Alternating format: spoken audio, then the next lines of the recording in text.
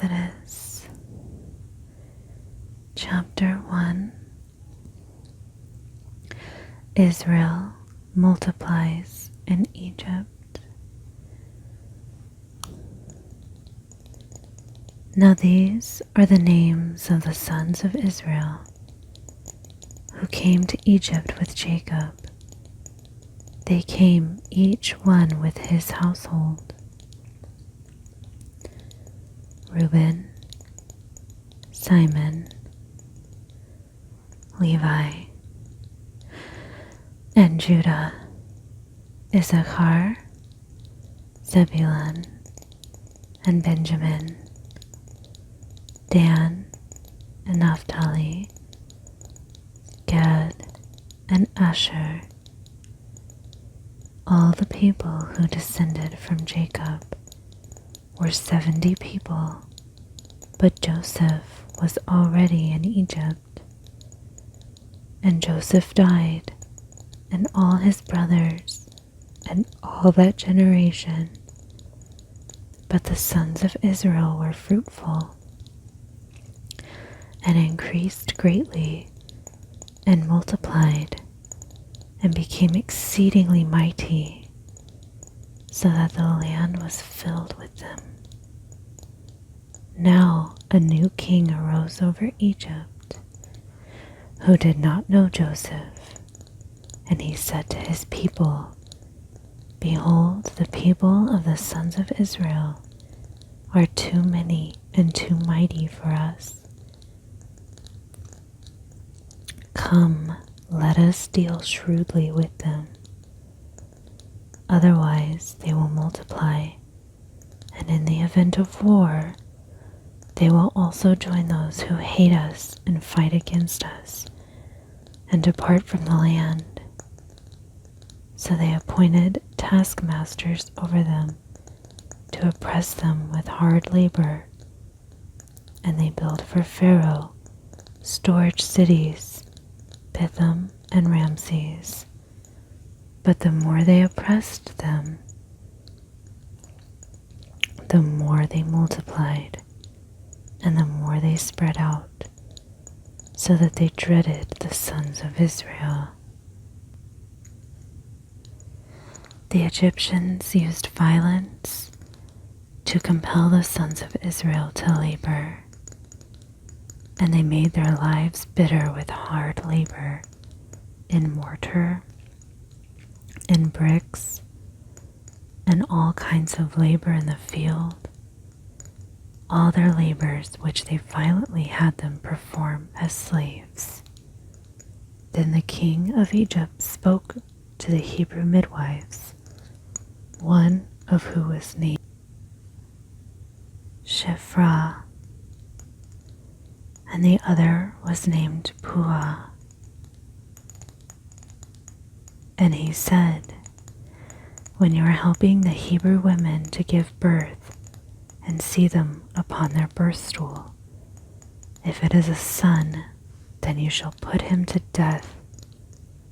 But if it is a daughter, then she shall live. But the midwives feared God, and did not do as the king of Egypt had commanded them, but let the boys live. So the king of Egypt called for the midwives and said to them, Why have you done this thing and let the boys live? The midwives said to Pharaoh, Because the Hebrew women are not like the Egyptian women, for they are vigorous and give birth before the midwife can get to them. So God was good to the midwives, and the people multiplied and became very mighty. And because the midwives feared God, he established households for them. Then Pharaoh commanded all his people, saying, Every son who is born you are to throw into the Nile, but every daughter you are to keep alive. So that concludes our readings of Exodus chapter 1. Exodus chapter 2. The birth of Moses. Now a man from the house of Levi went and married a daughter of Levi, and the woman conceived and gave birth to a son. And when she saw that he was beautiful, she hid him for 3 months. But when she could no longer hide him, she got him a papyrus basket and covered it with tar and pitch.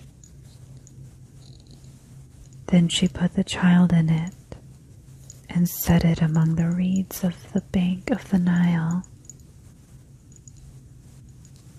And his sisters stood at a distance to find out what would happen to him.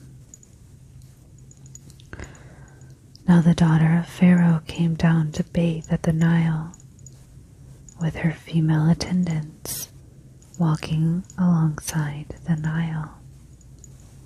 And she saw the basket among the reeds and sent her slave woman, and she brought it to her. When she opened it, she saw the child, and behold, the boy was crying. And she had pity on him and said, "This is one of the Hebrews' children." Then his sister said to Pharaoh's daughter, "Shall I go and call a woman for you who is nursing from the Hebrew women, so that she may nurse the child for you?" Pharaoh's daughter said to her, "Go ahead." So the girl went and called the child's mother. Then Pharaoh's daughter said to her, "Take this child away and nurse him for me, and I will give you your wages." So the woman took the child and nursed him. And the child grew, and she brought him to Pharaoh's daughter, and he became her son, and she named him Moses, and said, "Because I drew him out of the water." Now it came about in those days, when Moses had grown up, that he went out to his fellow Hebrews and looked at their hard labors, and he saw an Egyptian beating a Hebrew, one of his fellow Hebrews. So he looked this way and that, and when he saw that there was no one around, he struck and killed the Egyptian and hid his body in the sand. Now he went out the next day, and behold, 2 Hebrews were fighting with each other. And he said to the offender, "Why are you striking your companion?" But he said, "Who made you a ruler and a judge over us? Do you intend to kill me as you killed the Egyptian?" Then Moses was afraid and said, "Surely the matter has become known." Moses escapes to Midian. When Pharaoh heard about this matter, he tried to kill Moses. But Moses fled from the presence of Pharaoh and settled in the land of Midian, and he sat down by a well. Now the priest of Midian had 7 daughters, and they came to draw water and filled the troughs to water their father's flock. Then the shepherds came and drove them away, but Moses stood up and helped them and watered their flock. When they came to their father Reuel, he said, "Why have you come back so soon today?" They said, "An Egyptian saved us from the shepherds. And what is more, he even drew water for us and watered the flock." So he said to his daughters, "Where is he then? Why is it that you have left the man behind? Invite him to have something to eat." And Moses was willing to live with the man, and he gave his daughter Zipporah to Moses.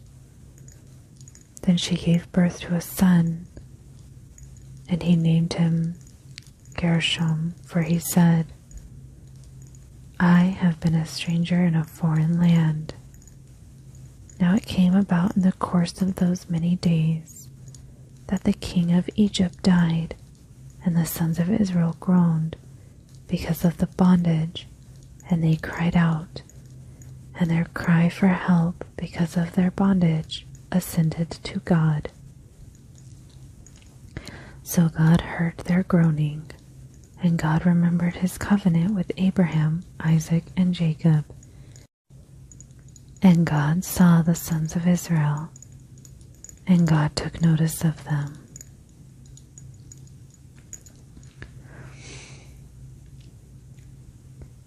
So that concludes Exodus chapter 2. Exodus chapter 3, the burning bush.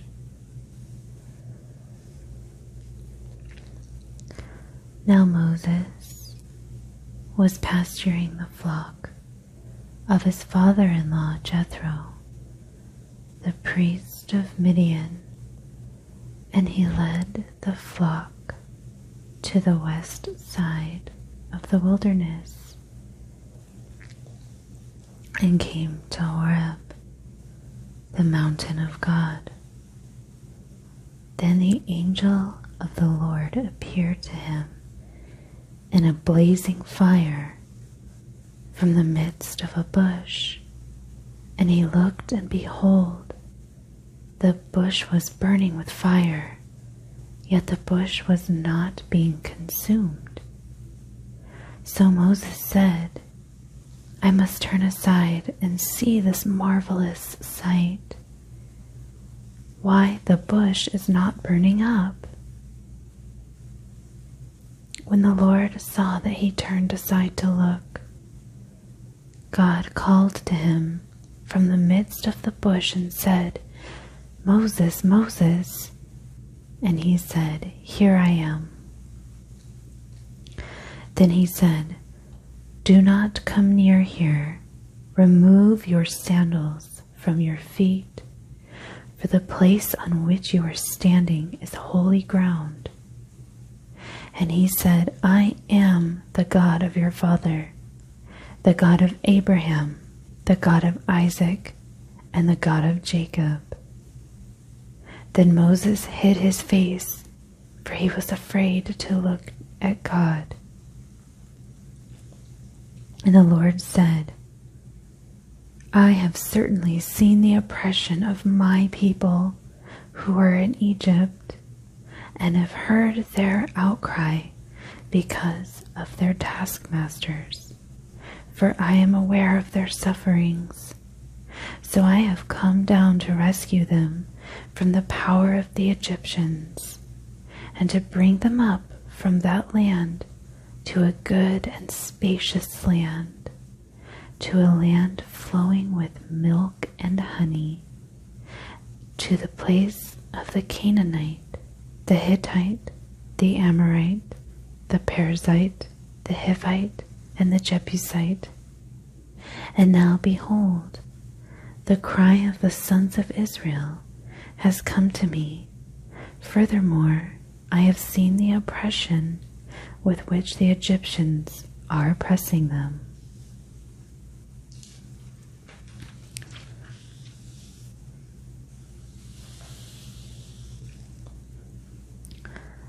The mission of Moses. And now come, I will send you to Pharaoh, so that you may bring my people, the sons of Israel, out of Egypt. But Moses said to God, Who am I, that I should go to Pharaoh, and that I should bring the sons of Israel out of Egypt? And he said, Assuredly, I will be with you, and this shall be the sign to you that it is I who have sent you. when you have brought the people out of Egypt, you shall worship God at this mountain." Then Moses said to God, "Behold, I am going to the sons of Israel, and I will say to them, 'The God of your fathers has sent me to you.' Now they may say to me, 'What is his name?' What shall I say to them?" And God said to Moses, "I am who I am." And he said, "This is what you shall say to the sons of Israel. 'I am has sent me to you.'" God furthermore said to Moses, "This is what you shall say to the sons of Israel. 'The Lord, the God of your fathers, the God of Abraham, the God of Isaac, and the God of Jacob has sent me to you.'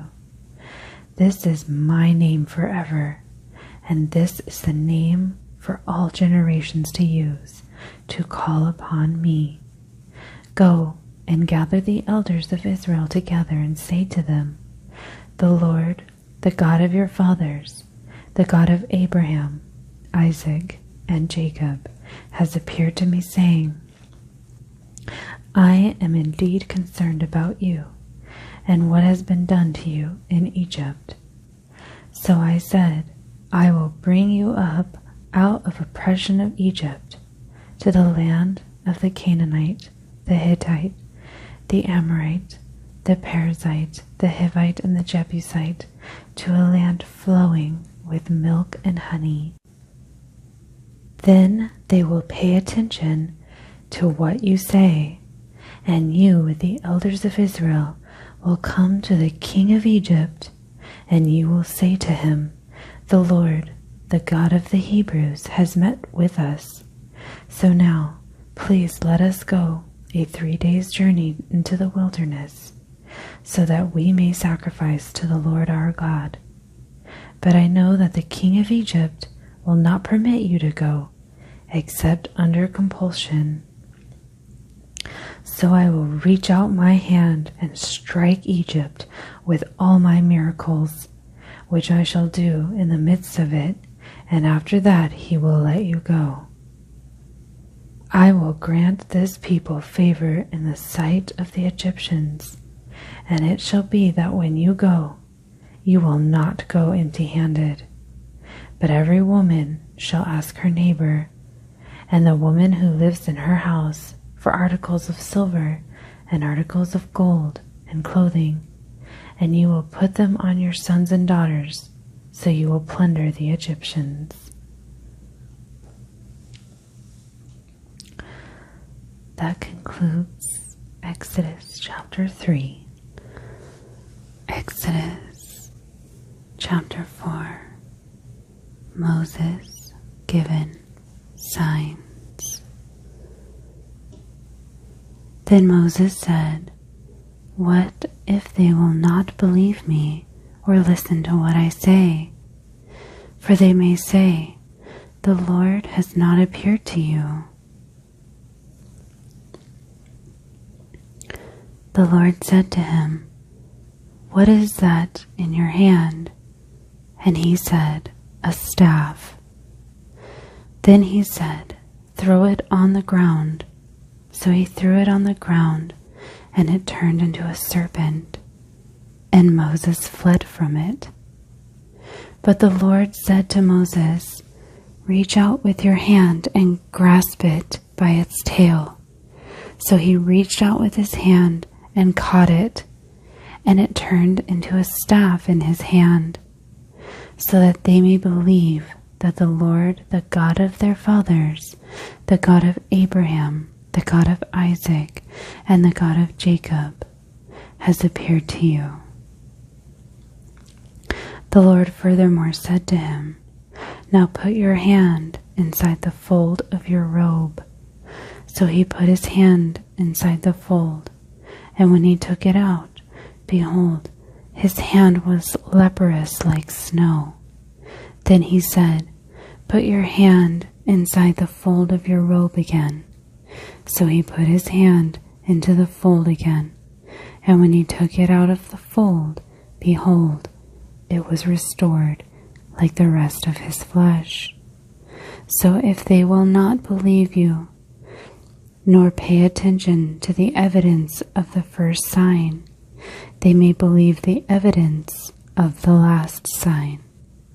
But if they will not believe even these 2 signs, nor pay attention to what you say, then you shall take some water from the Nile and pour it on the dry ground, and the water which you take from the Nile will turn into blood on the dry ground.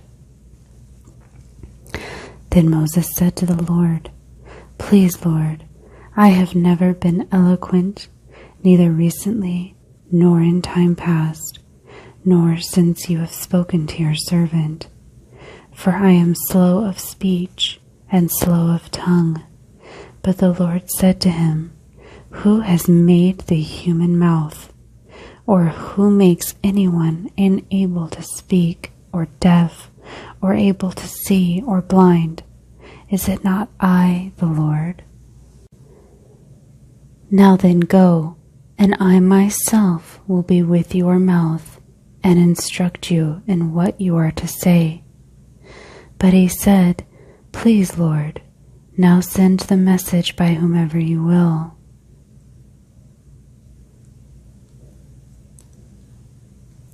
Aaron to be Moses' mouthpiece.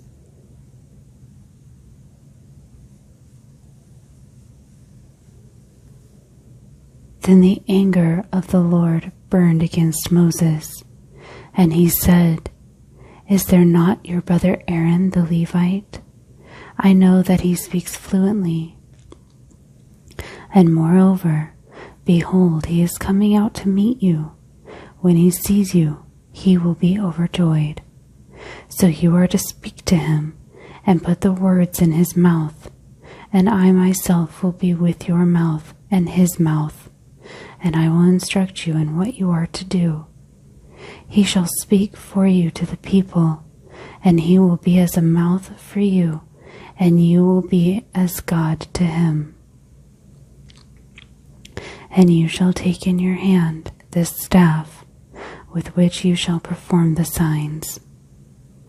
Then Moses departed and returned to his father-in-law Jethro, and said to him, Please let me go, that I may return to my brothers who are in Egypt, and see if they are still alive. And Jethro said to Moses, Go in peace. Now the Lord said to Moses in Midian, Go back to Egypt, for all the men who were seeking your life are dead. So Moses took his wife and his sons, and mounted them on a donkey, and returned to the land of Egypt. Moses also took the staff of God in his hand. And the Lord said to Moses, When you go back to Egypt, see that you perform before Pharaoh all the wonders which I have put in your power. But I will harden his heart, so that he will not let the people go. Then you shall say to Pharaoh, This is what the Lord says, Israel is my son, my firstborn. So I said to you, Let my son go, so that he may serve me. But you have refused to let him go. Behold, I am going to kill your son, your firstborn.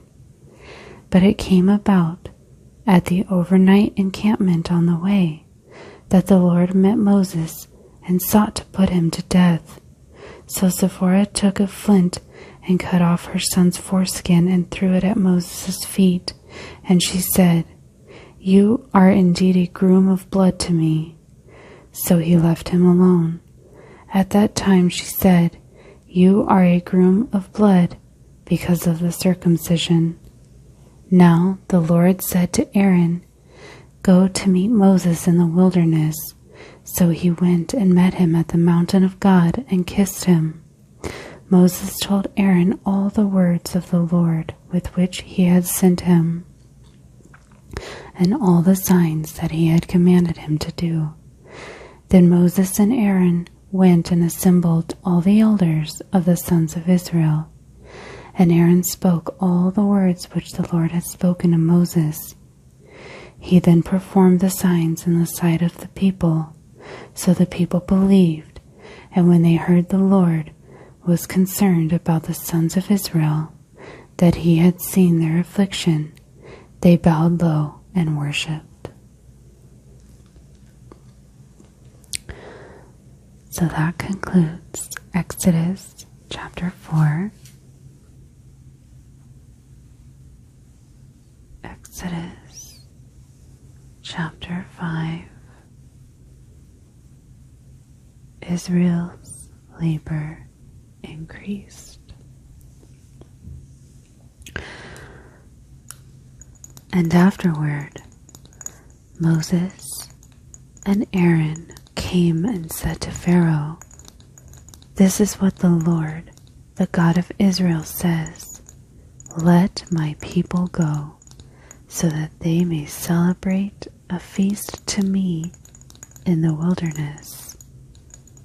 But Pharaoh said, "Who is the Lord that I should obey his voice to let Israel go?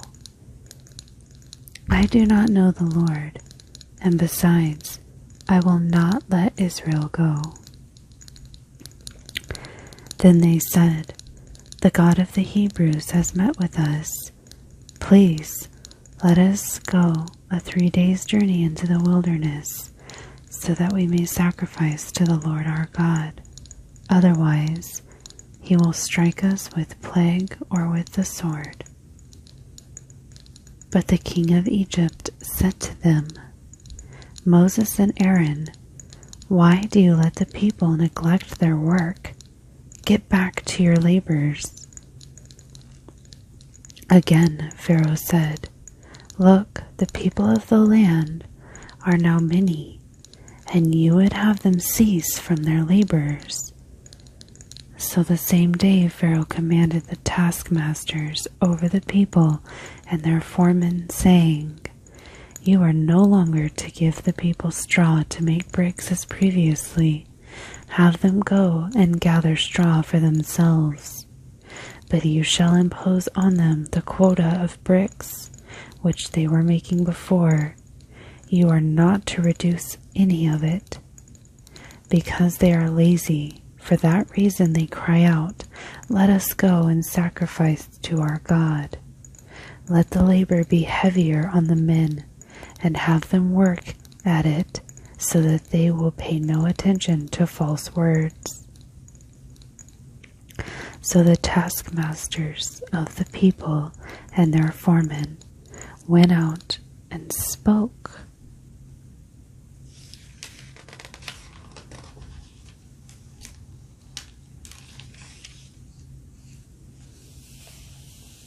To the people, saying, "This is what Pharaoh says, I am not going to give you any straw. You go, get straw for yourselves wherever you can find it, but none of your labor will be reduced." So the people scattered through all the land of Egypt to gather stubble for straw, and the taskmasters pressed them, saying, "Complete your work quota, your daily amount, just as when you had straw."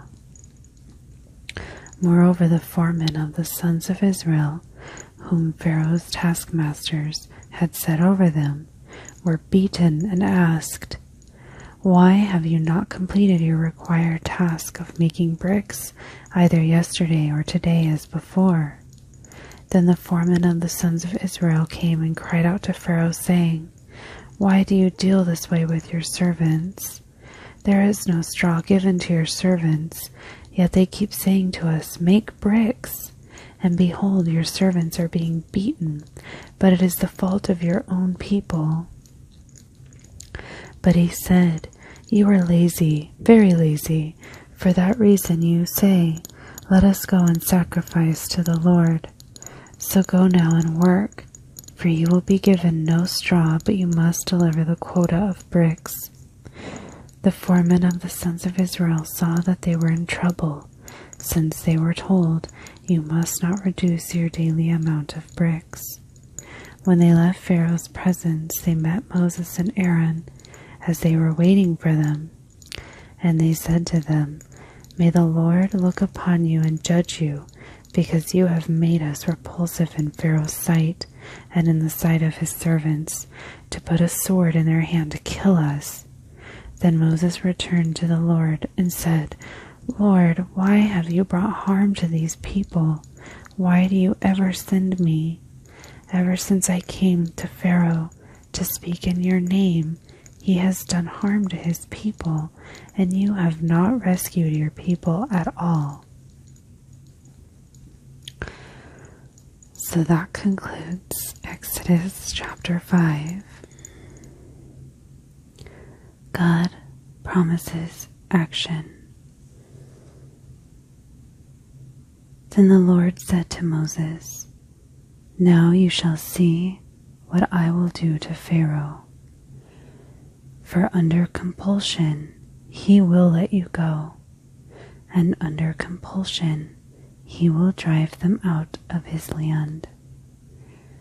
God spoke further to Moses and said to him, "I am the Lord God, and I appeared to Abraham, Isaac, and Jacob as God Almighty, but by my name, Lord, I did not make myself known to them. I also established my covenant with them to give them the land of Canaan, the land in which they lived as strangers. Furthermore, I have heard the groaning of the sons of Israel, because the Egyptians are holding them in bondage, and I have remembered my covenant. Say therefore to the sons of Israel, I am the Lord, and I will bring you out from under the labors of the Egyptians, and I will rescue you from their bondage. I will also redeem you with an outstretched arm and with great judgments. Then I will take you as my people, and I will be your God, and you shall know that I am the Lord your God, who brought you out from under the labors of the Egyptians. I will bring you to the land which I swore to give to Abraham, Isaac, and Jacob, and I will give it to you as a possession. I am the Lord." So Moses said this to the sons of Israel, but they did not listen to Moses on account of their despondency and cruel bondage. Now the Lord spoke to Moses, saying, "Go tell Pharaoh, king of Egypt, to let the sons of Israel go out of his land." But Moses spoke before the Lord, saying, "Behold, the sons of Israel have not listened to me. How then will Pharaoh listen to me, as I am unskilled in speech?"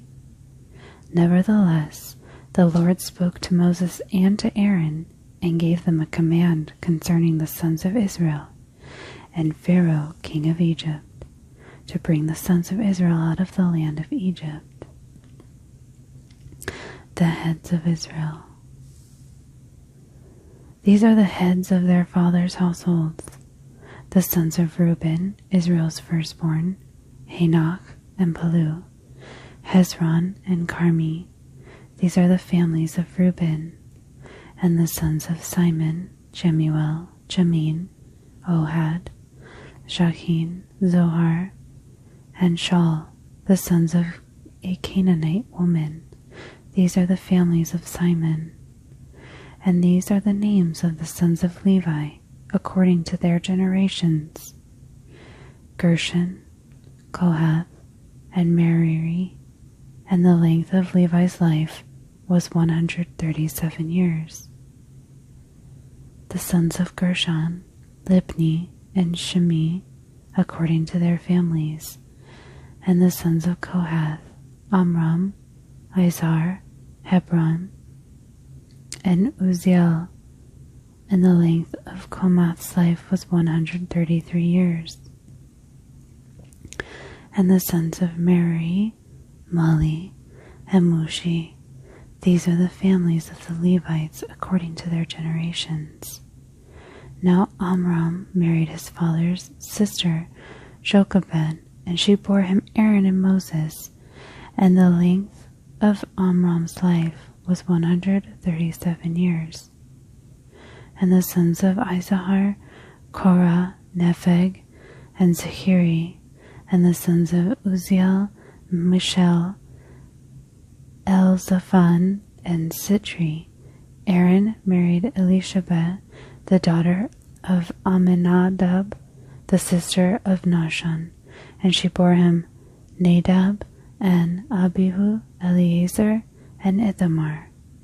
And the sons of Korah, Asher, Elkanah, and Abisaph. These are the families of the Korahites. Now Aaron's son Eleazar married one of the daughters of Putiel, and she bore him Phinehas. These are the heads of the fathers' households of the Levites according to their families. It was the same Aaron and Moses to whom the Lord said, "Bring out the sons of Israel from the land of Egypt according to their multitudes." They were the ones who spoke to Pharaoh's king of Egypt about bringing out the sons of Israel from Egypt. It was the same Moses and Aaron. Now it came about on the day when the Lord spoke to Moses in the land of Egypt, that the Lord spoke to Moses, saying, "I am the Lord. Say the Pharaoh, king of Egypt, all that I say to you." But Moses said before the Lord, "Behold, I am unskilled in speech. How then will Pharaoh listen to me?"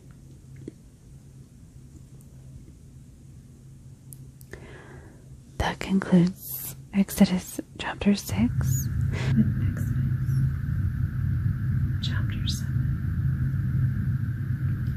I will extend my hand.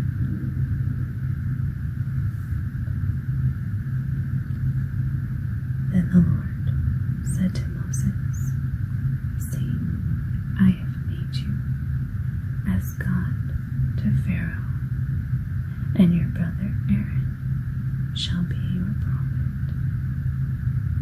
As for you, you shall speak all that I command you, and your brother Aaron shall speak to Pharaoh, that he let the sons of Israel go out of his land. But I will harden Pharaoh's heart, so that I may multiply my signs and my wonders in the land of Egypt. When Pharaoh does not listen to you, I will lay my hand on Egypt and bring you out, my armies, my people, the sons of Israel, from the land of Egypt by great judgments. Then the Egyptians shall know that I am the Lord, when I extend my hand over Egypt and bring out the sons of Israel from their midst." So Moses and Aaron did this, as the Lord commanded them. So they did. And Moses was 80 years old, and Aaron 83, when they spoke to Pharaoh.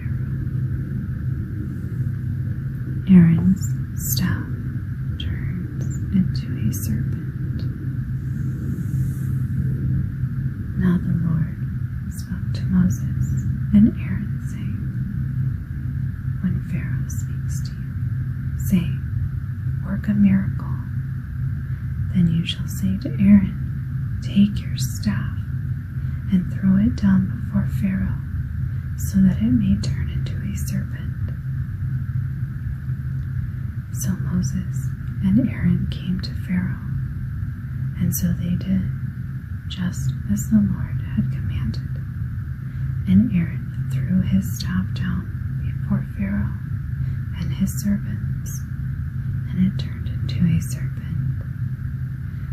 Then Pharaoh also called for the wise men and the sorcerers, and they too, the soothsayer priests of Egypt, did the same with their secret arts. For each one threw down his staff, and they turned into serpents. But Aaron's staff swallowed their staffs. Yet Pharaoh's heart was hardened, and he did not listen to them, just as the Lord had said. Water turned into blood. Then the Lord said to Moses, Pharaoh's heart is stubborn. He refuses to let the people go. Go to Pharaoh in the morning, just as he is going out to the water, and position yourself to meet him on the bank of the Nile. And you shall take in your hand the staff that was turned into a serpent, and you shall say to him, The Lord, the God of the Hebrews, sent me to you, saying, Let my people go, so that they may serve me in the wilderness. But behold, you have not listened up to now. That is what the Lord says. By this you shall know that I am the Lord. Behold, I am going to strike the water that is in the Nile with the staff that is in my hand, and it will be turned into blood.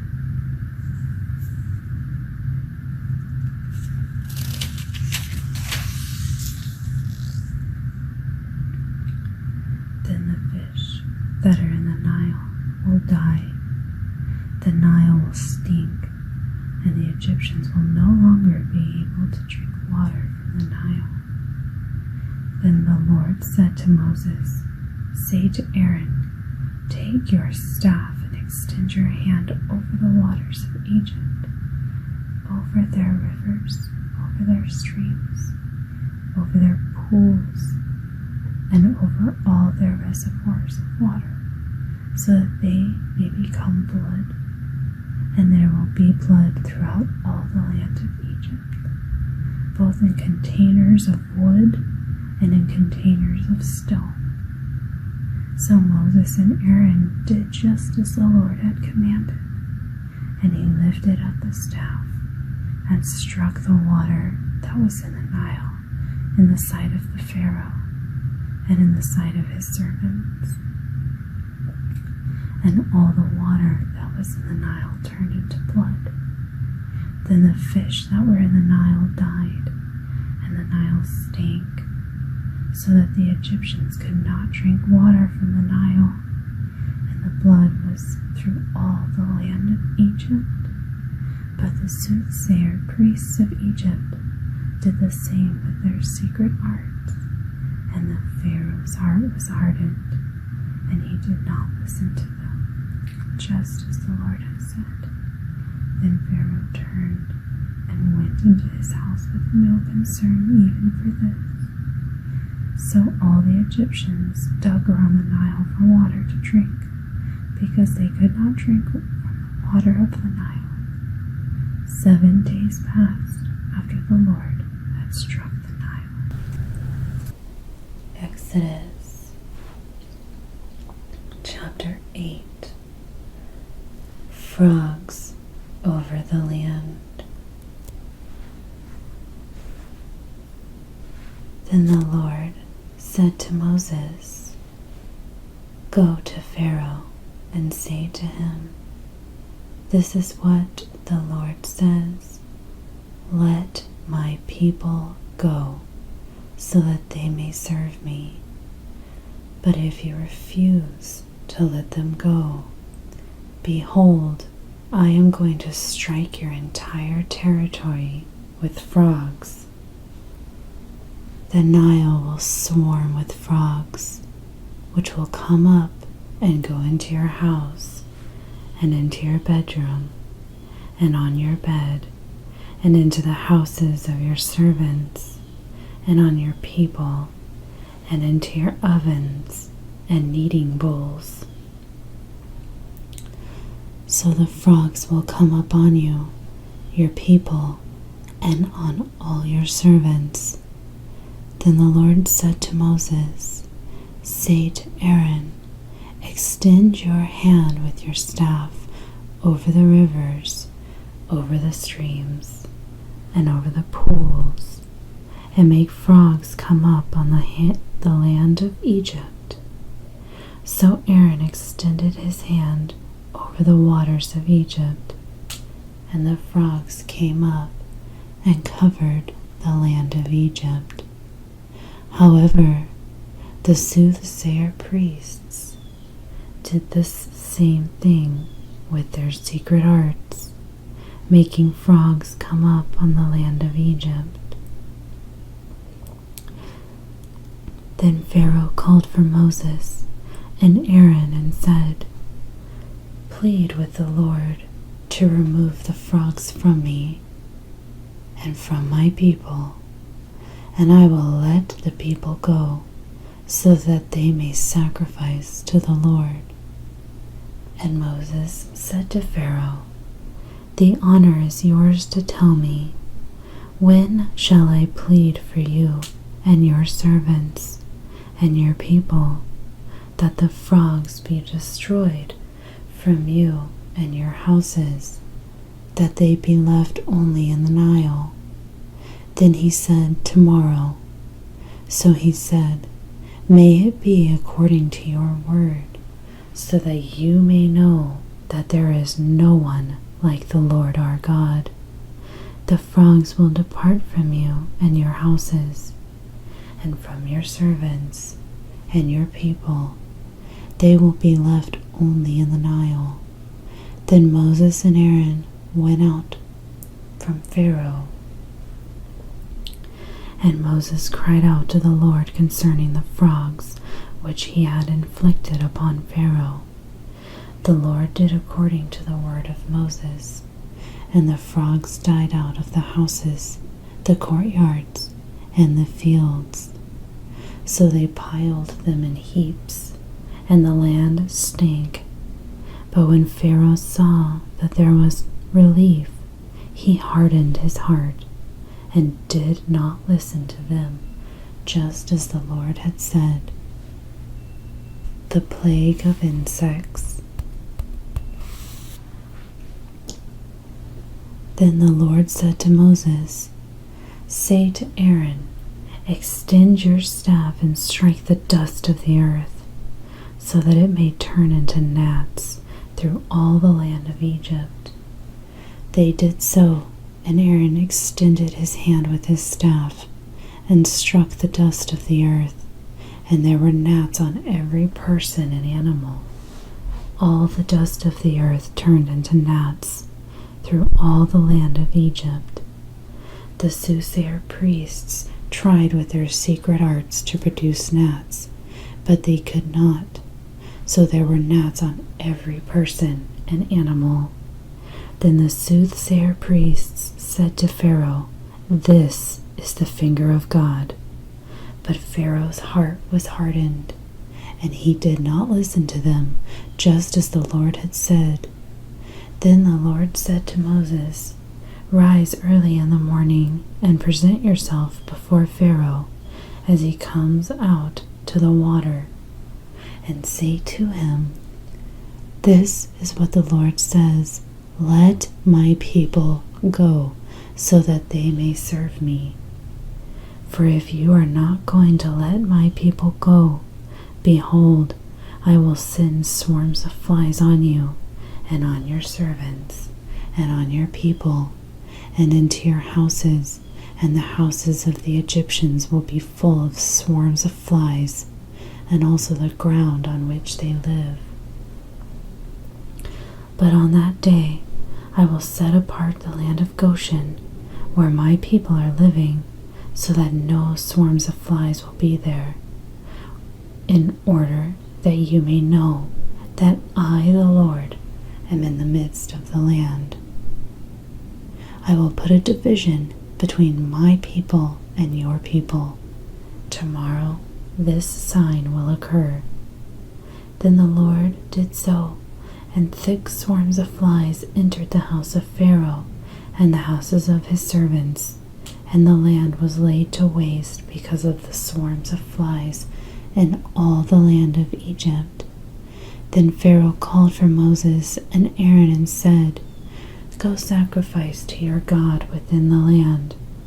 But Moses said, "It is not permissible for us to do so, because we will sacrifice to the Lord our God that which is an abomination to the Egyptians.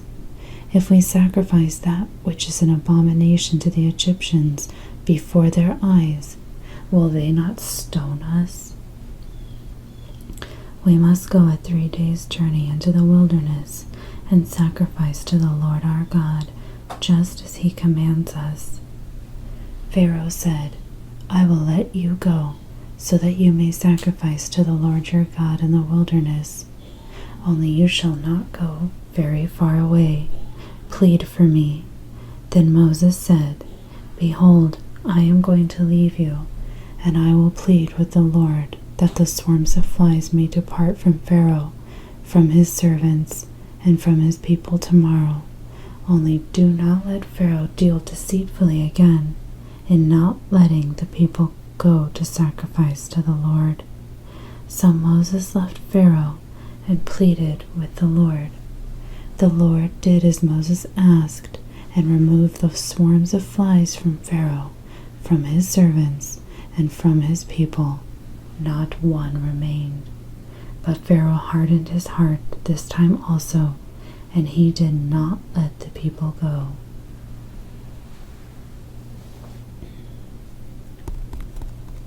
So that concludes Exodus chapter 8, Exodus chapter 9, Egyptian livestock die.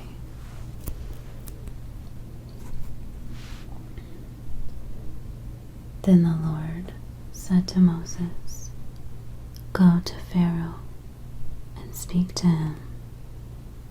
This is what the Lord, the God of the Hebrews, says. Let my people go, so that they may serve me. For if you refuse to let them go and continue to hold them, behold, the hand of the Lord will come with a very severe plague on your livestock which are in the field, on the horses, on the donkeys, on the camels, on the herds, and on the flocks. But the Lord will make a distinction between the livestock of Israel and the livestock of Egypt, so that nothing will die of all that belongs to the sons of Israel." And the Lord set a definite time, saying, "Tomorrow the Lord will do this thing in the land." So the Lord did this thing on the next day, and all the livestock of Egypt died, but not one of the livestock of the sons of Israel died. And Pharaoh sent men, and they learned that, behold, not even one of the livestock of Israel was dead. But the heart of Pharaoh was hardened, and he did not let the people go. The plague of boils. Then the Lord said to Moses and Aaron, "Take for yourselves handfuls of soot from a kiln, and Moses shall toss it toward the sky in the sight of Pharaoh.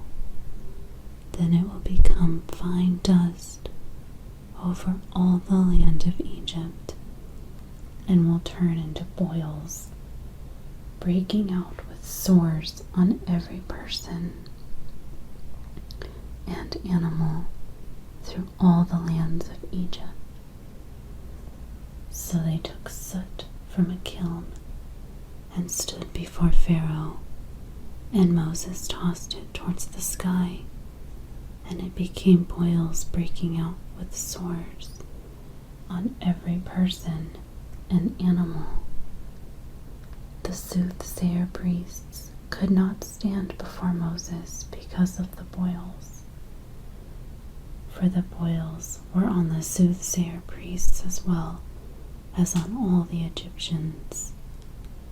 But the Lord hardened Pharaoh's heart, and he did not listen to them, just as the Lord had spoken to Moses. Then the Lord said to Moses, "Rise up early in the morning and stand before Pharaoh and say to him, 'This is what the Lord, the God of the Hebrews, says. Let my people go so that they may serve me.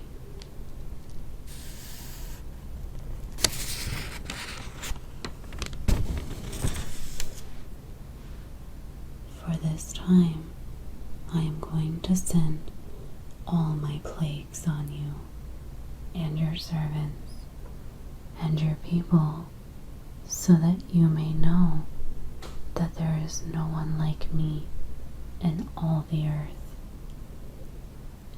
For had I now put my hand and struck you and your people with plague, you would have then been eliminated from the earth. But indeed, for this reason, I have allowed you to remain, in order to show you my power, and in order to proclaim my name throughout the earth. Still you exalt yourself against my people by not letting them go. The plague of hail. Behold, about this time tomorrow, I will send a very heavy hail, such as has not been seen in Egypt from the day it was founded until now. So now send word, bring your livestock, and whatever you have in the field to safety, every person and animal that is found in the field and is not brought home when the hail comes down on them will die. Everyone among the servants of Pharaoh who feared the word of the Lord hurried to bring his servants and his livestock into the houses. But everyone who did not pay regard to the word of the Lord left his servants and his livestock in the field. Now the Lord said to Moses, "Reach out with your hand toward the sky, so that hail may fall on all the land of Egypt, and on every person and animal, and on every plant of the field throughout the land of Egypt." So Moses reached out with his staff toward the sky, and the Lord sent thunder and hail, and fire ran down to the earth, and the Lord rained hail on the land of Egypt. So there was hail and fire flashing intermittently in the midst of the hail, which was very heavy, such as had not occurred in all the land of Egypt since it became a nation. The hail struck everything that was in the field through all the land of Egypt, from people to animals. The hail also struck every plant of the field and shattered every tree of the field. Only in the land of Goshen, where the sons of Israel were, was there no hail. Then Pharaoh sent for Moses and Aaron and said to them, "I have sinned this time Lord is the righteous one, and I and my people are the wicked ones. Plead with the Lord, for there has been enough of God's thunder and hail, and I will let you go, and you shall stay no longer. Moses said to him, as soon as I go out of the city, I will spread out my hands to the Lord. The thunder will cease, and there will no longer be hail, so that you may know that the earth is the Lord's. But as for you and your servants, I know that you do not yet fear the Lord God. Now the flax and the barley were ruined, for the barley was in the ear, and the flax was in the bud. But the wheat and the spelt were not ruined, for they ripened late. So Moses left the city from his meeting with Pharaoh, and spread out in his hands to the Lord. And the thunder and the hail stopped, and rain no longer poured on the earth.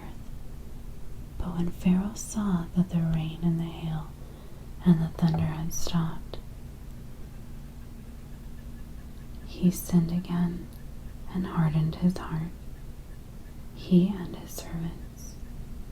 So Pharaoh's heart was hardened, and he did not let the sons of Israel go, just as the Lord had spoken through Moses. With Exodus chapter 10, the plague of locusts. Then the Lord said to Moses, "Go to Pharaoh, for I have hardened his heart and the heart of his servants, so that I may perform these signs of mine among them,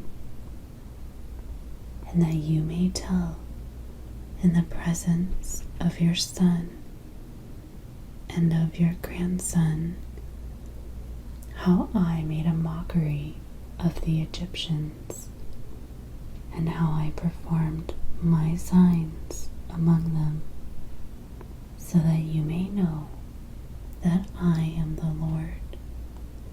So Moses and Aaron went to Pharaoh and said to him,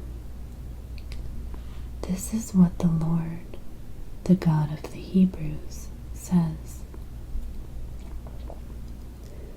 How long will you refuse to humble yourself before me? Let my people go, so that they may serve me. For if you refuse to let my people go, behold, tomorrow I will bring locusts into your territory, and they will cover the surface of the land, so that no one will be able to see the land. They will also eat the rest of what has survived, what is left to you from the hail, and they will eat every tree of yours which grows in the field. Then your houses will be filled with them, together with the houses of all your servants and the houses of all the Egyptians, something which neither your fathers nor your grandfathers have seen, from the day that they came upon the earth until this day." And he turned and he left Pharaoh. Then Pharaoh's servants said to him, "How long shall this man be a snare to us? Let the people go, so that they may serve the Lord their God. Do you not yet realize that Egypt is destroyed?" So Moses and Aaron were brought back to Pharaoh he said to them, "Go, serve the Lord your God." Who specifically are the ones who are going? Moses said, "We shall go with our young and our old, with our sons and our daughters, with our flocks and our herds we shall go, for we must hold a feast to the Lord." Then he said to them, "So may the Lord be with you when I let you and your little ones go. Watch out, for evil is on your mind. Not so, go now, but only the men among you, and serve the Lord, since that is what you desire." So they were driven out from Pharaoh's presence. Then the Lord said to Moses, "Reach out with your hand over the land of Egypt for the locusts, so that they may come up on the land of Egypt and eat every plant of the land, everything that the hail has left." So Moses reached out with his staff over the land of Egypt, and the Lord directed an east wind on the land all that day and all that night. And when it was morning, the east wind brought the locusts. The locusts came up over all the land of Egypt and settled in all the territory of Egypt. They were very numerous. There had never been so many locusts, nor would there be so many again. For they were covered the surface of the whole land, so that the land was darkened, and they ate every plant of the land and all the fruit of the trees that the hail had left. Therefore nothing green was left on tree or plant of the field throughout the land of Egypt. Then Pharaoh hurriedly called for Moses and Aaron, and he said, "I have sinned against the Lord your God and against you. So now, please forgive my sin only this once, and plead with the Lord your God that he would only remove this death from me." Then he left Pharaoh and pleaded with the Lord. So the Lord shifted the wind to a very strong west wind, which picked up the locusts and drove them into the Red Sea. Not one locust was left in all the territory of Egypt. But the Lord hardened Pharaoh's heart, and he did not let the sons of Israel go.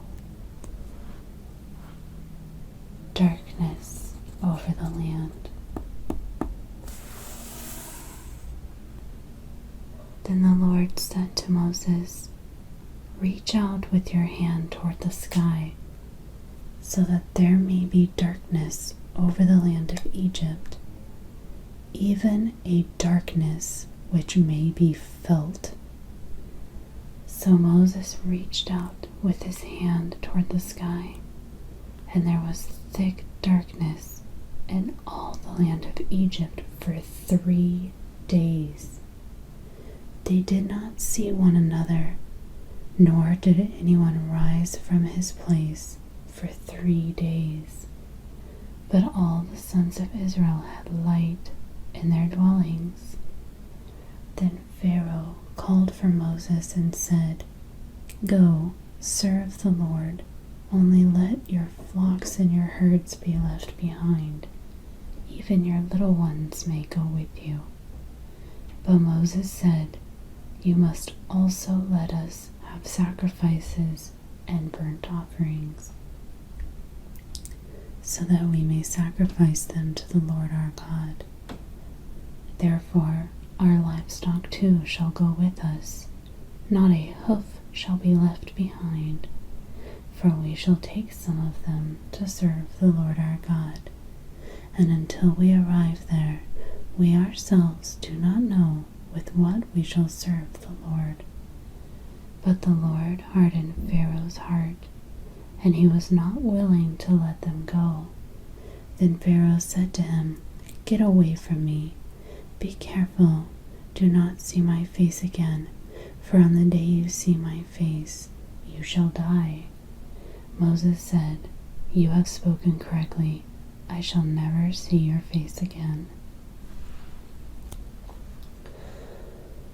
So that concludes Exodus chapter 10. Exodus chapter 11. The last plague. Now the Lord said to Moses, "One more plague I will bring on Pharaoh and on Egypt. After that, he will let you go from here. When he lets you go, he will assuredly drive you out from here completely. Speak now, so that the people hear that each man is to ask of his neighbor, and each woman of her neighbor, articles of silver and articles of gold." And the Lord gave the people favor in the sight of the Egyptians. Furthermore, the man Moses himself was greatly esteemed in the land of Egypt, both in the sight of Pharaoh's servants and in the sight of the people. Then Moses said, "This is what the Lord says. About midnight I am going out into the midst of Egypt, and all the firstborn in the land of Egypt shall die, from the firstborn of the Pharaoh who sits on the throne to the firstborn of the slave girl who is behind the millstones, all the firstborn of the cattle as well. So there shall be a great cry in all the land of Egypt, such as there has not been before, and such as shall never be again. But not even a dog will threaten any of the sons of Israel, nor anything from person to animal, so that you may learn how the Lord distinguishes between Egypt and Israel. And all these servants of yours will come down to me and bow themselves before me, saying, 'Go out, you and all the people who follow you, and after that I will go out.' And he left Pharaoh in the heat of anger.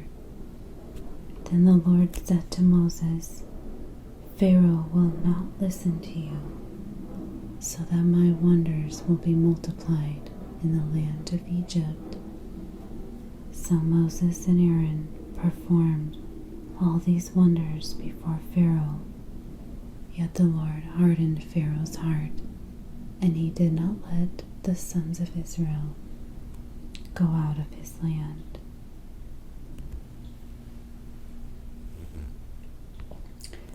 That concludes Exodus chapter 11.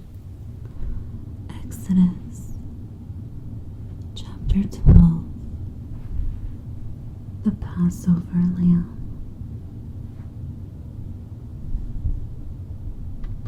Now the Lord said to Moses and Aaron in the land of Egypt, "This month shall be the beginning of months for you. It is to be the first month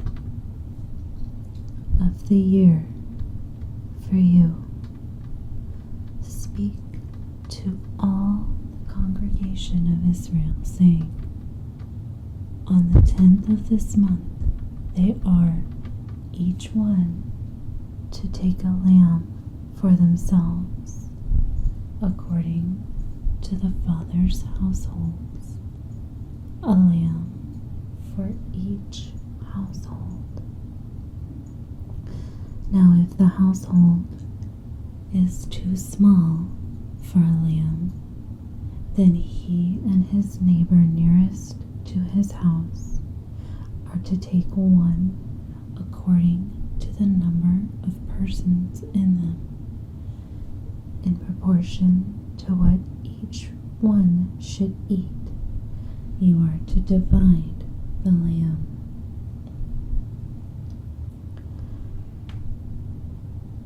Your lamb shall be an unblemished male, a year old. You may take it from the sheep or from the goats. You shall keep it until the 14th day of the same month. Then the whole assembly of the congregation of Israel is to slaughter it at twilight. Moreover, they shall take some of the blood and put it on the 2 doorposts and on the lintel of the houses in which they eat it. They shall eat the flesh that same night, roasted with fire, and they shall eat it with unleavened bread and bitter herbs. Do not eat any of it raw or boiled at all with water, but rather roasted with the fire, both its head and its legs, along with its entrails. And you shall not leave any of it over until morning, but whatever is left of it until morning you shall completely burn with fire. Now you shall eat it in this way, with your garment belted around your waist, your sandals on your feet, and your staff in your hand, and you shall eat it in a hurry. It is the Lord's Passover. For I will go through the land of Egypt on that night and fatally strike all the firstborn in the land of Egypt, from the human firstborn to animals, and against all the gods of Egypt I will execute judgments, for I am the Lord. The blood shall be a sign for you on the houses where you live, and when I see the blood, I will pass over you, and no plague will come upon you to destroy you when I strike the land of Egypt. Feast of Unleavened Bread. Now this day shall be a memorial to you, and you shall celebrate it as a feast to the Lord. Throughout your generations, you are to celebrate it as a permanent ordinance. For 7 days you shall eat unleavened bread, but on the first day you shall remove dough with yeast from your houses. For whoever eats anything with yeast from the first day until the 7th day, that person shall be cut off from Israel. And on the first day you shall have a holy assembly, and another holy assembly on the 7th day. No work at all shall be done on them, except for what must be eaten by every person. That alone may be prepared by you. You shall also keep the feast of unleavened bread, for on this very day I brought your multitudes out of the land of Egypt. Therefore you shall keep this day throughout your generations as a permanent ordinance. In the first month, on the 14th day of the month, at evening, you shall eat unleavened bread until the 21st day of the month at evening. For 7 days there shall be no dough with yeast found in your houses, for whoever eats anything with yeast, that person shall be cut off from the congregation of Israel, whether he is a stranger or a native in the land. You shall not eat anything with yeast. In all your dwellings you shall eat unleavened bread. Then Moses called for all the elders of Israel and said to them, Go and take for yourselves lambs according to your families, and slaughter the Passover lamb. And you shall take a bunch of hyssop and dip it in the blood which is in the basin, and apply some of the blood that is in the basin to the lintel and the 2 doorposts. And none of you shall go outside the door of his house until morning. A memorial of redemption.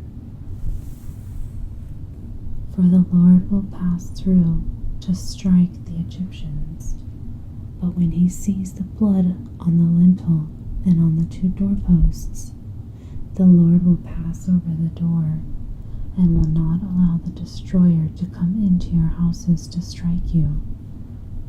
And you shall keep this event as an ordinance for you and your children forever.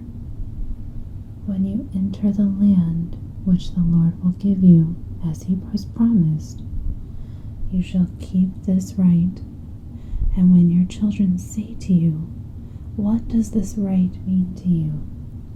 Then you shall say, It is a Passover sacrifice to the Lord, because he passed over the houses of the sons of Israel in Egypt when he struck the Egyptians, but spared our homes. And the people bowed low and worshipped. Then the sons of Israel went and did so, just as the Lord had commanded Moses and Aaron, so they did. Now it came about at midnight that the Lord struck all the firstborn in the land of Egypt, from the firstborn of Pharaoh who sat on his throne to the firstborn of the captive who was in the dungeon, and all the firstborn of the cattle.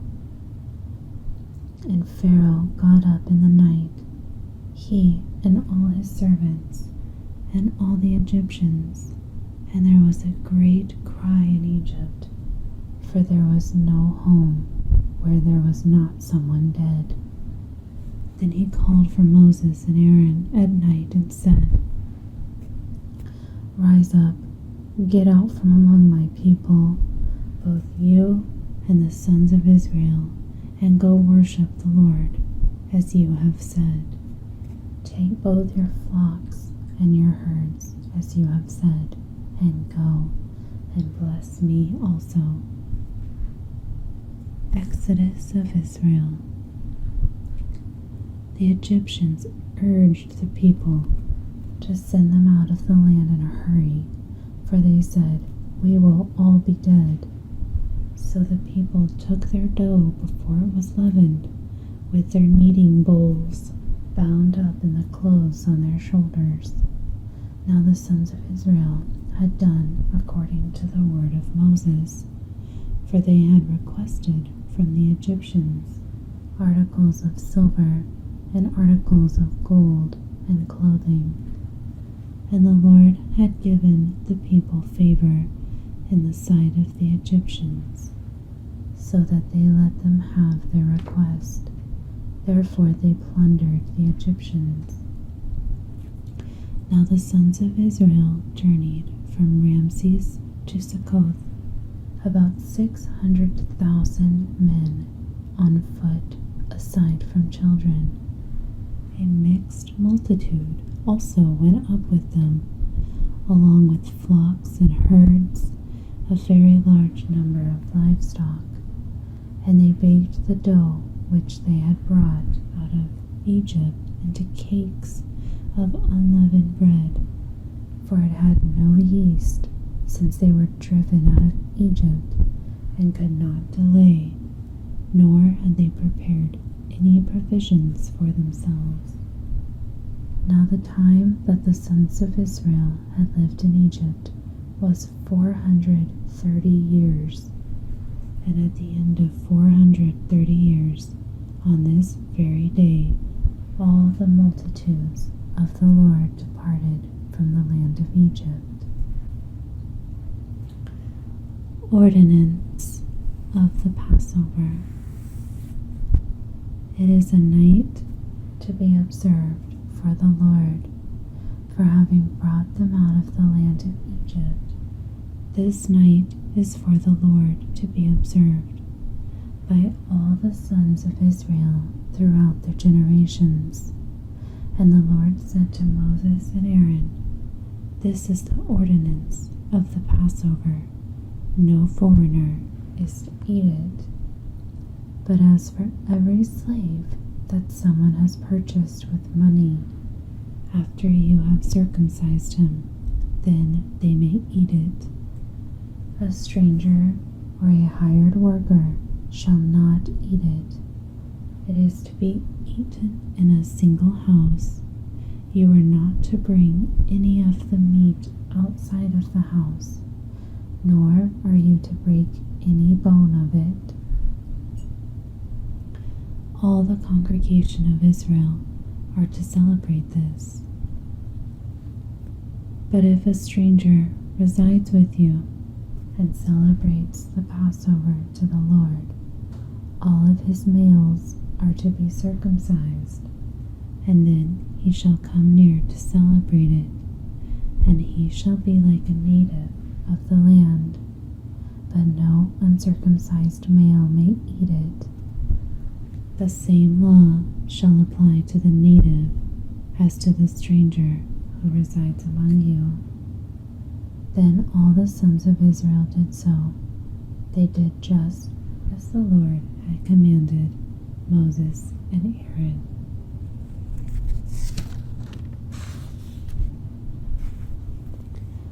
And on that very day the Lord brought the sons of Israel out of the land of Egypt according to their multitudes. So that concludes Exodus chapter 12. Exodus chapter 13.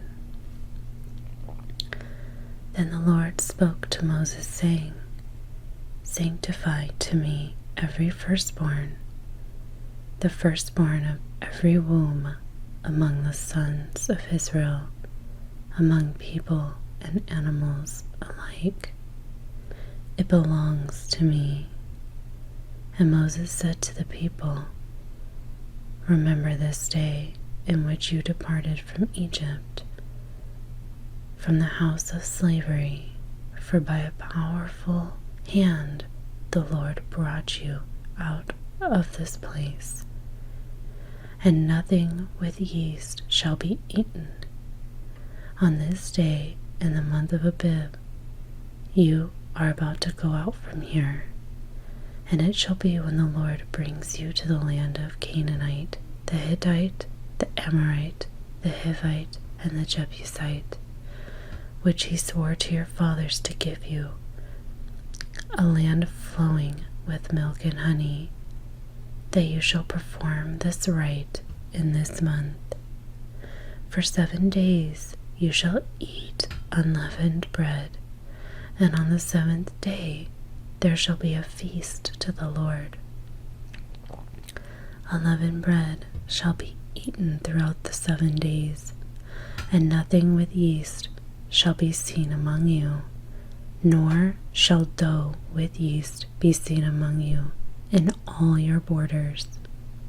And you shall tell your son on that day, saying, It is because of what the Lord did for me when I came out of Egypt. And it shall serve as a sign to you on your hand, and as a reminder on your forehead, that the law of the Lord may be in your mouth. For with a powerful hand the Lord brought you out of Egypt. Therefore you shall keep this ordinance at its appointed time from year to year.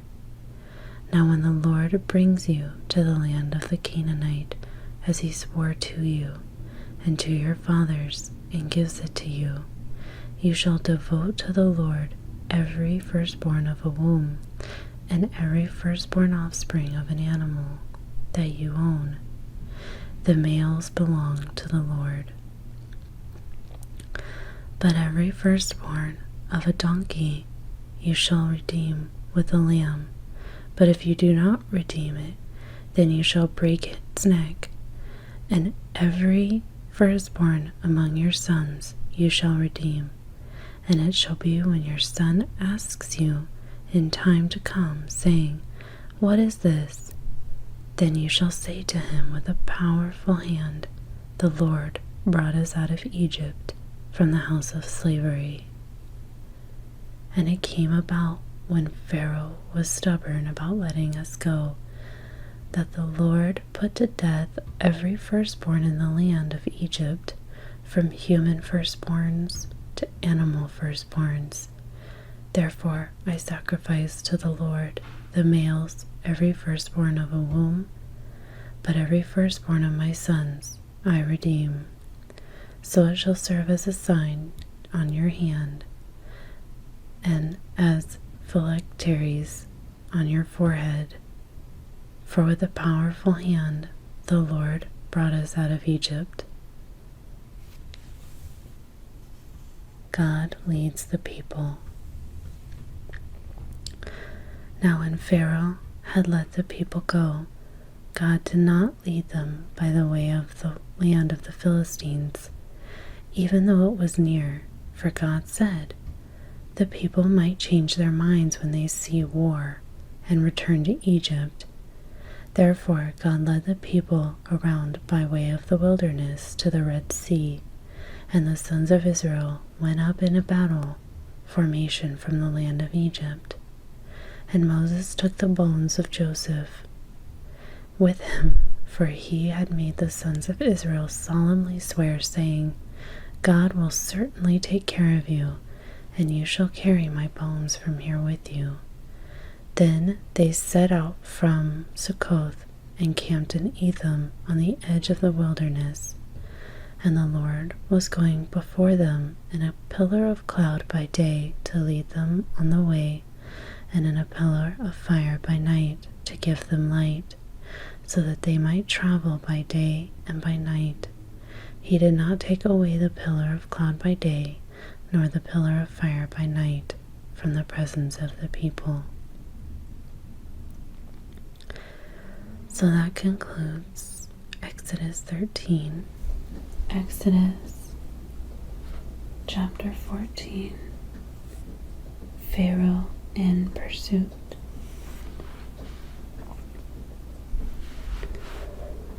Now the Lord spoke to Moses, saying, Tell the sons of Israel to turn back and camp in front of Pi-hahiroth, between Migdol and the sea.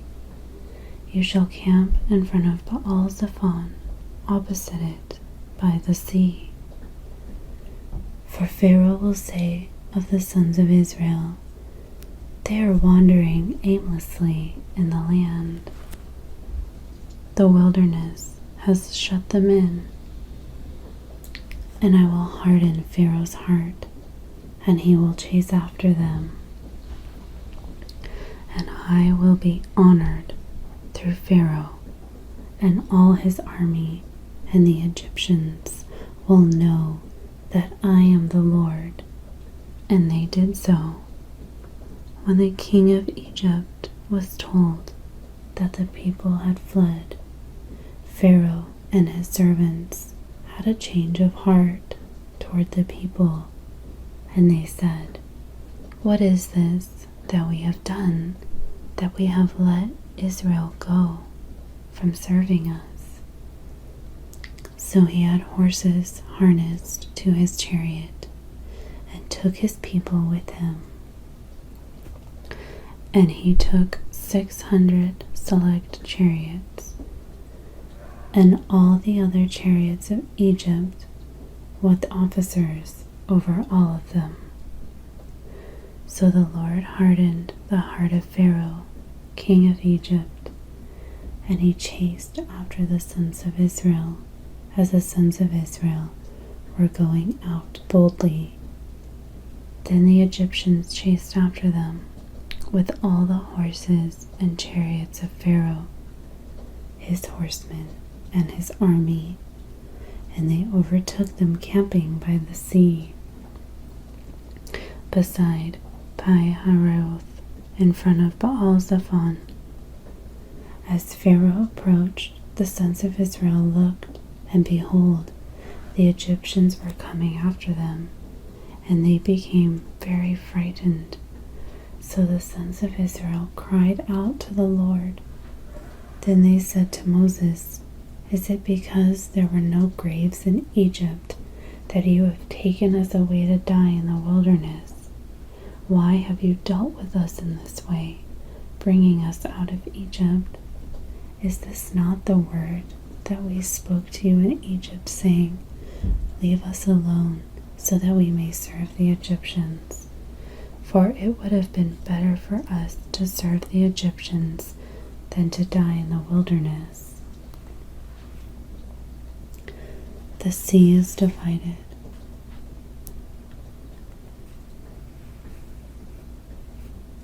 But Moses said to the people, "Do not fear.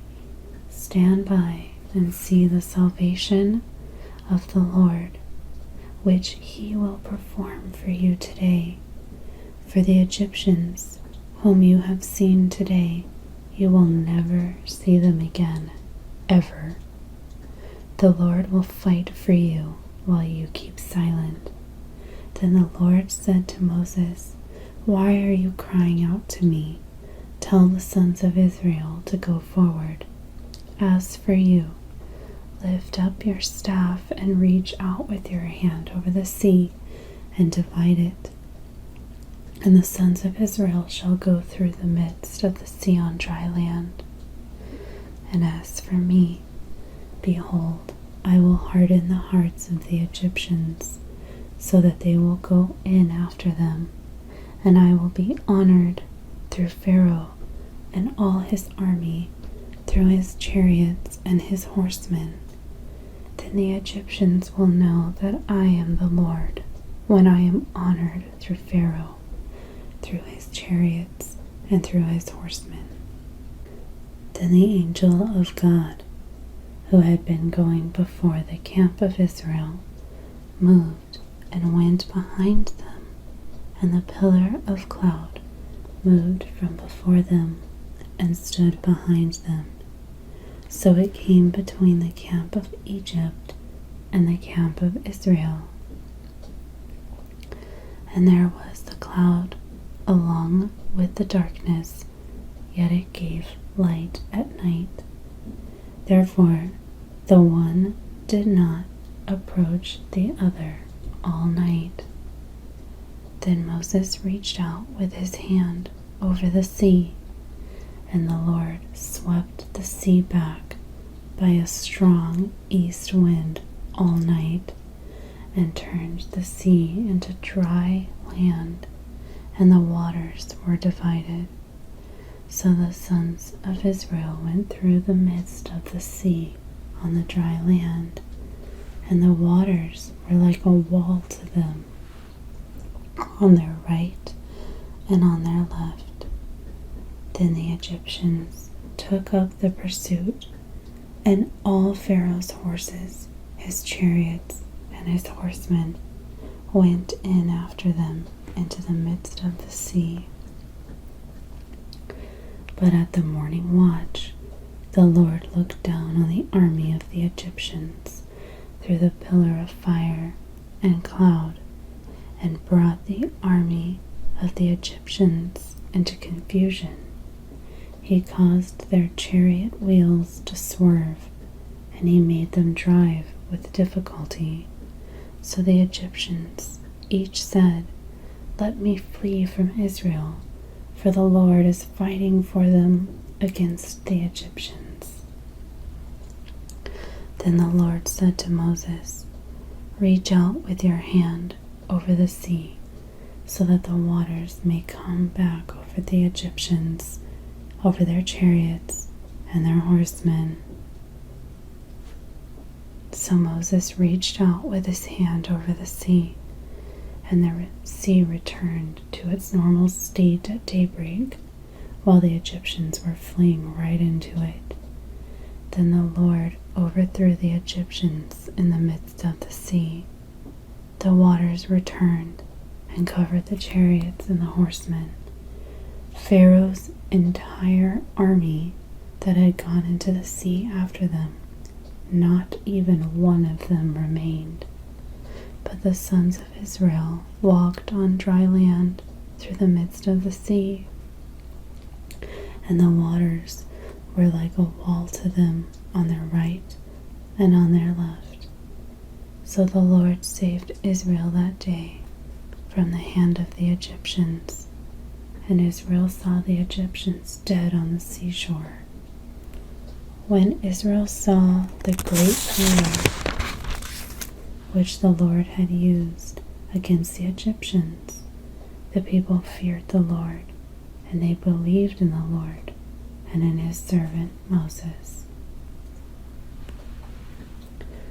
So that concludes Exodus chapter 14. Exodus chapter 15. The Song of Moses and Israel.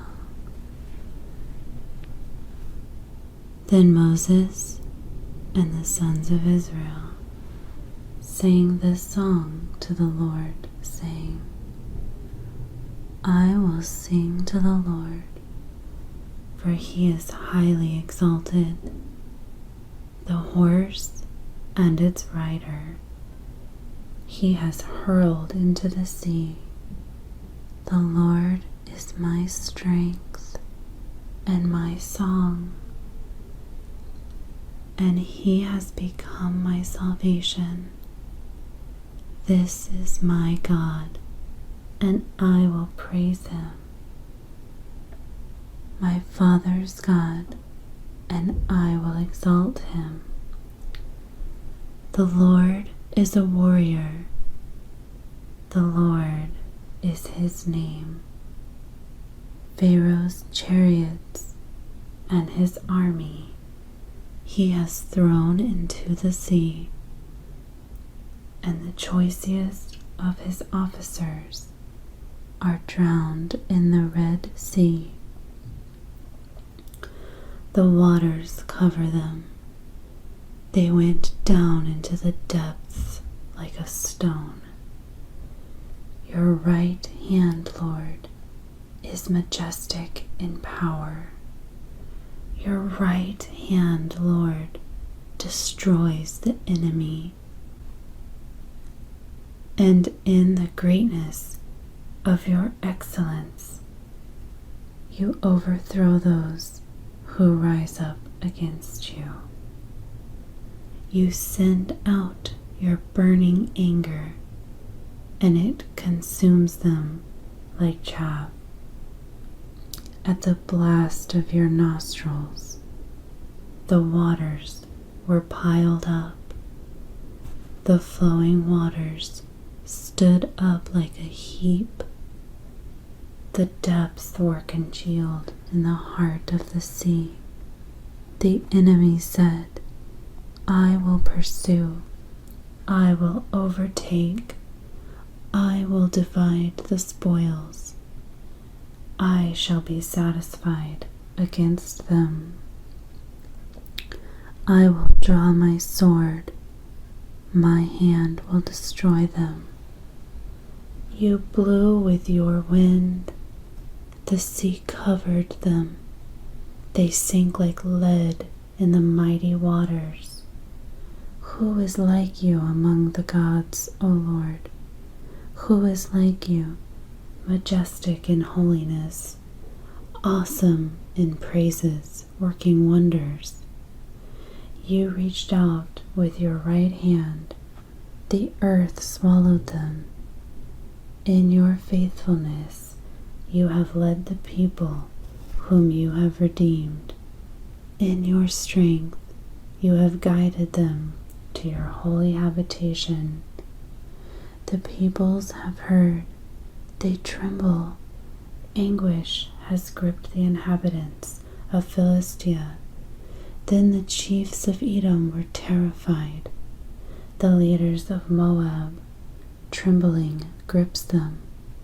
All the inhabitants of Canaan have despaired.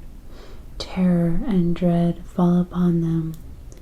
By the greatness of your arm, they are motionless as stone.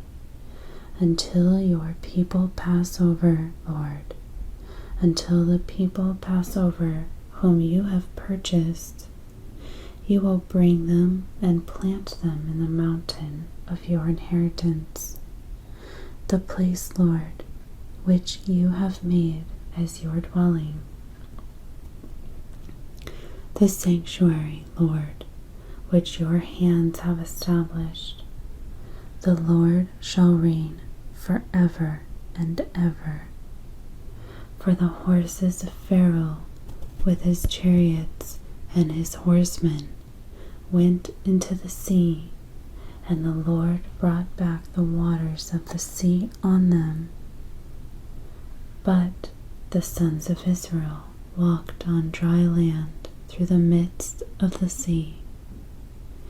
Miriam, the prophetess Aaron's sister, took the tambourine in her hand, and all the women went out after her with tambourines and with dancing. And Miriam answered them, "Sing to the Lord, for he is highly exalted. The horse and his rider he has hurled into the sea." The Lord provides water. Then Moses led Israel from the sea, and they went out into the wilderness of Shur. And they went 3 days in the wilderness and found no water. When they came to Marah, they could not drink the waters of Marah, because they were bitter. For that reason it was named Marah. So the people grumbled at Moses, saying, "What are we to drink?" Then he cried out to the Lord, and the Lord showed him a tree. And he threw it into the waters, and the waters became sweet. There he made for them a statute and regulation, and there he tested them. And he said, "If you will listen carefully to the voice of the Lord your God, and do what is right in his sight, and listen to his commandments, and keep all his statutes, I will put none of the diseases on you which I have put on the Egyptians, for I, the Lord, am your healer." Then they came to Elim, where there were 12 springs of water and 70 date palms, and they camped there beside the waters. That concludes Exodus chapter 15. Exodus chapter 16. The Lord provides manna.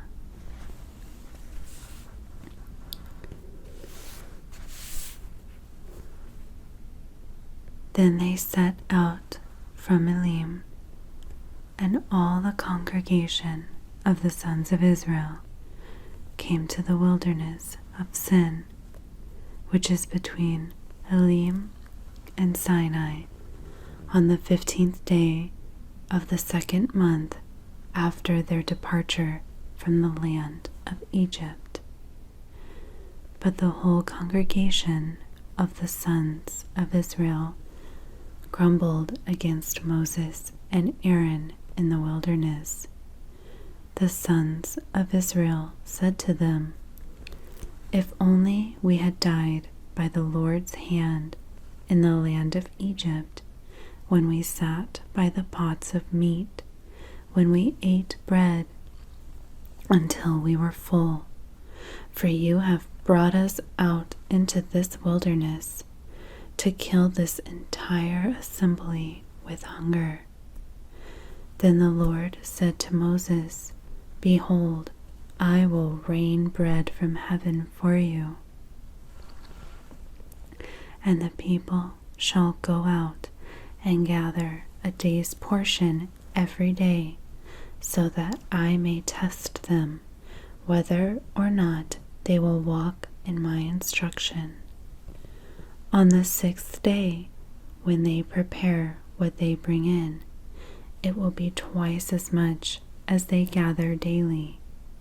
So Moses and Aaron said to all the sons of Israel, "At evening you will know that the Lord has brought you out of the land of Egypt, and in the morning you will see the glory of the Lord, for he hears your grumblings against the Lord.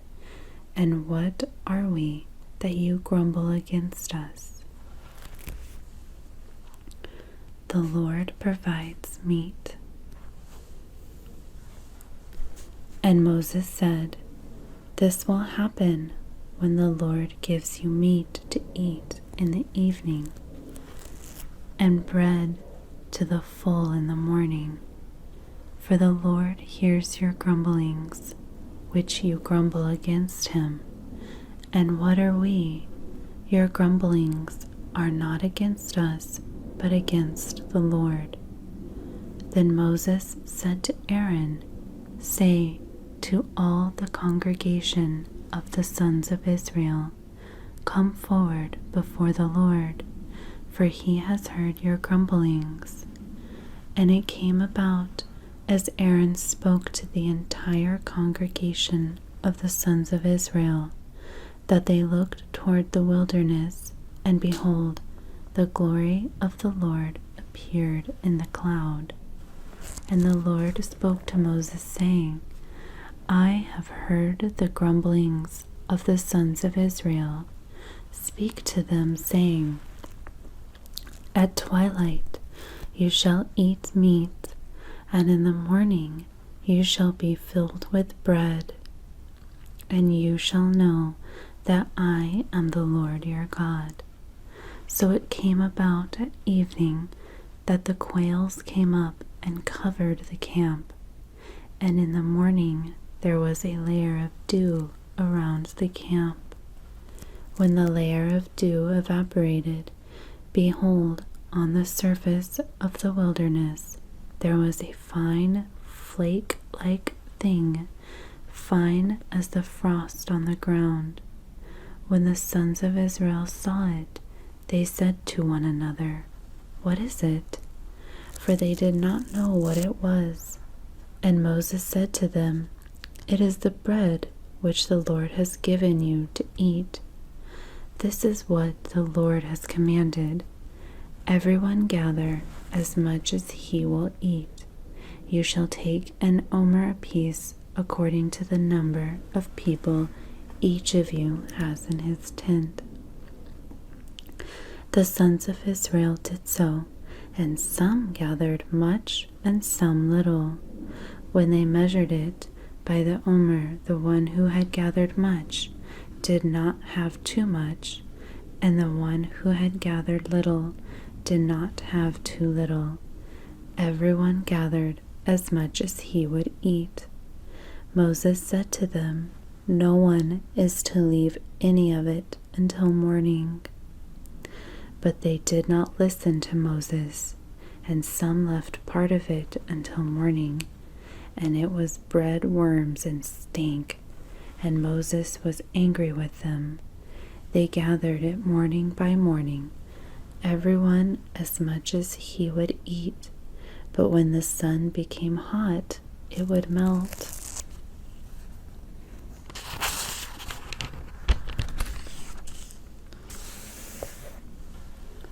The Sabbath. Now on the 6th day, they gathered twice as much bread, 2 omers for each one. When all the leaders of the congregation came and told Moses, then he said to them, "This is what the Lord meant. Tomorrow is a Sabbath observance, a holy Sabbath to the Lord. Bake what you will bake, and boil what you will boil, and all that is left over put aside to be kept until morning." So they put it aside until morning, as Moses had ordered, and it did not stink, nor was there a maggot in it. Then Moses said, "Eat it today, for today is a Sabbath to the Lord. Today you will not find it in the field. 6 days you shall gather it, but on the 7th day, the Sabbath, there will be none." Yet it came about on the 7th day that some of the people went out to gather, but they found none. Then the Lord said to Moses, "How long do you refuse to keep my commandments and my instructions? See, the Lord has given you the Sabbath. For that reason, he gives you bread for 2 days on the 6th day. Remain everyone in his place. No one is to leave his place on the 7th day." So the people rested on the 7th day. And the house of Israel named the bread manna, and it was like coriander seed, white, and its taste was like wafers with honey. Then Moses said, "This is what the Lord has commanded. A full omer of it is to be kept safe throughout your generations, so that they may see the bread that I fed you in the wilderness when I brought you out of the land of Egypt." And Moses said to Aaron, "Take a jar and put a full omer of manna in it, and place it before the Lord to be kept safe throughout your generations." As the Lord commanded Moses, so Aaron placed it before the testimony to be kept, and the sons of Israel ate the manna for 40 years, until they came to an inhabited land. They ate the manna until they came to the border of the land of Canaan. Now an omer is 1/10 of an ephah. So that concludes Exodus chapter 16. Exodus chapter 17. Water in the rock.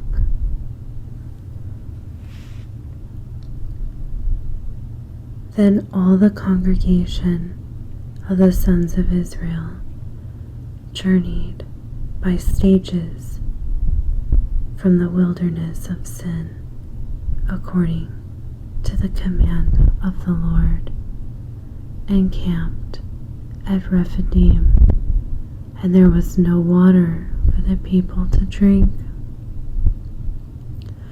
So the people quarreled with Moses and said, "Give us water so that we may drink." And Moses said to them, "Why do you quarrel with me? Why do you test the Lord?" But the people were thirsty for water there, and they grumbled against Moses and said, "Why is it that you have brought us up from Egypt to kill us and our children and our livestock with thirst?" So Moses cried out to the Lord, saying, "What am I to do with this people? A little more, and they will stone me." Then the Lord said to Moses, "Pass before the people and take with you some of the elders of Israel, and take in your hand your staff with which you struck the Nile, and go. Behold, I will stand before you there on the rock at Horeb, and you shall strike the rock, and water will come out of it, so that the people may drink. And Moses did so in the sight of the elders of Israel. Then he named the place Massah and Meribah because of the quarrel of the sons of Israel, and because they tested the Lord, saying, Is the Lord among us or not? Miraculous battle against Amalek. Then Amalek came and fought against Israel at Rephidim. So Moses said to Joshua, Choose men for us and go out, fight against Amalek. Tomorrow I will station myself on the top of the hill with the staff of God in my hand. Joshua did just as Moses told him and fought against Amalek, and Moses, Aaron, and Hur went up to the top of the hill. So it came about, when Moses held his hand up, that Israel prevailed, but when he let his hands down, Amalek prevailed. And Moses' hands were heavy, so they took a stone and put it under him, and he sat on it. And Aaron and Hur supported his hands, one on one side and one on the other. So his hands were steady until the sun set. And Joshua defeated Amalek and his people with the edge of the sword. Then the Lord said to Moses, Write this in a book as a memorial, and recite it to Joshua, that I will utterly wipe out the memory of Amalek from under heaven. And Moses built an altar and named it, The Lord is my banner. And he said, Because the Lord has sworn, the Lord will have war against Amalek from generation to generation. So that concludes Exodus chapter 17. Exodus chapter 18. Jethro, Moses' father-in-law. Now Jethro, the priest of Midian, Moses' father-in-law, heard about everything that God had done for Moses and for Israel his people, how the Lord had brought Israel out of Egypt. And Jethro, Moses' father-in-law, took in Moses' wife Zipporah after he had sent her away, and her 2 sons, one of whom was named Gershom. For Moses said, I have been a stranger in a foreign land. And the other was named Eliezer, for he said, The God of my father was my help, and saved me from the sword of Pharaoh.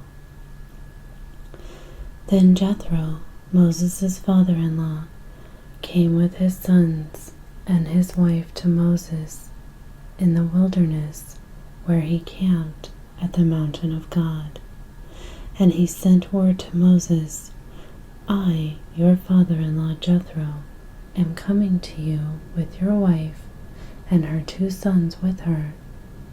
Then Moses went out to meet his father-in-law, and he bowed down and kissed him. And they asked each other about their welfare and went into the tent. Moses told his father-in-law everything that the Lord had done to Pharaoh and to the Egyptians for Israel's sake, all the hardships that had confronted them on the journey, and how the Lord had rescued them. And Jethro rejoiced over all the goodness which the Lord had done for Israel in rescuing them from the hand of the Egyptians. So Jethro said, Blessed be the Lord who rescued you from the hand of the Egyptians and from the hand of Pharaoh, and who rescued the people from under the hand of the Egyptians. Now I know that the Lord is greater than all the gods indeed.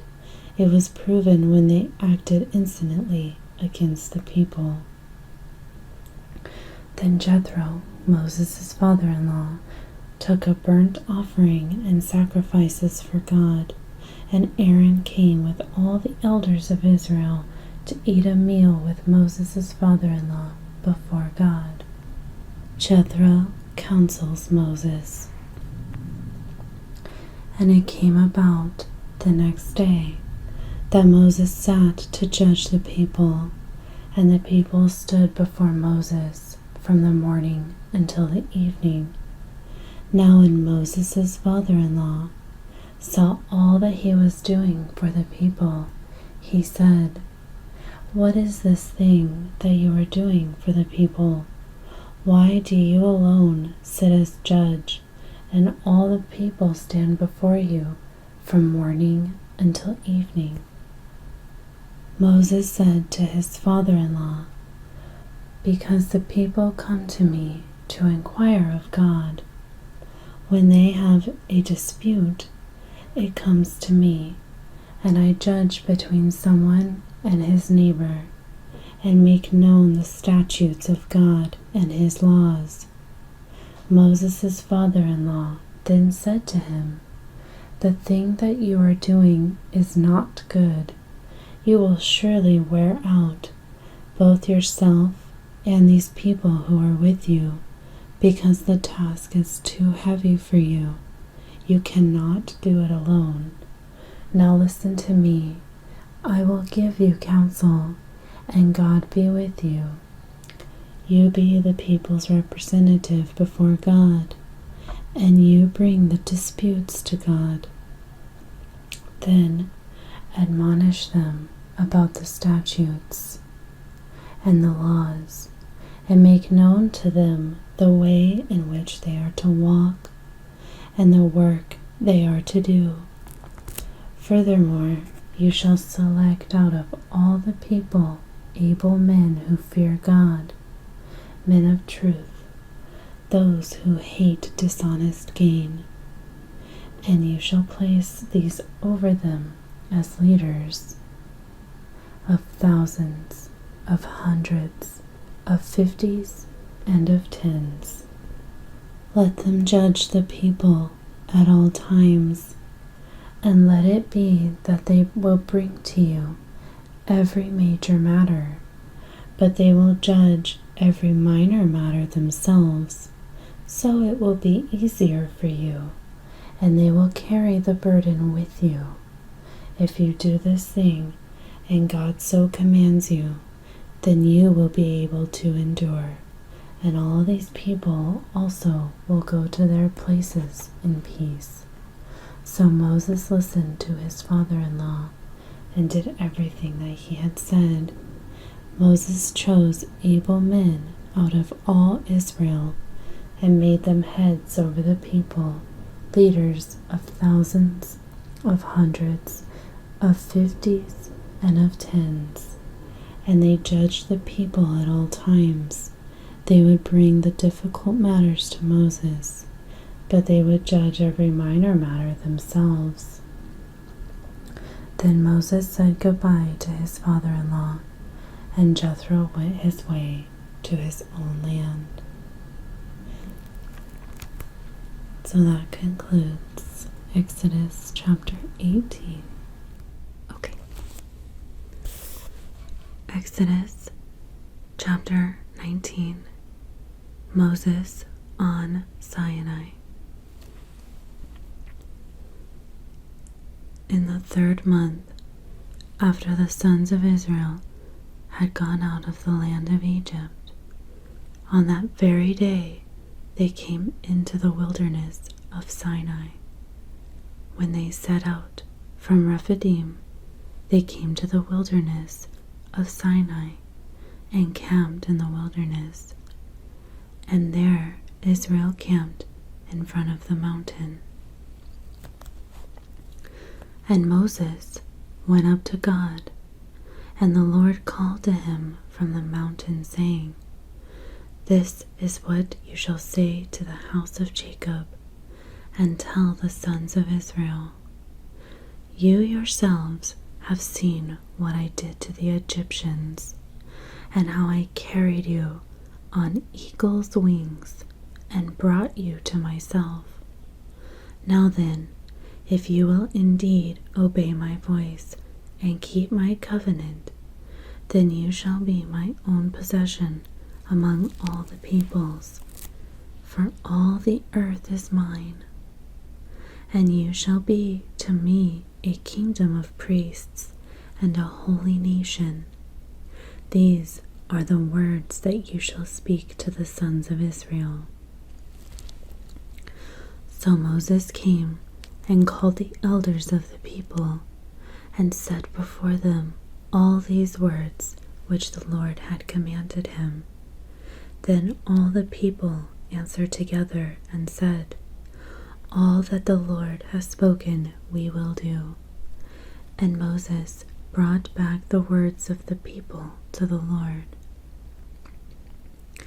Then the Lord said to Moses, Behold, I will come to you in a thick cloud, so that the people may hear when I speak with you, and may also trust in you forever. Then Moses told the words of the people to the Lord. The Lord also said to Moses, Go to the people and consecrate them today and tomorrow, and have them wash their garments, and have them ready for the third day. For on the third day the Lord will come down on Mount Sinai in the sight of all the people. But you shall set boundaries for the people all around, saying, Beware that you do not go up on the mountain or touch the border of it. Whoever touches the mountain shall certainly be put to death. No hand shall touch him, but he shall certainly be stoned or shot through, whether animal or person. The violator shall not live. When the ram's horn sounds a long blast, they shall come up to the mountain. So Moses went down from the mountain to the people and consecrated the people, and they washed their garments. He also said to the people, Be ready, for the third day do not go near a woman. So it came about on the third day, when it was morning, that there were thunder and lightning flashes, and a thick cloud over the mountain, and a very loud trumpet sound, so that all the people who were in the camp trembled. And Moses brought the people out of the camp to meet God, and they stood at the foot of the mountain. The Lord visits Sinai. Now Mount Sinai was all in smoke, because the Lord descended upon it in fire, and its smoke ascended like the smoke of a furnace, and the entire mountain quaked violently. When the sound of the trumpet grew louder and louder, Moses spoke, and God answered him with thunder. Then the Lord came down on Mount Sinai to the top of the mountain, and the Lord called Moses to the top of the mountain, and Moses went up. Then the Lord spoke to Moses, Go down, warn the people, so that they do not break through to the Lord to stare, and many of them perish. Also, have the priests who approach the Lord consecrate themselves, or else the Lord will break out against them. And Moses said to the Lord, The people cannot come up to Mount Sinai, for you warned us, saying, Set boundaries around the mountain and consecrate it. Then the Lord said to him, Go down and come up again, you and Aaron with you. But do not let the priests and the people break through to come up to the Lord, or he will break out against them." So Moses went down to the people and told them. That concludes our Bible reading tonight of Exodus chapter 19, Exodus chapter 20, the 10 Commandments. Then God spoke all these words, saying, "I am the Lord your God, who brought you out of the land of Egypt, out of the house of slavery. You shall have no other gods before me. You shall not make for yourself an idol or any likeness of what is in heaven above, or on the earth beneath, or in the water under the earth. You shall not worship them, nor serve them.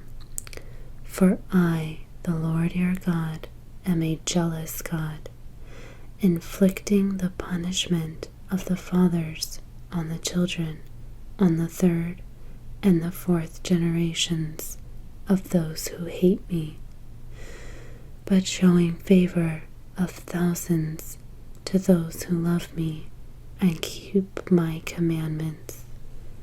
You shall not take the name of the Lord your God in vain, for the Lord will not leave him unpunished who takes his name in vain.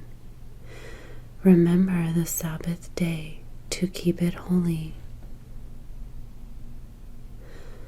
For 6 days you shall labor and do all your work, but the 7th day is a Sabbath of the Lord your God. On it you shall not do any work, you or your son or your daughter, your male slave or your female slave, or your cattle, or your resident who stays with you. For in 6 days the Lord made the heavens and the earth, the sea and everything that is in them, and he rested on the 7th day. For that reason the Lord blessed the Sabbath day and made it holy. Honor your father and your mother, so that your days may be prolonged on the land which the Lord your God gives you. You shall not murder. You shall not commit adultery. You shall not steal. You shall not give false testimony against your neighbor. You shall not covet your neighbor's house.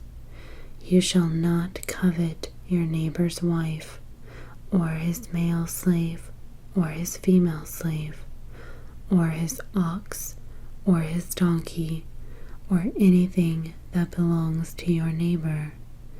And all the people were watching and hearing the thunder and the lightning flashes, and the sound of the trumpet, and the mountain smoking.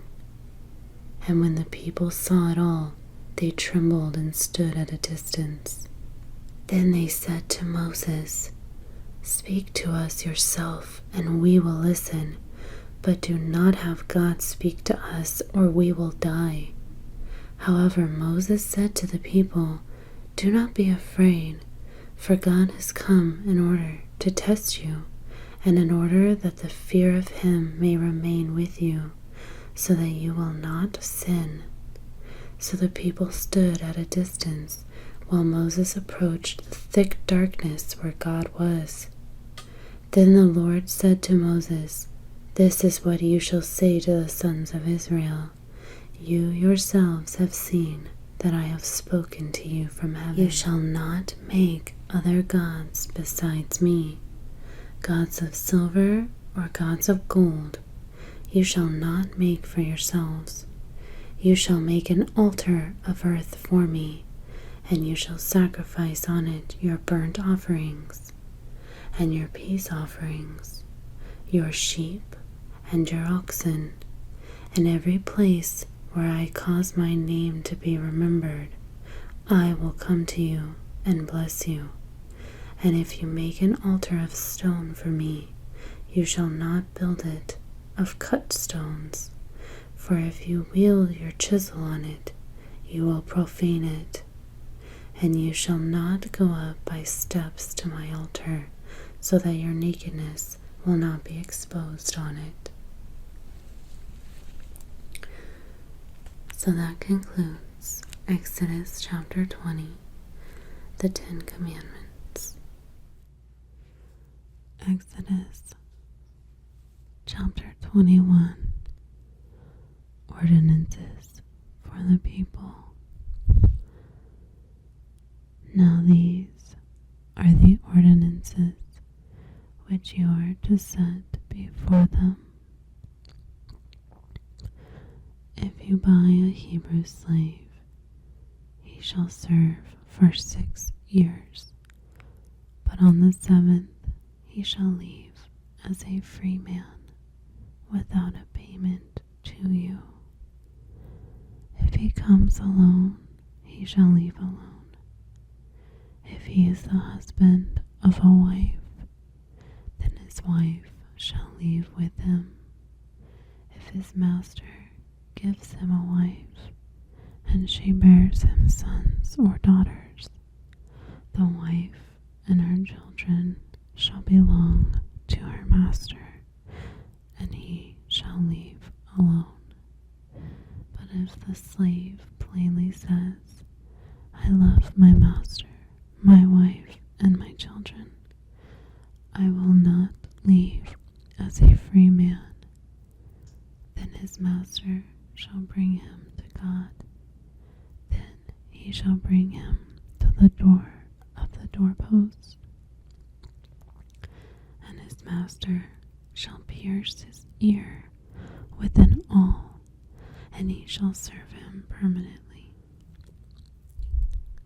Now if a man sells his daughter as a female slave, she is not to go free as the male slaves do. If she is displeasing in the eyes of her master, who designated her for himself, then he shall let her be redeemed. He does not have authority to sell her to a foreign people because of his unfairness to her. And if he designates her for his sons, he shall deal with her according to the custom of daughters.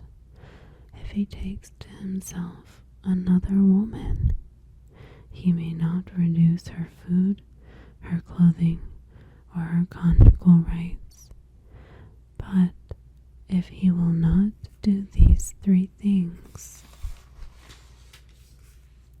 for her, then she shall go free for nothing without payment of money. Personal injuries. He who strikes someone so that he dies shall certainly be put to death. Yet if he did not lie in wait for him, but God caused him to fall into his hand, then I will appoint you a place to which he may flee. If, however, someone is enraged against his neighbor so as to kill him in a cunning way, you are to take him even from my altar to be put to death. And one who strikes his father or his mother shall certainly be put to death. Now, one who kidnaps someone, whether he sells him or he is found in his possession, shall certainly be put to death. And one who curses his father or his mother shall certainly be put to death. Now if people have a quarrel, and one strikes the other with a stone or a fist, and he does not die, but is confined to bed, If he gets up and walks around outside on his staff, then he who struck him shall go unpunished. He shall only pay for his loss of time, and shall pay for his care until he is completely healed. And if someone strikes his male or female slave with a rod, and the slave dies at his hand, he shall be punished. If, however, the slave survives a day or two, no vengeance shall be taken, for the slave is his property. Now if people struggle with each other and strike a pregnant woman so that she gives birth prematurely, but there is no injury, the guilty person shall certainly be fined, as the woman's husband may demand of him, and he shall pay as the judges decide. But if there is any further injury, then you shall appoint as a penalty life for life, eye for eye, tooth for tooth, hand for hand, foot for foot, burn for burn, wound for wound, bruise for bruise. And if someone strikes the eye of his male or female slave and destroys it, he shall let the slave go free on account of the eye. And if he knocks out a tooth of his male or female slave, he shall let the slave go free on account of the tooth. Now if an ox gores a man or a woman to death, the ox shall certainly be stoned, and its flesh shall not be eaten, but the owner of the ox shall go unpunished. If, however, an ox was previously in the habit of goring, and its owner had been warned, yet he does not confine it, and it kills a man or a woman, the ox shall be stoned, and its owner also shall be put to death. If a ransom is demanded of him, then he shall give for the redemption of his life whatever is demanded of him. Whether it gores a son or a daughter, it shall be done to him according to the same rule. If the ox gores a male or a female slave, the owner shall give his or her master 30 shekels of silver, and the ox shall be stoned. Property rights. Now if someone opens a pit or digs a pit and does not cover it, and an ox or a donkey falls into it, the owner of the pit shall make restitution. He shall give money to its owner, and the dead animal shall become his. And if someone's ox injures another's ox so that it dies, then they shall sell the live ox and divide its proceeds equally, and they shall also divide the dead ox. Or, if it is known that the ox was previously in the habit of goring, yet its owner has not confined it, he must make restitution of ox for ox, and the dead animal shall become his. So that concludes Exodus chapter 21, Exodus chapter 22, property rights.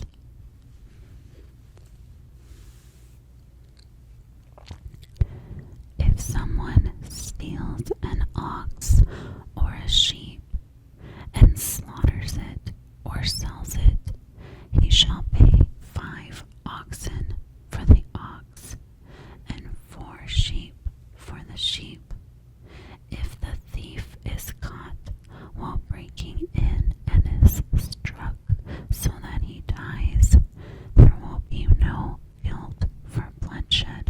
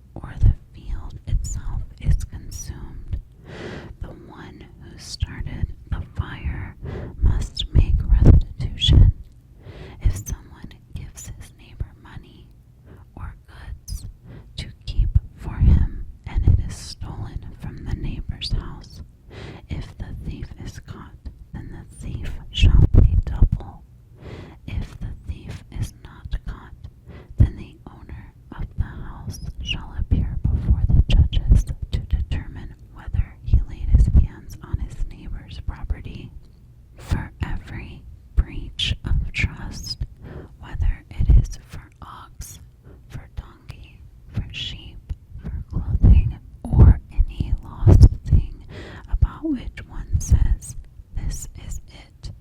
The case of both parties shall come before the judges. He whom the judges condemn shall pay double to his neighbor.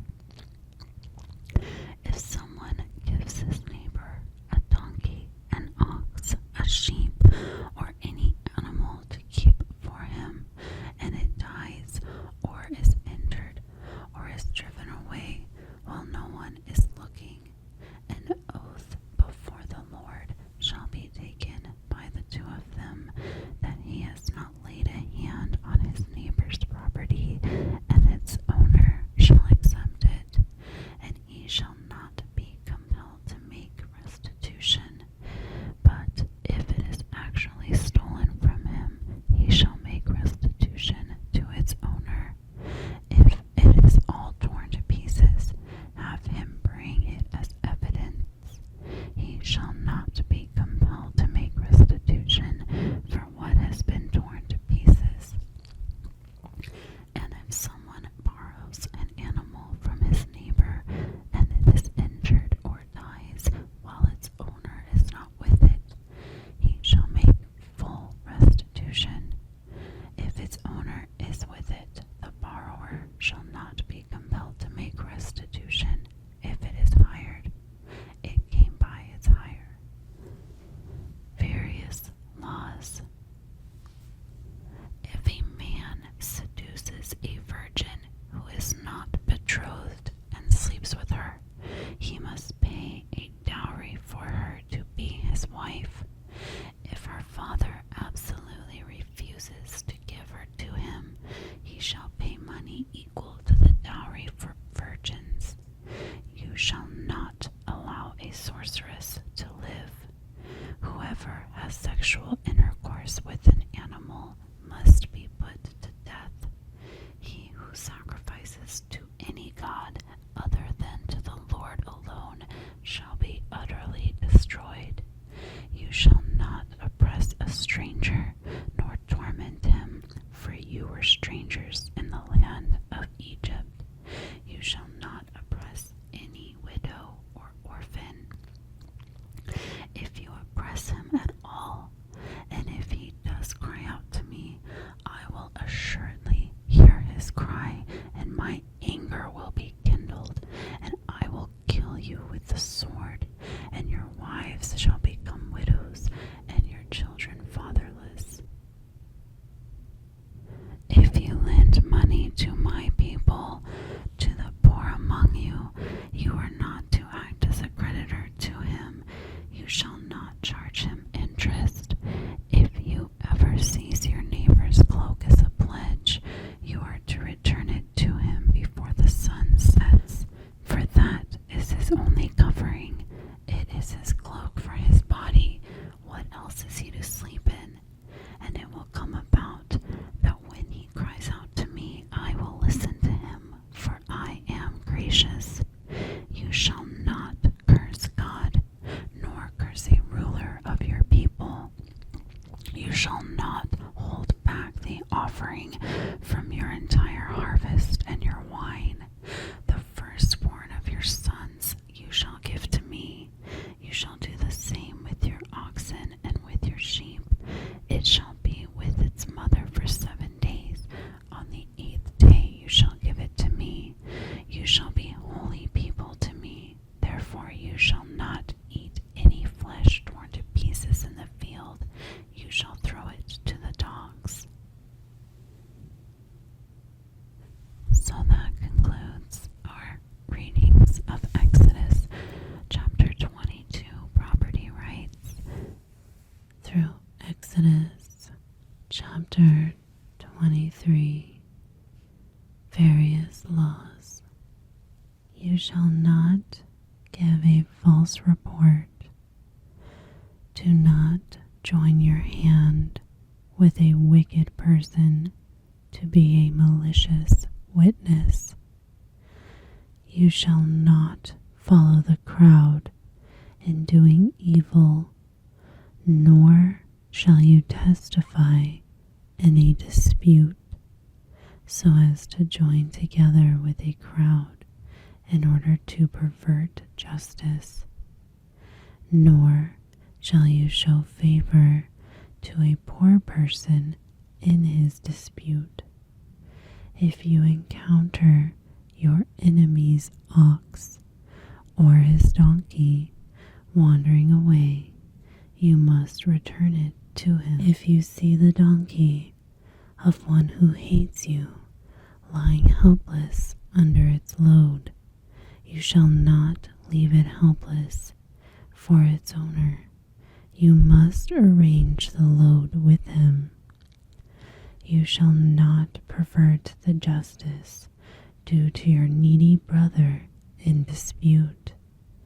Keep far from a false charge, and do not kill the innocent or the righteous, for I will not acquit the guilty. You shall not take a bribe, for a bribe blinds the clear-sighted and subverts the cause of the just.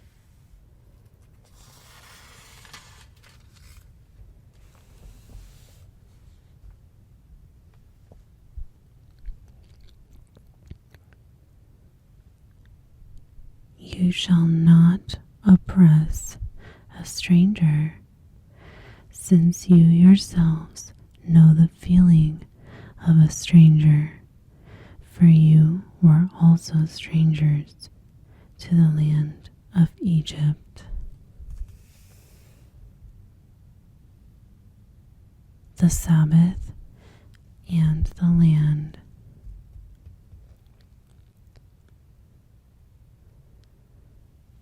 Now you shall sow your land for 6 years and gather in its yield. But in the 7th year you shall let it rest and lie uncultivated, so that the needy of your people may eat, and whatever they leave, the animal of the field may eat. You are to do the same with your vineyard and your olive grove. For 6 days you are to do your work, but on the 7th day you shall cease from labor, so that your ox and your donkey may rest, and the son of your female slave, as well as the stranger residing with you, may refresh themselves. Now concerning everything which I have said to you, be careful, and do not mention the name of other gods, nor let them be heard from your mouth. 3 national feasts. 3 times a year you shall celebrate a feast to me. You shall keep the feast of unleavened bread for 7 days. You are to eat unleavened bread, as I commanded you, at the appointed time in the month of Abib. For in that month you came out of Egypt, and no one is to appear before me empty-handed. Also you shall keep the feasts of the harvest, of the first fruits of your labors, from what you sow in the field. Also the feast of the ingathering at the end of the year, when you gather in the fruit of your labors from the field. 3 times a year all your males shall appear before the Lord God. You shall not offer the blood of my sacrifice with leavened bread, nor is the fat of my feast to remain overnight until morning. You shall bring the choice first fruits of your soil into the house of the Lord your God, and you are not to boil a young goat in the milk of its mother. Conquest of the land. Behold, I am going to send an angel before you to guard you along the way, and to bring you into the place which I have prepared. Be attentive to him and obey his voice. Do not be rebellious toward him, for he will not pardon your rebellion, since my name is on him. But if you truly obey his voice and do all that I say, then I will be an enemy to your enemies and an adversary to your adversaries. For my angel will go before you and bring you into the land of the Amorites, the Hittites, the Perizzites, the Canaanites, the Hivites, and the Jebusites, and I will completely destroy them. You shall not worship their gods, nor serve them, nor do according to their deeds, but you shall utterly overthrow them and break their memorial stones in pieces. And you shall serve the Lord your God, and he will bless your bread and your water, and I will remove sickness from your midst. There will be no one miscarrying or unable to have children in your land. I will fulfill the number of your days. I will send my terror ahead of you and throw into confusion all the people among whom you come, and I will make all your enemies turn their backs on you. And I will send hornets ahead of you, so that they will drive out the Hivites, the Canaanites, and the Hittites from you. I will not drive them out from you in a single year, so that the land will not become desolate, and the animals of the field become too numerous for you. I will drive them out from you little by little, until you become fruitful and take possession of the land. I will set your boundary from the Red Sea to the Sea of the Philistines, and from the wilderness to the Euphrates River. For I will hand over the inhabitants of the land to you, and you will drive them out from you. You shall make no covenant with them or with their gods. They shall not live in your land, otherwise they will make you sin against me. For if you serve their gods, it is certain to be a snare to you. So that concludes Exodus chapter 23. With Exodus chapter 24, people affirm their covenant with God. Then he said to Moses, "Come up to the Lord, you and Aaron, Nadab and Abu, and 70 of the elders of Israel, and you shall worship at a distance." Moses alone, however, shall approach the Lord.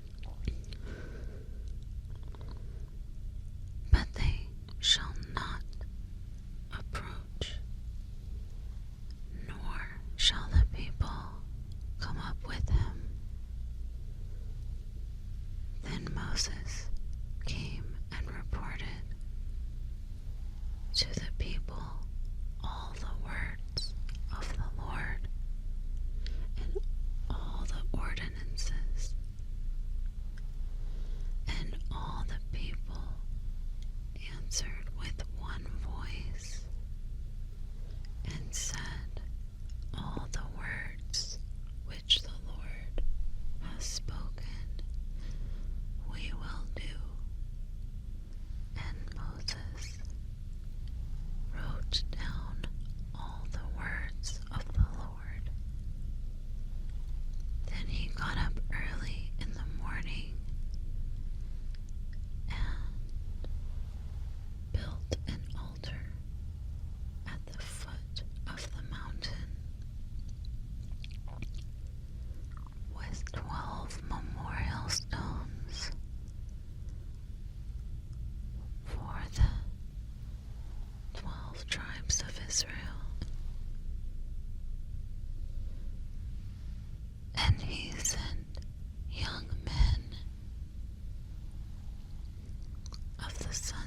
Israel, and they offered burnt offerings and sacrificed bulls as peace offerings to the Lord.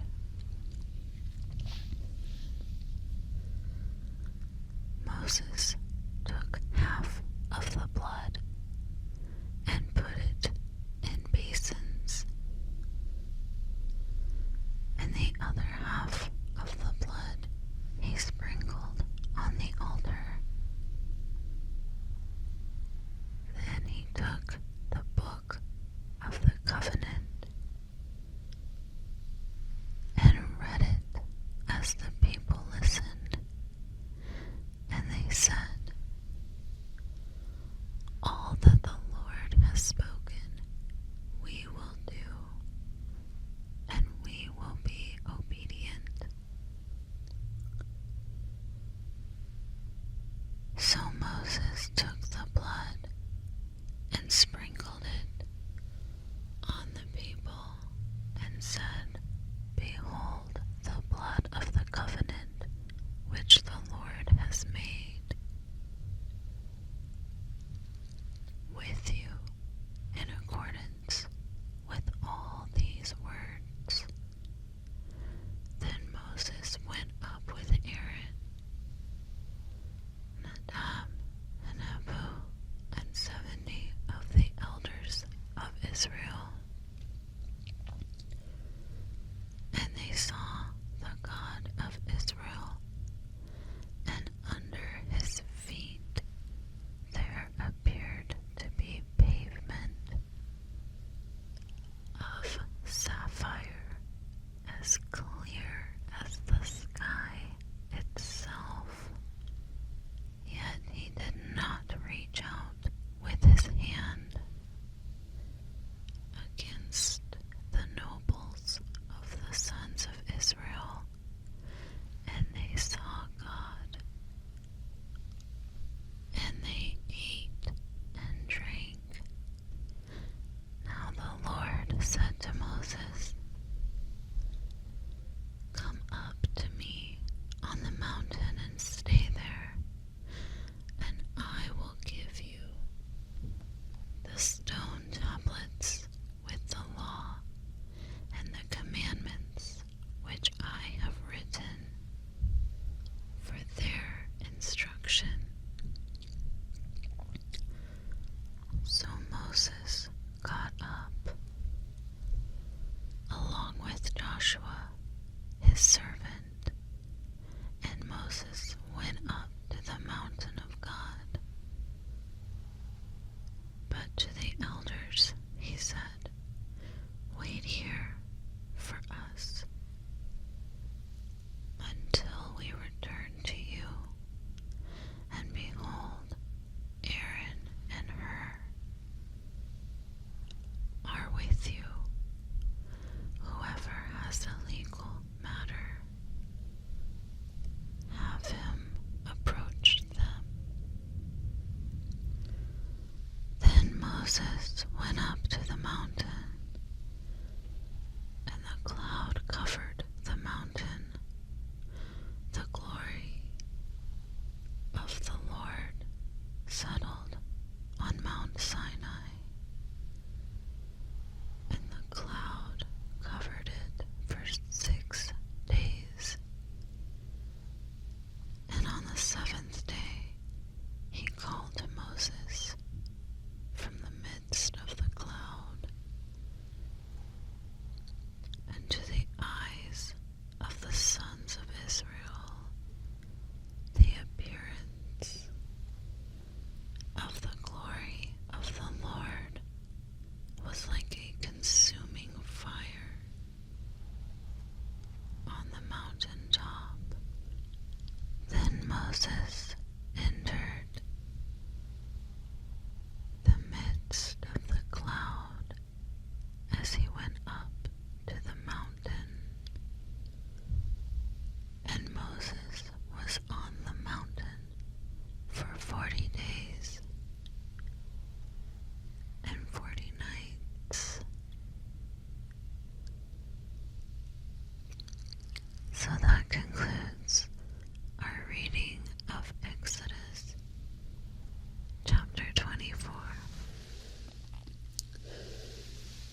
with Exodus chapter 25, offerings for the sanctuary. Then the Lord spoke to Moses, saying, "Tell the sons of Israel to take a contribution for me from everyone whose heart moves him. You shall take my contribution. This is the contribution which you are to take from them: gold, silver, and bronze, violet, purple, and scarlet material, fine wood, oil for lighting,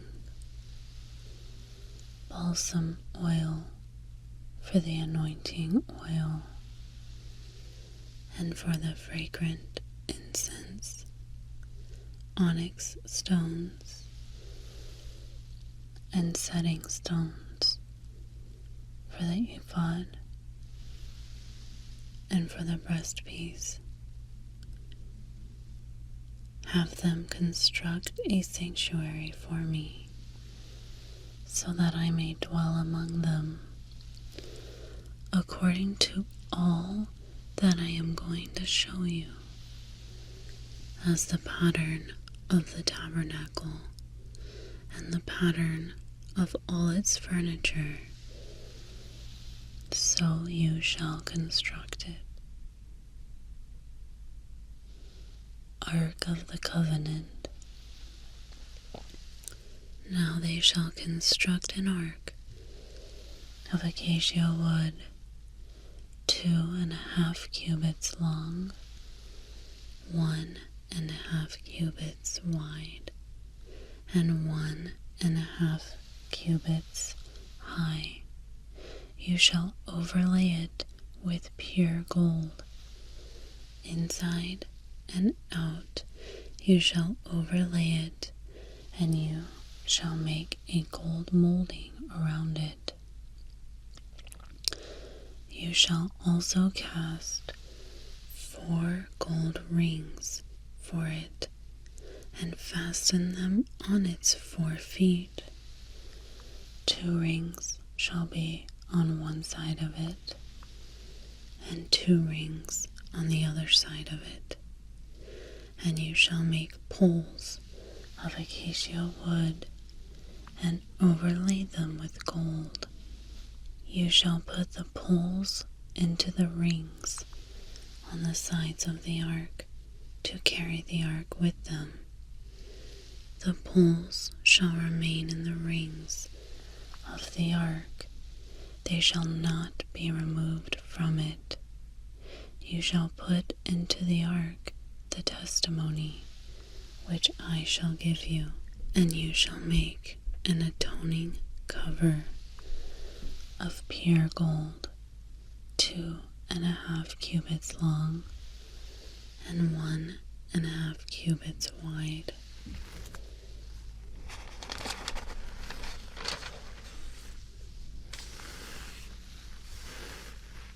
You shall make 2 cherubim of gold. Make them of hammered work at the 2 ends of the atoning cover.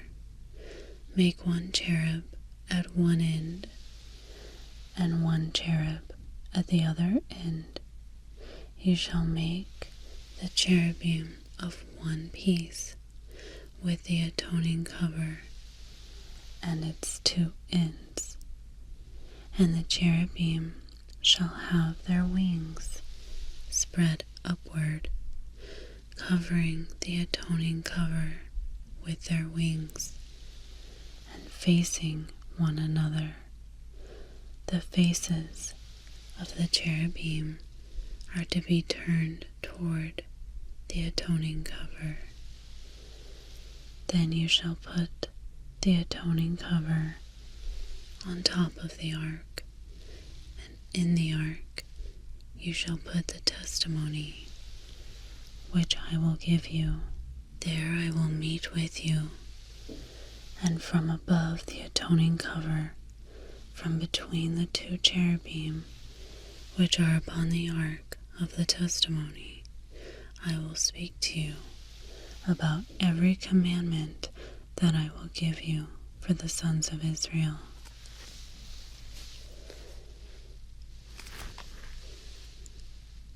Bread of the presence. You shall also make a table of acacia wood, 2 cubits long and 1 cubit wide, and 1.5 cubits high. You shall overlay it with pure gold, and make a gold border around it. And you shall make for it a rim of a hand width around it, and you shall make a gold border for the rim around it. You shall also make 4 gold rings for it, and put rings on the 4 corners, which are on its 4 legs. The rings shall be close to the rim, as holders for the poles to carry the table. And you shall make the poles of acacia wood, and overlay them with gold, so that with them the table may be carried. You shall also make its dishes, its pans, its jars, and its libation bowls, with which to pour drink offerings. You shall make them of pure gold. And you shall set the bread of the presence on the table before me continually. The golden lampstand. Then you shall make a lampstand of pure gold. The lampstand, its base, and its shaft are to be made of hammered work. Its cups, its bulbs, and its flowers shall be of one piece with it. 6 branches shall go out from its sides, 3 branches of the lampstand from its one side, and 3 branches of the lampstand from its other side. 3 cups shall be shaped like almond blossoms, and on the one branch a bulb and a flower, and 3 cups shaped like almond blossoms, on the other branch a bulb and a flower, the same for 6 branches going out from the lampstand. And on the lampstand 4 cups shaped like almond blossoms, its bulbs and its flowers. A bulb shall be under the first pair of branches coming out of it, and a bulb under the second pair of branches coming out of it, and a bulb under the third pair of branches coming out of it, for the 6 branches coming out of the lampstand. Their bulbs and their branches shall be of one piece with it. All of it shall be one piece of hammered work of pure gold. Then you shall make its lamps, 7 in number, and they shall mount its lamps so as to shed light on the space in front of it. Its tongs and its trays shall be of pure gold. It shall be made from a talent of pure gold with all these utensils. See that you make them by the pattern for them, which was shown to you on the mountain. So that concludes our Bible reading today of Exodus chapter 25 with Exodus chapter 26. Curtains of linen. Moreover, you shall make the tabernacle with 10 curtains of fine twisted linen and violet, purple, and scarlet material. You shall make them with cherubim, the work of a skilled embroiderer. The length of each curtain shall be 28 cubits, and the width of each curtain 4 cubits. All the curtains shall have the same measurements. 5 curtains shall be joined to one another, and the other 5 curtains shall be joined to one another. You shall make loops of violet on the edge of the outermost curtain in the first set,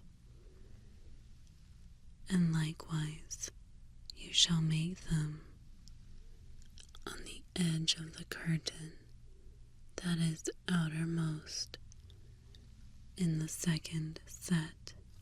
You shall make 50 loops in the one curtain, and you shall make 50 loops on the edge of the curtain that is in the second set. The loops shall be opposite each other. You shall also make 50 clasps of gold and join the curtains one another with the clasps, so that the tabernacle will be a unit.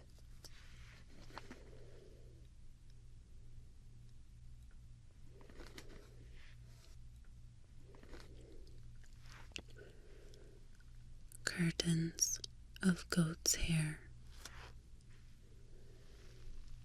Then you shall make curtains of goat's hair as a tent over the tabernacle. You shall make 11 curtains in all. The length of each curtain shall be 30 cubits, and the width of each curtain 4 cubits. The 11 curtains shall have the same measurements. You shall join 5 curtains by themselves, and the other 6 curtains by themselves, and you shall double over the 6th curtain at the front of the tent. You shall make 50 loops on the edge of the curtain that is the outermost in the first set, and 50 loops on the edge of the curtain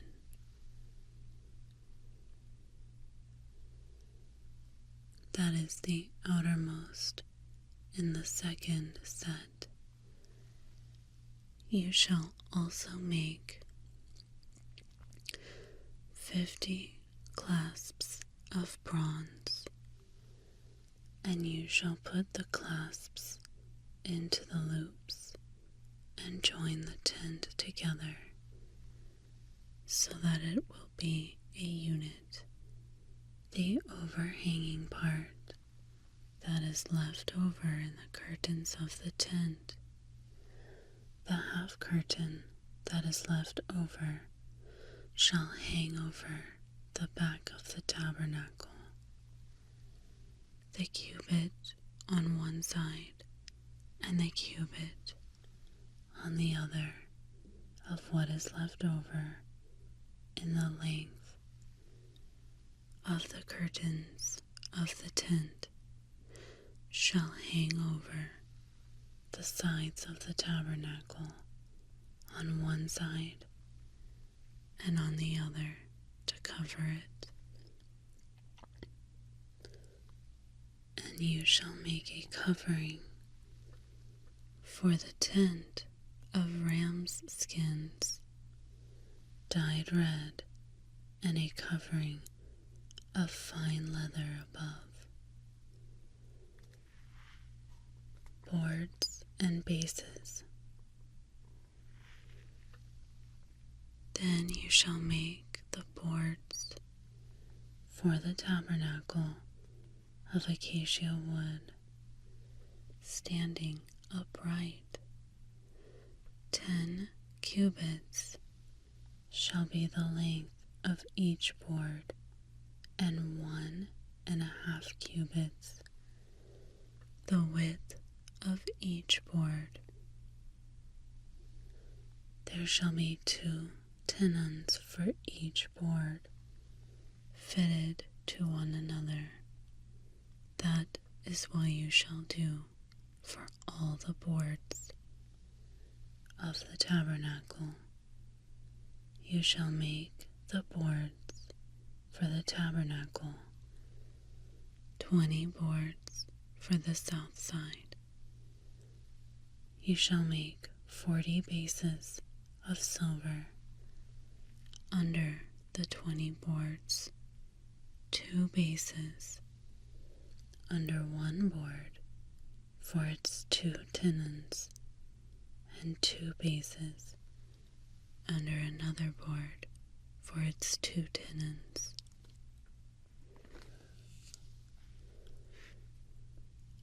And for the second side of the tabernacle, on the north side, 20 boards, and their 40 bases of silver, 2 bases under one board, and 2 bases under another board. For the back of the tabernacle, to the west, you shall make 6 boards. You shall make 2 boards for the corners of the tabernacle at the back. They shall be double beneath, and together they shall be complete to its top, to the first ring. This is how it shall be with both of them. They shall form the 2 corners, and there shall be 8 boards with their bases of silver, 16 bases, 2 bases under one board, and 2 bases under another board. Then you shall make bars of acacia wood, 5 for the boards of one side of the tabernacle, and 5 bars for the boards of the other side of the tabernacle, and 5 bars for the boards of the side of the tabernacle for the back side to the west. The middle bar in the center of the boards shall pass through from end to end, and you shall overlay the boards with gold, and make their rings of gold as holders for the bars, and you shall overlay the bars with gold. Then you shall erect the tabernacle according to its plan, which you have been shown on the mountain. The veil and curtain. You shall also make a veil of violet, purple, and scarlet material, and fine twisted linen. It shall be made with cherubim, the work of a skilled embroiderer. Then you shall hang it on 4 pillars of acacia overlaid with gold, their hooks also of gold, on 4 bases of silver. You shall hang up the veil under the clasps, and bring in the ark of the testimony there within the veil, and the veil shall serve as a partition for you between the holy place and the most holy place. You shall put the atoning cover on the ark of the testimony in the most holy place, and you shall set the table outside the veil and the lampstand opposite the table on the side of the tabernacle toward the south. And you shall put the table on the north side.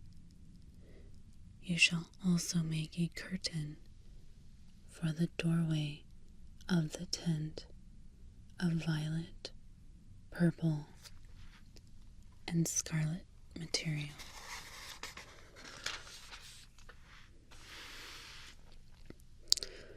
And fine twisted linen, the work of a weaver. And you shall make 5 pillars of acacia for the curtain,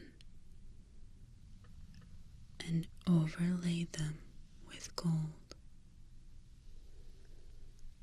Their hooks also of gold, and you shall cast 5 bases of bronze for them. So that concludes our readings for tonight with Exodus chapter 27, the bronze altar.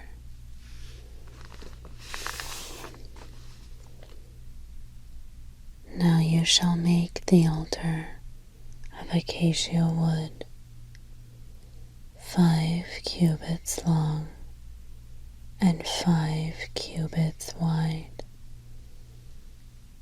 The altar shall be square, and its height shall be 3 cubits. You shall make its horns on its 4 corners.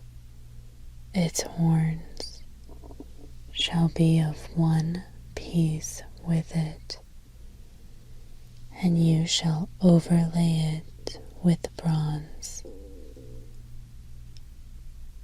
And you shall make its pails for removing its ashes, and its shovels, its basins, its forks, and its fire pans. You shall make all its utensils of bronze. You shall also make for it a grating, a netting of bronze, and on the netting you shall make 4 bronze rings at its 4 corners, and you shall put it under the ledge of the altar, so that the netting will reach halfway up the altar. You shall also make carrying poles for the altar, poles of acacia wood, and overlay them with bronze. Its poles shall be inserted into the rings, so that the poles will be on the 2 sides of the altar when it is carried. You shall make it hollow with planks, as it was shown to you on the mountain, so they shall make it. Courtyard of the tabernacle. Now you shall make the courtyard of the tabernacle. On the south side there shall be hangings for the courtyard of fine twisted linen, 100 cubits long for one side, and its pillars shall be 20 with their 20 bases of bronze. The hooks of the pillars and their bands shall be silver.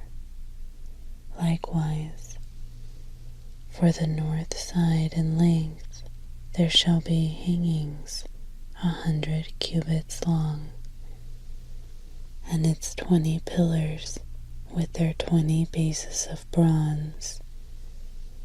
The hooks of the pillars and their bands shall be of silver.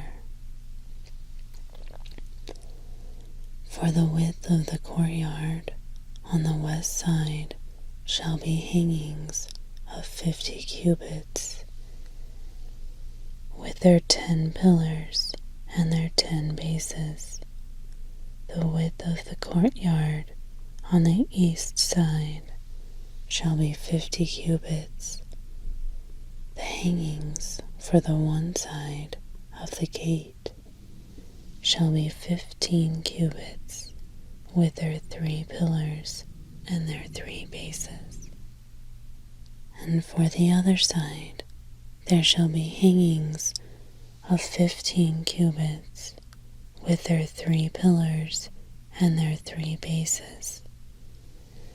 And for the gate of the courtyard there shall be a curtain of 20 cubits, of violet, purple, and scarlet material, and fine twisted linen, the work of a weaver, with their 4 pillars and their 4 bases. All the pillars around the courtyard shall be joined together with silver, with their hooks of silver and their bases of bronze. The length of the courtyard shall be 100 cubits, and the width 50 throughout, and the height 5 cubits, of fine twisted linen, and their bases of bronze.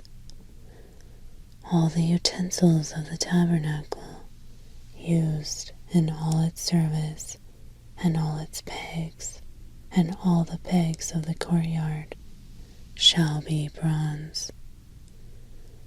And you shall command the sons of Israel that they bring you clear oil of beaten olives for the light, to make a lamp burn continually.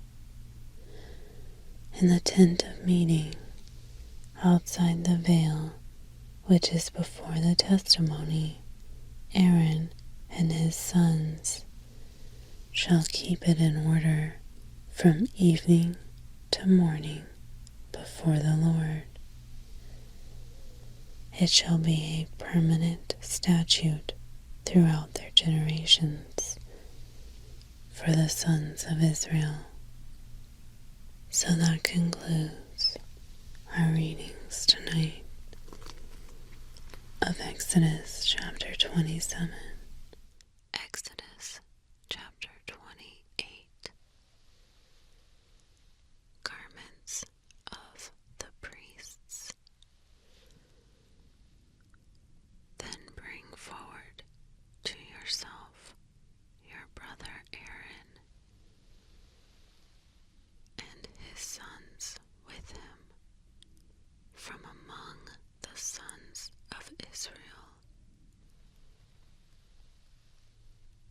to serve as priest to me. Aaron, Nadab and Abu, Eleazar and Ithamar, Aaron's sons, and you shall make holy garments for Aaron your brother, for glory and for beauty. You shall speak to all the skillful people whom I have endowed with the spirit of wisdom, that they may make Aaron's garments to consecrate him, that he may serve as priest to me. And these are the garments which they shall make: a breastpiece, an ephod, a robe, a tunic of checkered work, a turban, and a sash. They shall make holy garments for your brother Aaron and his sons, so that he may serve as priest to me. They shall take the gold, the violet, the purple, the scarlet material, and the fine linen. They shall also make the ephod of gold, of violet, purple, and scarlet material, and fine twisted linen, the work of a skilled embroiderer. It shall have 2 shoulder pieces joined to its 2 ends, so that it may be joined. The skillfully woven band of its overlay, which is on it, shall be like its workmanship, of the same material, of gold, of violet, and purple, and scarlet material, and fine twisted linen. And you shall take 2 onyx stones, and engrave on them the names of the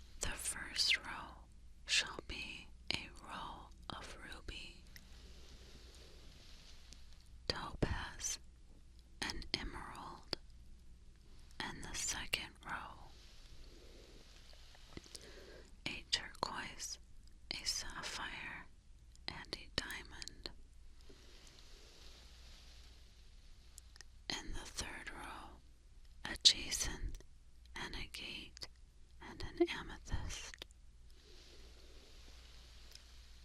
In the fourth row, a beryl and an onyx and a jasper. They shall be set in gold filigree. The stones shall be engraved according to the names of the sons of Israel, 12,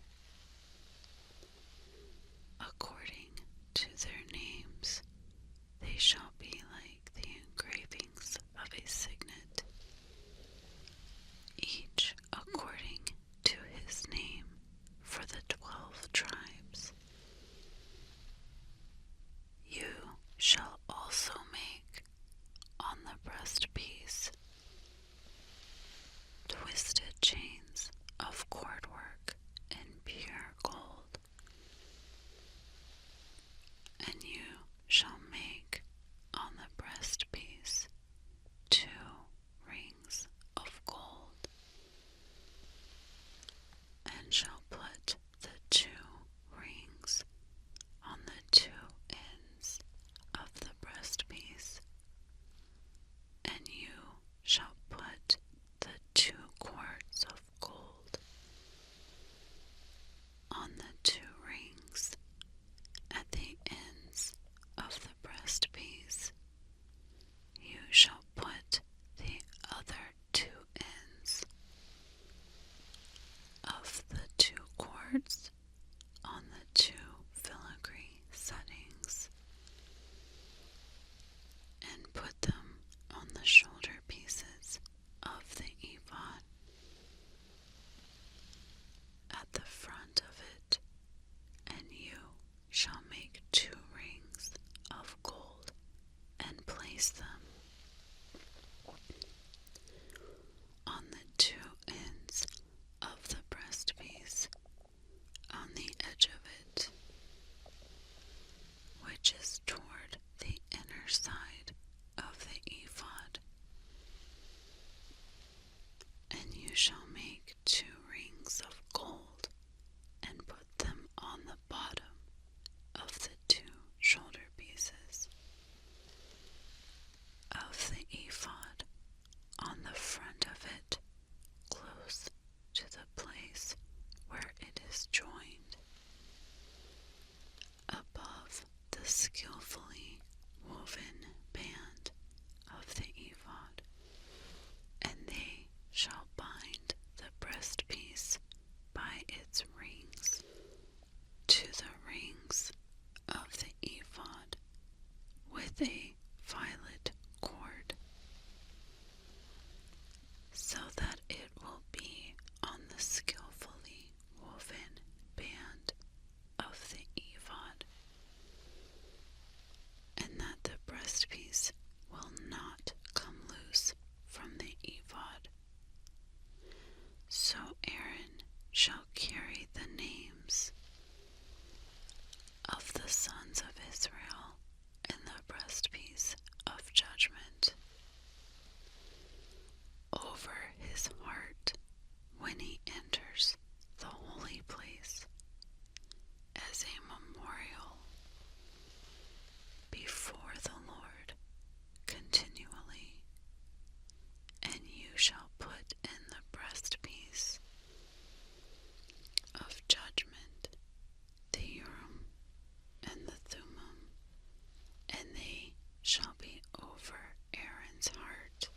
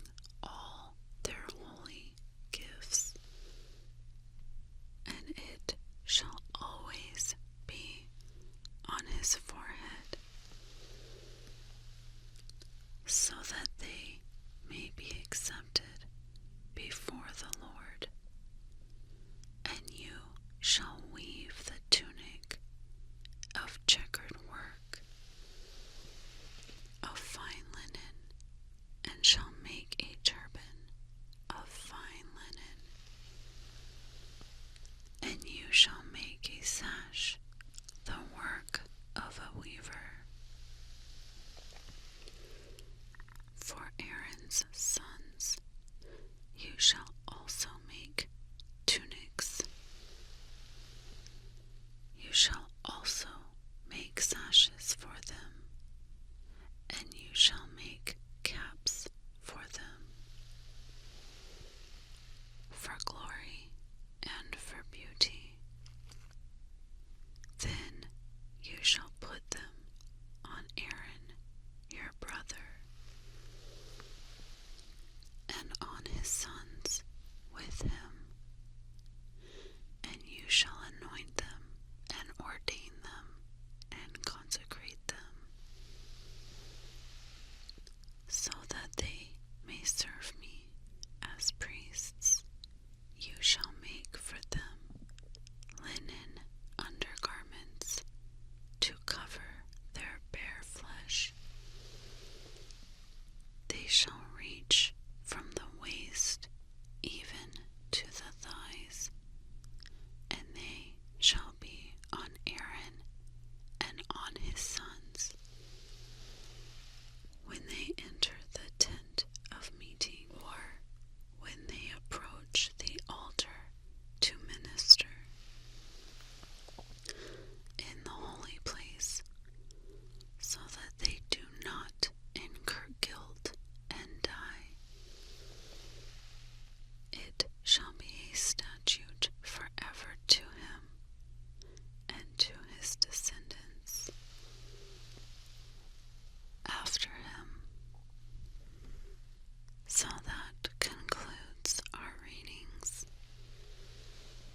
for Exodus chapter 28. So let's get started with Exodus chapter 29.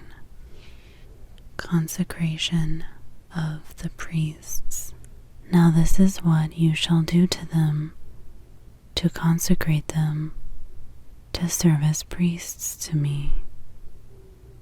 Take 1 bull and 2 rams without blemish, and unleavened bread and unleavened cakes mixed with oil, and unleavened wafers spread with oil.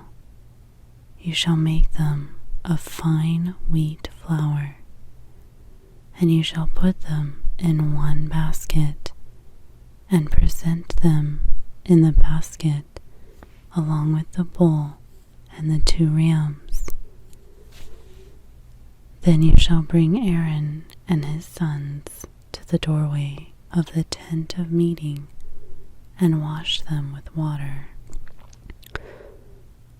And you shall take the garments and put on Aaron the tunic and the robe of the ephod, and the ephod and the breastpiece, and wrap his waist with the skillfully woven band of the ephod.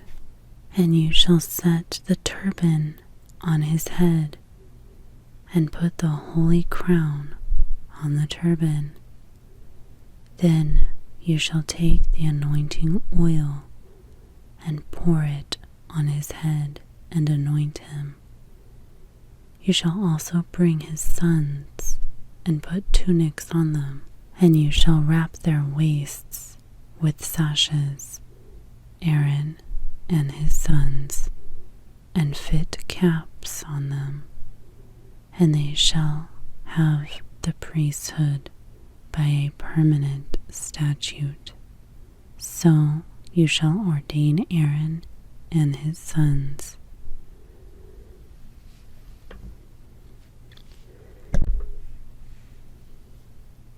The sacrifices. Then you shall bring the bull in front of the tent of meeting, and Aaron and his sons shall lay their hands on the head of the bull, and you shall slaughter the bull before the Lord at the doorway of the tent of meeting. Then you shall take some of the blood of the bull and put it on the horns of the altar with your finger, and you shall pour out all the rest of the blood at the base of the altar And you shall take all the fat that covers the entrails, and the lobe of the liver, and the 2 kidneys, and the fat that is on them, and offer them up in smoke on the altar. But the flesh of the bull, and its hide, and its refuse, you shall burn with fire outside the camp. It is a sin offering. You shall also take the 1 ram, and Aaron and his sons shall lay their hands on the head of the ram. And you shall slaughter the ram, and take its blood, and sprinkle it around on the altar. Then you shall cut the ram into its pieces, and wash its entrails and its legs, and put them with its pieces and its head. And you shall offer up in smoke the whole ram on the altar. It is a burnt offering to the Lord. It is a soothing aroma, an offering by fire to the Lord. Then you shall take the other ram, and Aaron and his sons shall lay their hands on the head of the ram. And you shall slaughter the ram, and take some of its blood, and put it on the lobe of Aaron's right ear, and on the lobes of his sons' right ears, and on the thumbs of their right hands, and on the big toes of their right feet, and sprinkle the rest of the blood around on the altar. Then you shall take some of the blood that is on the altar, and some of the anointing oil, and sprinkle it on Aaron, and on his garments, and on his sons, and on his sons' garments with him. So he and his garments shall be consecrated, as well as his sons and his sons' garments with him. You shall also take the fat from the ram, and the fat tail, and the fat that covers the entrails, and the lobe of the liver, and the 2 kidneys, and the fat that is on them, and the right thigh, for it is a ram of ordination, and 1 loaf of bread, and 1 cake of bread, mixed with oil, and 1 wafer from the basket of unleavened bread, which is set before the Lord. And you shall put all these things in the hands of Aaron, and in the hands of his sons, and shall wave them as a wave offering before the Lord. Then you shall take them from their hands, and offer them up in smoke on the altar, on the burnt offering, for a soothing aroma before the Lord.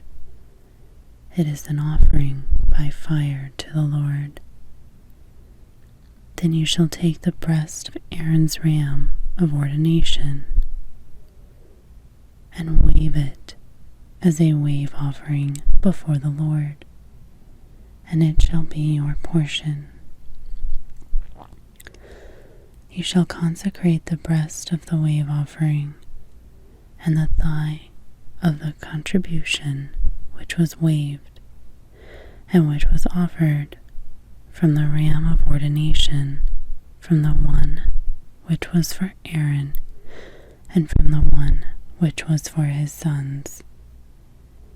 It shall be for Aaron and his sons as their portion forever, and the sons of Israel, for it is a contribution, and it shall be a contribution from the sons of Israel, from the sacrifices of their peace offerings, their contribution to the Lord. The holy garments of Aaron shall be for his sons after him, so that they may be anointed and ordained in them.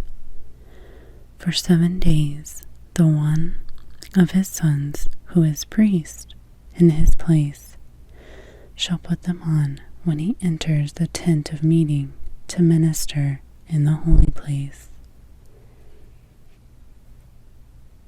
food of the priests. Now you shall take the ram of ordination and boil its flesh in a holy place. Then Aaron and his sons shall eat the flesh of the ram and the bread that is in the basket at the doorway of the tent of meeting. So they shall eat those things by which atonement was made at their ordination and consecration, but a layman shall not eat them, because they are holy. And if any of the flesh of ordination or any of the bread remains until morning, then you shall burn the remainder with fire. It shall not be eaten, because it is holy. So you shall do for Aaron and for his sons, according to all that I have commanded you. You shall ordain them for 7 days. Each day you shall offer a bull as a sin offering for atonement, and you shall purify the altar when you make atonement for it, and you shall anoint it to consecrate it. For 7 days you shall make atonement for the altar and consecrate it. Then the altar shall be the most holy, and whatever touches the altar shall be holy. Now this is what you shall offer on the altar: 2 one-year-old lambs each day continuously. The one lamb you shall offer in the morning, and the other lamb you shall offer at twilight. And there shall be 1/10 of an ephah of fine flour mixed with 1/4 of a hin of beaten oil, and 1/4 of a hin of wine for a drink offering with one lamb. The other lamb you shall offer at twilight, and shall offer with it the same grain offering and the same drink offering as in the morning, for a soothing aroma, an offering by fire to the Lord. It shall be a continual burnt offering throughout your generations at the doorway of the tent of meeting before the Lord, where I will meet you to speak to you there. I will meet there with the sons of Israel, and it shall be consecrated by my glory. I will consecrate the tent of meeting and the altar. I will also consecrate Aaron and his sons to serve as priests to me, and I will dwell among the sons of Israel and will be their God. And they shall know that I am the Lord their God, who brought them out of the land of Egypt, so that I might dwell among them. I am the Lord their God. So that concludes our Bible reading for Exodus chapter 29. So again, I'm reading out of Exodus chapter 30. The altar of incense. Now you shall make an altar as a place for burning incense. You shall make it out of acacia wood. Its length shall be a cubit, and its width a cubit. It shall be a square, and its height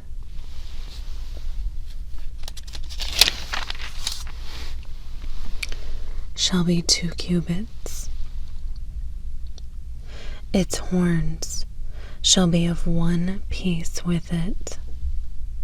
You shall overlay it with pure gold, its top and its sides all around. And its horns you shall make a gold molding all around for it. You shall also make 2 gold rings for it under its molding. You shall make them on its 2 sides, on opposite sides, and they shall be holders for poles with which to carry it. And you shall make the poles of acacia wood, and overlay them with gold. You shall put this altar in front of the veil that is near the ark of the testimony, in front of the atoning cover that is over the ark of the testimony, where I will meet with you. Aaron shall burn fragrant incense on it. He shall burn it every morning when he trims the lamps. And when Aaron sets up the lamps at twilight, he shall burn incense. There shall be a perpetual incense before the Lord throughout your generations. You shall not offer any strange incense on this altar, or burnt offering, or meal offering, and you shall not pour out a drink offering on it. However, Aaron shall make atonement on its horns once a year. He shall make atonement on it with the blood of the sin offering of atonement once a year throughout your generations. It is most holy to the Lord. The Lord also spoke to Moses, saying, When you take a census of the sons of Israel to count them, then each one of them shall give a ransom for himself to the Lord when you count them, so that there will be no plague among them when you count them. This is what everyone who is counted shall give: half a shekel according to the shekel of the sanctuary. The shekel is 20 gerahs. Half a shekel as a contribution to the Lord. Everyone who is counted from 20 years old and over shall give the contribution to the Lord. The rich shall not pay more, and the poor shall not pay less than the half shekel when you give the contribution to the Lord to make atonement for yourselves. And you shall take the atonement money from the sons of Israel and give it for the service of the tent of meeting, so that it may be a memorial for the sons of Israel before the Lord to make atonement for yourselves. Then the Lord spoke to Moses, saying, You shall also make a basin of bronze, and its base of bronze for washing, and you shall put it between the tent of meeting and the altar, and you shall put water in it.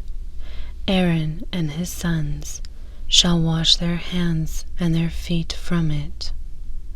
When they enter the tent of meeting, they shall wash with water, so that they do not die, or when they approach the altar to minister, by offering up in smoke a fire sacrifice to the Lord. So they shall wash their hands and their feet, so that they do not die, and it shall be a permanent statute for them, for Aaron and his descendants throughout their generations. The atoning oil. Moreover, the Lord spoke to Moses, saying, Take also for yourself the finest of spices, the liquid myrrh, 500 shekels, and a fragrant cinnamon, half as much, 250, and of fragrant cane, 250, and of cassia, 500, according to the shekel of the sanctuary, and of olive oil, a hin. You shall make from these a holy anointing oil, a fragrant mixture of ointments, the work of a perfumer.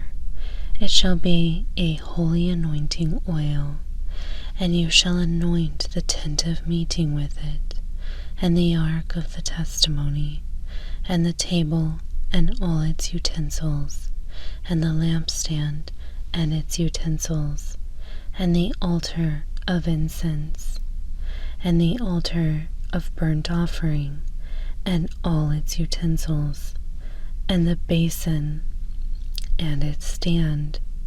You shall also consecrate them, so that they may be most holy. Whatever touches them shall be holy.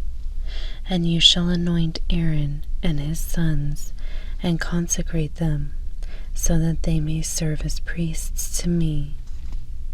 Furthermore, you shall speak to the sons of Israel, saying, This shall be a holy anointing oil to me throughout your generations. It shall not be poured on anyone's body, nor shall you make any like it in the same proportions. It is holy, and it shall be holy to you. Whoever mixes any like it, or whoever puts any of it on a layman, shall be cut off from his people. The incense. Then the Lord said to Moses, Take for yourself spices, stacte, ancha, and galbanum spices, and pure frankincense. There shall be an equal part of each. You shall make incense from it all, a skillful mixture, the work of a perfumer, salted, pure, and holy. And you shall crush some of it very fine, and put part of it in front of the testimony in the tent of meeting, where I will meet with you. It shall be most holy to you. And the incense which you shall make, you shall not make in the same proportions for yourselves. It shall be holy to you for the Lord. Whoever makes any like it to use as perfume shall be cut off from his people. So that concludes Exodus chapter 30 with Exodus chapter 31. The skilled craftsman. Now the Lord spoke to Moses, saying, See, I have called my name Bezalel, the son of Uri, the son of Hur, of the tribe of Judah. And I have filled him with the Spirit of God in wisdom, in understanding, in knowledge, and in all kinds of craftsmanship,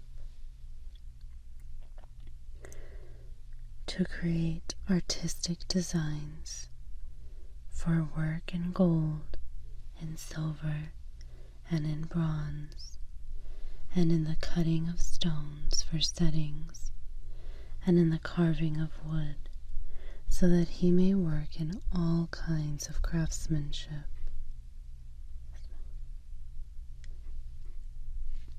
And behold, I myself have appointed with him Oliab the son of Asmach, of the tribe of Dan, and in the hearts of all who are skillful I have put skill, so that they may make everything that I have commanded you: the tent of meeting, the ark of testimony, the atoning cover that is on it, and all of the furniture of the tent, the table and its utensils, the pure gold lampstand with all its utensils, and the altar of incense, the altar of burnt offering with all its utensils, and the basin and its stand, the woven garments as well, the holy garments for Aaron the priest, and the garments of his sons with which to carry out their priesthood, the anointing oil also, and the fragrant incense for the holy place. They are to make them according to everything that I have commanded you. The sign of the Sabbath. Now the Lord spoke to Moses, saying, Now as for you, speak to the sons of Israel, saying, You must keep my Sabbaths, for this is a sign between me and you throughout your generations, so that you may know that I am the Lord who sanctifies you. Therefore, you are to keep the Sabbath, for it is holy to you.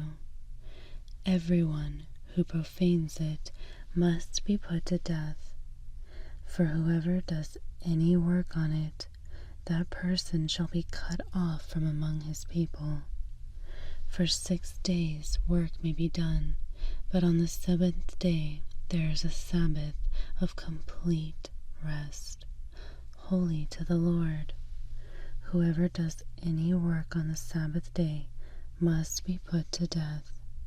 So the sons of Israel shall keep the Sabbath, to celebrate the Sabbath throughout their generations as a permanent covenant. It is a sign between me and the sons of Israel forever. For in 6 days the Lord made heaven and earth, but on the 7th day he ceased from labor and was refreshed. When he had finished speaking with him on Mount Sinai, he gave Moses the 2 tablets of the testimony, tablets of stone written by the finger of God. So that concludes our Bible reading. Okay. Exodus chapter 32. The golden calf.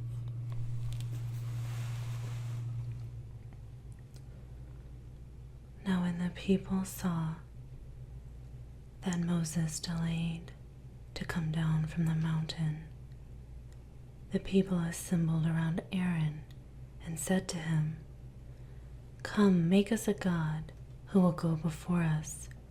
For this Moses, the man who brought us up from the land of Egypt, we do not know what happened to him." Aaron said to them, "Tear off the gold rings which are in the ears of your wives, your sons, and your daughters, and bring them to me." So all the people tore off the gold rings which were in the ears and brought them to Aaron. Then he took the gold from their hands and fashioned it with an engraving tool and made it into a cast metal calf. And they said, "This is your God, Israel, who brought you up from the land of Egypt." Now when Aaron saw this, he built an altar in front of it. And Aaron made a proclamation and said, "Tomorrow shall be a feast to the Lord."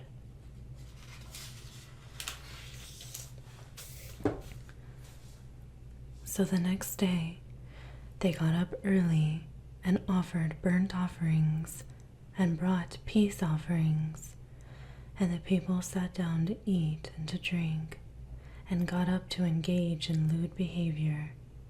Then the Lord spoke to Moses, "Go down at once, for your people, whom you brought up from the land of Egypt, have behaved corruptly. They have quickly turned aside from the way which I commanded them.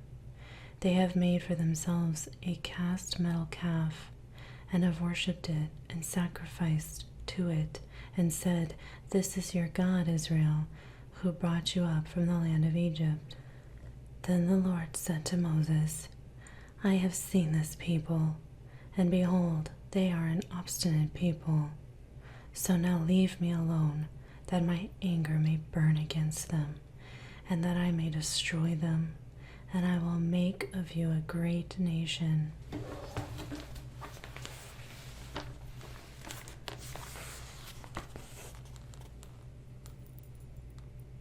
Moses' plea. Then Moses pleaded with the Lord, his God, and said, "Lord, why does your anger burn against your people, whom you have brought out from the land of Egypt with great power and with a mighty hand? Why should the Egyptians talk, saying, 'With evil motives he brought them out to kill them on the mountains and to destroy them from the face of the earth'? Turn from your burning anger and relent of doing harm to your people. Remember Abraham, Isaac, and Israel, your servants, to whom you swore by yourself and said to them, I will multiply your descendants as the stars of the heavens, and all this land of which I have spoken I will give to your descendants, and they shall inherit it forever. So the Lord relented of the harm which he said he would do to his people. Then Moses turned and went down from the mountain with the 2 tablets of the testimony in his hand, tablets which were written on both sides. They were written on one side and the other. The tablets were God's work, and the writing was God's writing engraved on the tablets. Now when Joshua heard the sound of the people as they shouted, he said to Moses, There is a sound of war in the camp. But he said, It is not the sound of the cry of victory, nor is it the sound of the crying of defeat, but I hear the sound of singing.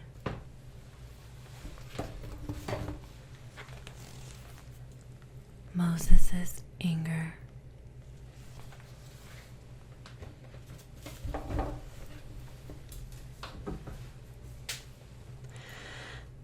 And it came about, as soon as Moses approached the camp, that he saw the calf and the people dancing, and Moses' anger burned, and he threw the tablets from his hands and shattered them to pieces at the foot of the mountain. Then he took the calf which they had made and completely burned it with fire, and ground it to powder, and scattered it over the surface of the water, and made the sons of Israel drink it. Then Moses said to Aaron, What did this people do to you, that you have brought such a great sin upon them? And Aaron said, Do not let the anger of my Lord burn. You know the people yourself, that they are prone to evil. For they said to me, Make a god for us, who will go before us. For this Moses, the man who brought us up from the land of Egypt, we do not know what happened to him. So I said to them, Whoever has any gold, let them tear it off. Then they gave it to me, and I threw it into the fire, and out came this calf. Now when Moses saw that the people were out of control, for Aaron had let them get out of control to the point of being an object of ridicule among their enemies, Moses then stood at the gate of the camp and said, Whoever is for the Lord, come with me. And all the sons of Levi gathered together to him. And he said to them, This is what the Lord, the God of Israel, says. Every man of you put his sword on his thigh, and go back and forth from gate to gate in the camp, and kill every man his brother, and every man his friend, and every man his neighbor. So the sons of Levi did as Moses instructed, and about 3,000 men of the people fell that day. Then Moses said, Dedicate yourselves today to the Lord, for every man has been against his son and against his brother, in order that he may bestow a blessing upon you today.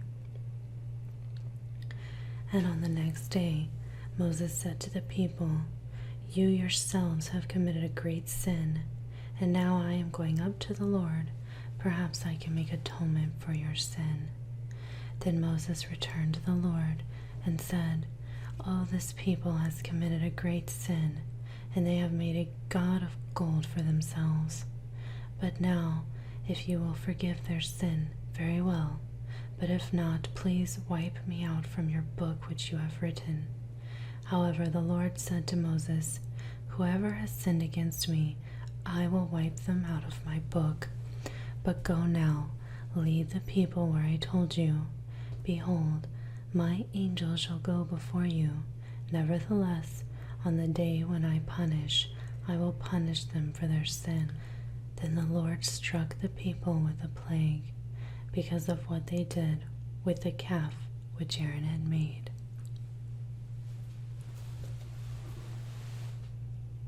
So that concludes our Bible reading for tonight.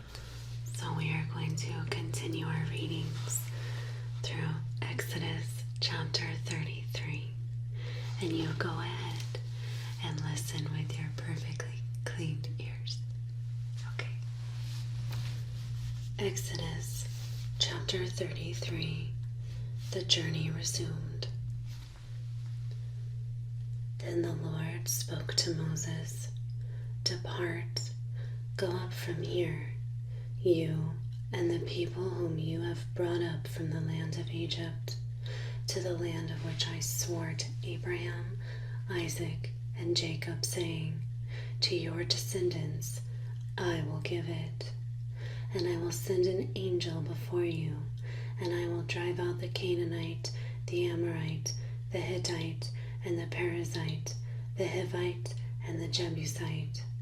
Go up to a land flowing with milk and honey, for I will not go up in your midst, because you are an obstinate people, and I might destroy you on the way." When the people heard this sad word, they went into mourning, and none of them put on his jewelry. For the Lord had said to Moses, "Say to the sons of Israel, you are an obstinate people. If I were to go up in your midst for just one moment, I would destroy you.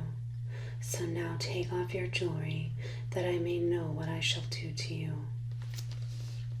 So the sons of Israel stripped themselves of their jewelry from Mount Horeb onward. Now Moses used to take the tent and pitch it outside the camp, a good distance from the camp, and he called it the tent of meeting. And everyone who sought the Lord would go out to the tent of meeting, which was outside the camp.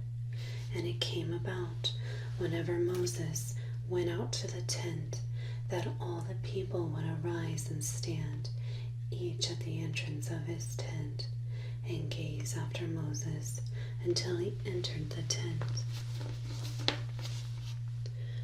Whenever Moses entered the tent, the pillar of cloud would descend and stand at the entrance of the tent, and the Lord would speak with Moses.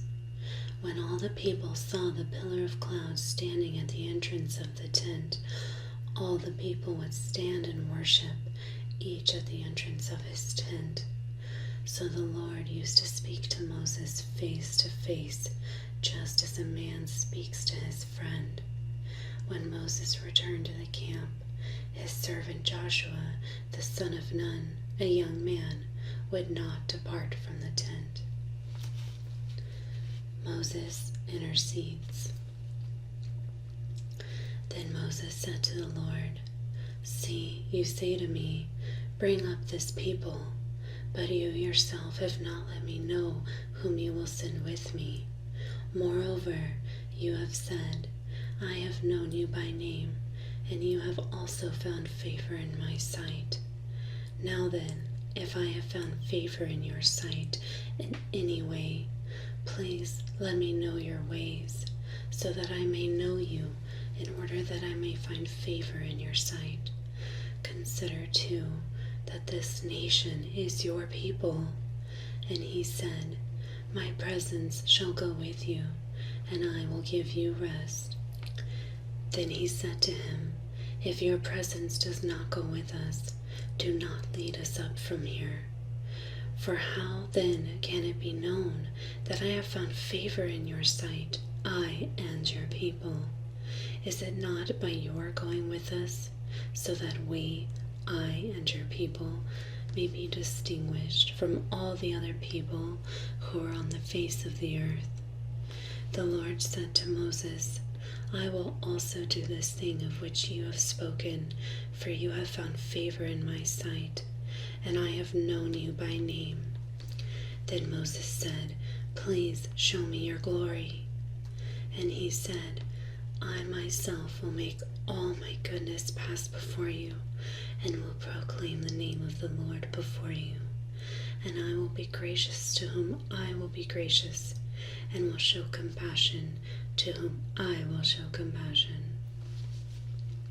He further said, "You cannot see my face, for mankind shall not see me and live."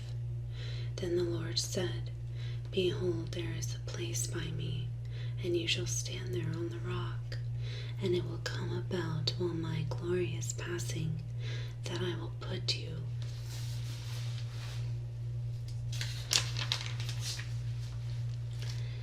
in the cleft of the rock, and cover you with my hand until I have passed by. Then I will take my hand away, and you shall see my back, but my face shall not be seen.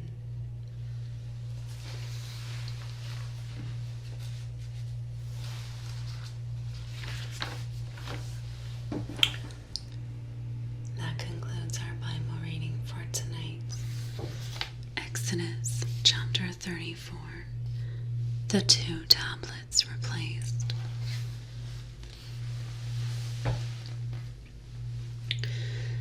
Now the Lord said to Moses, "Cut out for yourself 2 stone tablets like the former ones, and I will write on the tablets the words that were on the former tablets which you smashed.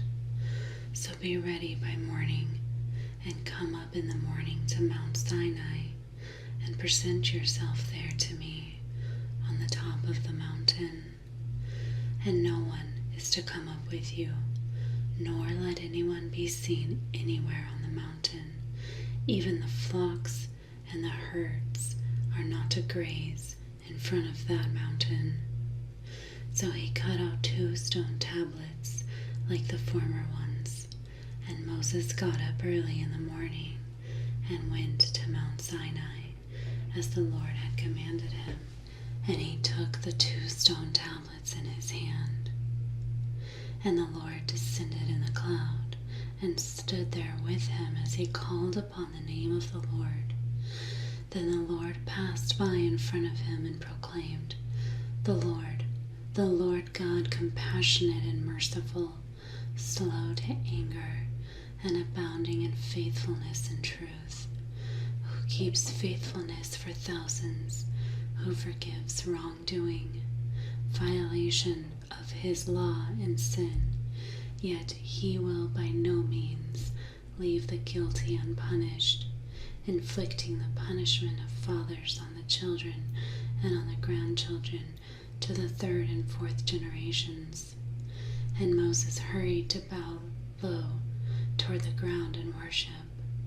Then he said, "If in any way I have found favor in your sight, Lord, please may the Lord go along in our midst, even though the people are so obstinate, and pardon our wrongdoing and our sin, and take us as your own possession." The covenant renewed. Then God said, "Behold, I am going to make a covenant before all your people. I will perform miracles which have not been produced in all the earth, nor among any of the nations, and all the people among whom you live will see the working of the Lord, for it is a fearful thing that I am going to perform with you. Be sure to comply with what I am commanding you this day. Behold, I am going to drive out the Amorite from you, and the Canaanite, the Hittite, the Perizzite, the Hivite, and the Jebusite. Be careful that you do not make a covenant with the inhabitants of the land into which you are going, or it will become a snare in your midst. But rather, you are to tear down their altars and smash their memorial stones and cut down their Asherim. For you shall not worship any other God, because the Lord, whose name is jealous, is a jealous God. Otherwise, you might make a covenant with the inhabitants of the land, and they would prostitute themselves with their gods and sacrifice to their gods, and someone might invite you to eat of this sacrifice, and you might take some of his daughters for your sons, and his daughters might prostitute themselves with their gods, and cause your sons also to prostitute themselves with their gods. You shall not make for yourself any gods cast in metal. You shall keep the feast of unleavened bread. For 7 days you are to eat unleavened bread as I command you, at the appointed time in the month of Abib. For in the month of Abib you came out of Egypt. The firstborn from every womb belongs to me, and all your male livestock, the firstborn from cattle and sheep. You shall redeem with a lamb the firstborn from a donkey, and if you do not redeem it, then you shall break its neck. You shall redeem all the firstborn of your sons. None are to appear before me empty-handed. You shall work 6 days, but on the 7th day you shall rest. Even during plowing time and harvest you shall rest. And you shall celebrate the Feast of Weeks, that is the first fruits of the wheat harvest, and the Feast of Ingathering at the turn of the year. 3 times a year all your males are to appear before the Lord God of Israel. For I will drive out nations from you and enlarge your borders, and no one will covet your land when you go up 3 times a year to appear before the Lord your God. You shall not offer the blood of my sacrifice with leavened bread, nor is the sacrifice of the feast of Passover to be left over until morning. You shall bring the very first of the first fruits of your soil into the house of the Lord your God. You shall not boil a young goat in its mother's milk. Then the Lord said to Moses, Write down these words, for in accordance with these words I have made a covenant with you and with Israel. So he was there with the Lord for 40 days and 40 nights. He did not eat bread or drink water, and he wrote on the tablets the words of the covenant, the 10 Commandments. Moses' face shines.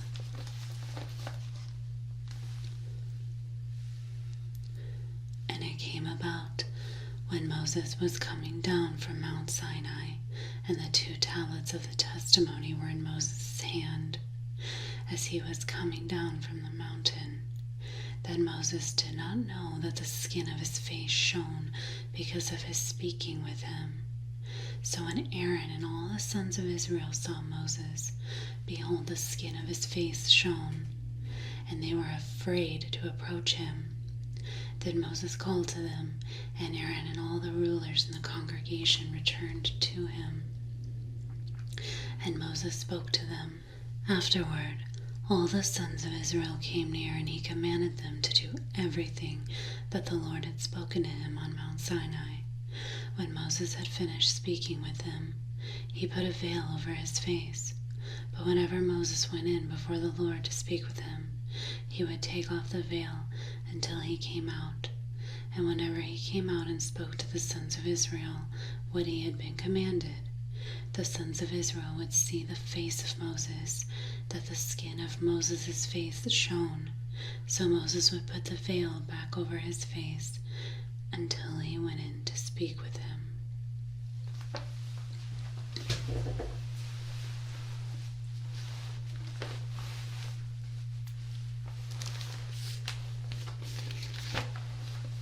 So that concludes our Bible reading for Exodus. Exodus chapter 35. The Sabbath emphasized. Then Moses assembled all the congregation of the sons of Israel and said to them, These are the things that the Lord has commanded you to do. For 6 days work may be done, but on the 7th day you shall have a holy day, a Sabbath of complete rest to the Lord. Whoever does any work on it shall be put to death. You shall not kindle a fire in any of your dwellings on the Sabbath day. Moses spoke to all the congregation of the sons of Israel, saying, This is the thing which the Lord has commanded, saying, Take from among you a contribution to the Lord. Whoever is of a willing heart is to bring it as the Lord's contribution, gold, silver, and bronze, and violet, purple, and scarlet material, fine linen, goat's hair, and ram's skins dyed red, and fine leather and acacia wood, and oil for lighting, and spices for the anointing oil, and for the fragrant incense, and onyx stones, and setting stones for the ephod, and for the breastpiece. Tabernacle artisans. Have every skillful person among you come and make all that the Lord has commanded: the tabernacle, its tent, and its covering, its hooks and its boards, its bars, its pillars, and its bases, the ark and its poles, the atoning cover, and the covering curtain, the table and its poles, and all its utensils, and the bread of the presence, the lampstand also, for the light, and its utensils, and its lamps, and the oil for the light, and the altar of incense, and its poles, and the anointing oil, and the fragrant incense, and the curtain for the doorway at the entrance of the tabernacle, the altar of burnt offering with its bronze grating, its poles, and all its utensils, the basin and its stand, the hangings of the courtyard, its pillars and its bases, and the curtain for the gate of the courtyard, the pegs of the tabernacle, and the pegs of the courtyard, and their ropes, the woven garments for ministering in the holy place, the holy garments for Aaron the priest, and the garments of his sons to serve as priests.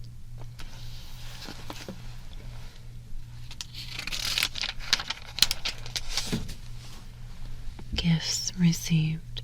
Then all the congregation of the sons of Israel departed from Moses' presence, and everyone whose heart stirred him, and everyone whose spirit moved him, came and brought the Lord's contribution for the work of the tent of meeting, and for all its service, and for the holy garments.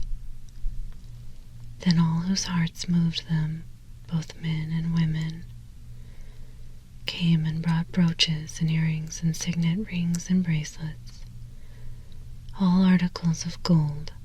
So did everyone who presented an offering of gold to the Lord. Everyone who was in possession of violet, purple, or scarlet material, or fine linen, or goat's hair, or ram's skins dyed red, or fine leather, brought them.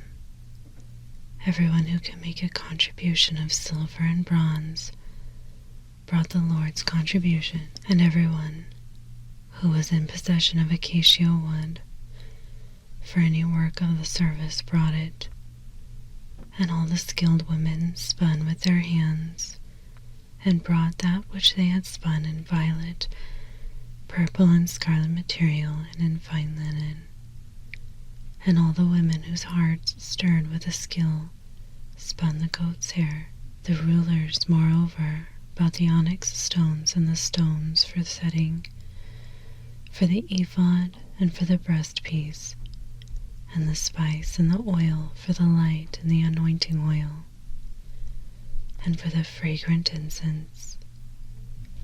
The Israelites, all the men and women whose hearts moved them to bring material for all the work which the Lord had commanded through Moses to be done, brought a voluntary offering to the Lord. Then Moses said to the sons of Israel, "See, the Lord has called by name Bezalel, the son of Uri, the son of Hur, of the tribe of Judah. And he has filled him with the Spirit of God and wisdom and understanding, in knowledge and in all craftsmanship, to create designs for working in gold, in silver, and in bronze, and in the cutting of stones for settings, and in the carving of wood, so as to perform in every inventive work. He also has put in his heart to teach. Both he and Oliab, the son of Asmach, of the tribe of Dan. He has filled them with skill to perform every work of an engraver, of a designer, and of an embroiderer, in violet, purple, and in scarlet material, and in fine linen, and of a weaver, as performers of every work, and makers of designs." So that concludes our readings for tonight. Exodus chapter 36, the tabernacle, underwritten.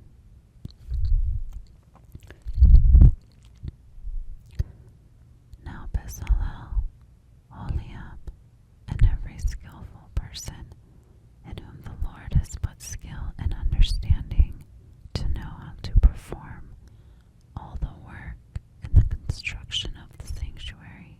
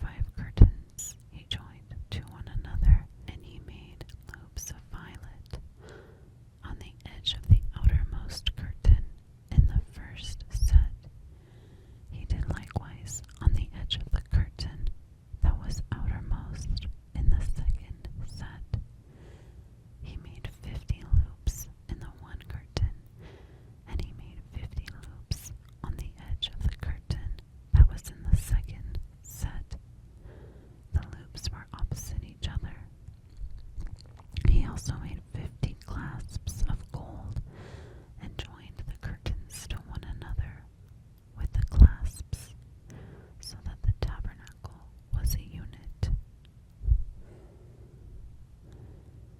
Then he made curtains of goat's hair for a tent over the tabernacle. He made 11 curtains in all. The length of each curtain was 30 cubits, and 4 cubits was the width of each curtain. The 11 curtains had the same measurements. He joined 5 curtains by themselves, and the other 6 curtains by themselves. Moreover, he made 50 loops on the edge of the curtain that was outermost in the first set, and he made 50 loops on the edge of the curtain that was outermost in the second set. He also made 50 clasps of bronze to join the tent together, so that it would be a unit. And he made a covering for the tent of ram's skins dyed red, and a covering of fine leather above. Then he made the boards for the tabernacle of acacia wood, standing upright. 10 cubits was the length of each board, and 1.5 cubits the width of each board. There were 2 tenons for each board fitted to one another. He did this to all the boards of the tabernacle. So he made the boards for the tabernacle, 20 boards for the south side, and he made 40 bases of silver under the 20 boards, 2 bases under one board for its 2 tenons, and 2 bases under another board for its 2 tenons. Then for the second side of the tabernacle on the north side, he made 20 boards, and their 40 bases of silver, 2 bases under one board, and 2 bases under another board. And for the back of the tabernacle to the west, he made 6 boards. He made 2 boards for the corners of the tabernacle at the back. They were double beneath and together. They were complete to its top, to the first ring. He did this with both of them for the 2 corners. There were 8 boards with their bases of silver, 16 bases, 2 bases under every board. Then he made bars of acacia wood, 5 for the boards of one side of the tabernacle, and 5 bars for the boards of the other side of the tabernacle, and 5 bars for the boards of the tabernacle for the backside to the west. And he made the middle bar to pass through in the center of the boards from end to end. Then he overlaid the boards with gold and made their rings of gold as holders for the bars, and overlaid the bars with gold. Moreover, he made the veil of violet, purple, and scarlet material, and fine twisted linen. He made it with cherubim, the work of a skilled embroiderer. And he made 4 pillars of acacia for it, and overlaid them with gold, with their hooks of gold. And he cast 4 bases of silver for them. He also made a curtain in the doorway of the tent of violet, purple, and scarlet material, and fine twisted linen, the work of a weaver.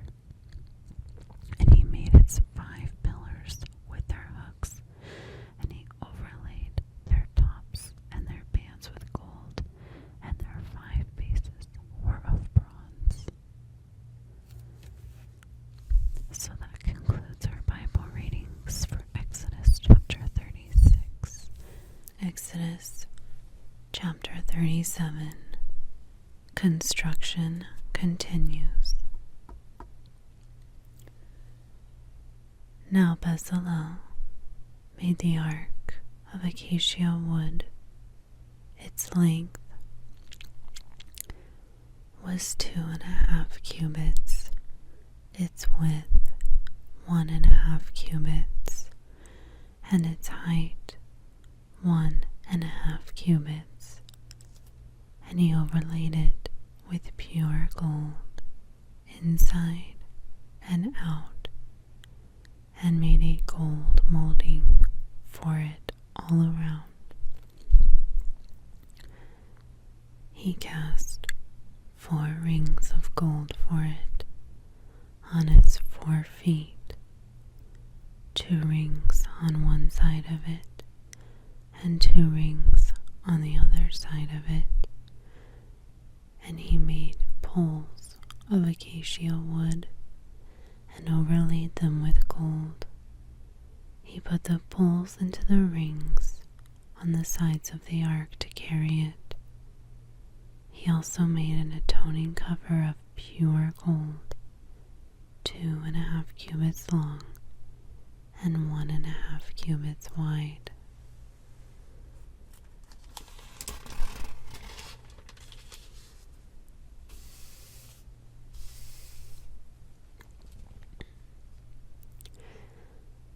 And he made 2 cherubim of gold. He made them of hammered work at the 2 ends of the atoning cover. 1 cherub at the one end, and 1 cherub at the other end. He made the cherubim of one piece with the atoning cover at the 2 ends.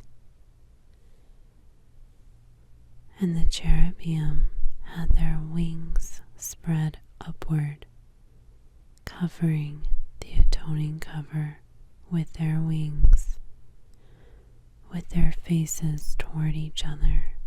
The faces of the cherubim were toward the atoning cover. Then he made the table of acacia wood, 2 cubits long, a cubit wide, and 1.5 cubits high. He overlaid it with pure gold and made a gold molding for it all around.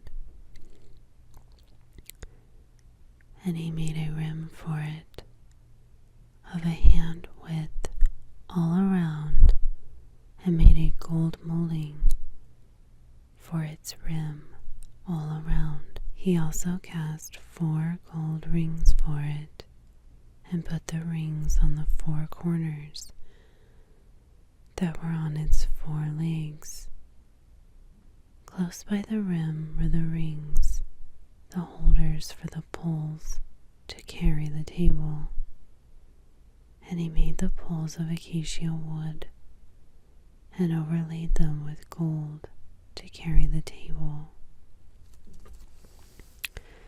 He also made the utensils which were on the table, its dishes, its pans, its libation bowls, and its jars with which to pour out drink offerings of pure gold. Then he made the lampstand of pure gold. He made the lampstand of hammered work, its base and its shaft, its cups, its bulbs, and its flowers were of one piece with it. There were 6 branches going out of its sides, 3 branches of the lampstand from the one side of it, and 3 branches of the lampstand from the other side of it. 3 cups shaped like almond blossoms, a bulb and a flower on one branch, and 3 shaped like almond blossoms, a bulb and a flower on the other branch. So for the 6 branches going out of the lampstand. And on the lampstand there were 4 cups shaped like almond blossoms, its bulbs and its flowers. And a bulb was under the first pair of branches coming out of it, and a bulb under the second pair of branches coming out of it, and a bulb under the third pair of branches coming out of it, for the 6 branches coming out of the lampstand. Their bulbs and their branches were of one piece with it. The whole of it was a single hammered work of pure gold. And he made its 7 lamps with its tongs and its trays of pure gold. He made it all and its utensils from a talent of pure gold. Then he made the altar of incense of acacia wood, a cubit long and a cubit wide, square, with 2 cubits high. Its horns were of one piece with it. And he overlaid it with pure gold, its top and its sides all around, and its horns, and he made a gold molding for it all around. He also made 2 golden rings for it under its molding, on its 2 sides, on opposite sides, as holders for poles with which to carry it. And he made the poles of acacia wood and overlaid them with gold. Then he made the holy anointing oil and the pure fragrant incense of spices, the work of a perfumer. So that concludes our Bible readings tonight for Exodus chapter 37. Exodus chapter 38. The tabernacle completed. Then he made the altar of burnt offering of acacia wood, 5 cubits long and 5 cubits wide, square and 3 cubits high.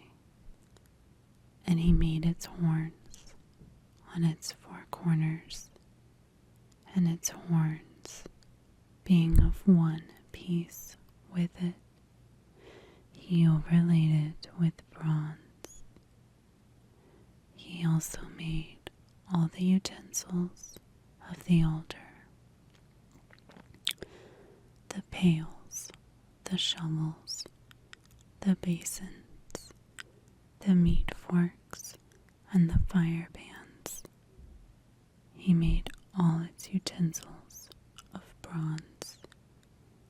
And he made for the altar a grating of bronze netting beneath, under its ledge, reaching halfway up.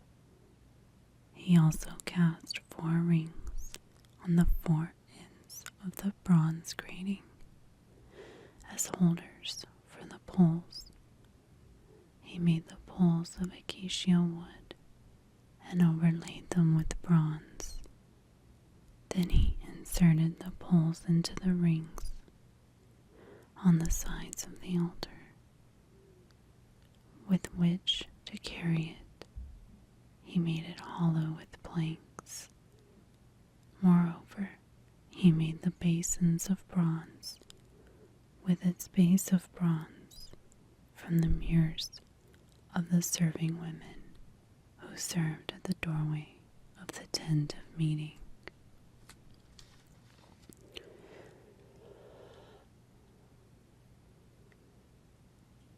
Then he made the courtyard. For the south side, the hangings of the courtyard were of fine twisted linen, 100 cubits. Their 20 pillars and their 20 bases were made of bronze. The hooks of the pillars and their bands were of silver. For the north side, there were 100 cubits. Their 20 pillars and their 20 bases were of bronze. The hooks of the pillars and their bands were of silver. For the west side, there were hangings of 50 cubits, with their 10 pillars and their 10 bases. The hooks of the pillars and their bands were of silver. For the east side, 50 cubits. The hangings for the one side of the gate were 15 cubits, with their 3 pillars and their 3 bases.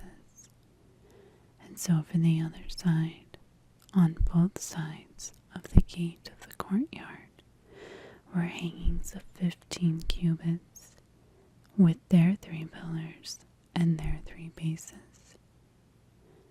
All the hangings of the courtyard all around were of fine twisted linen, and the bases for the pillars were of bronze.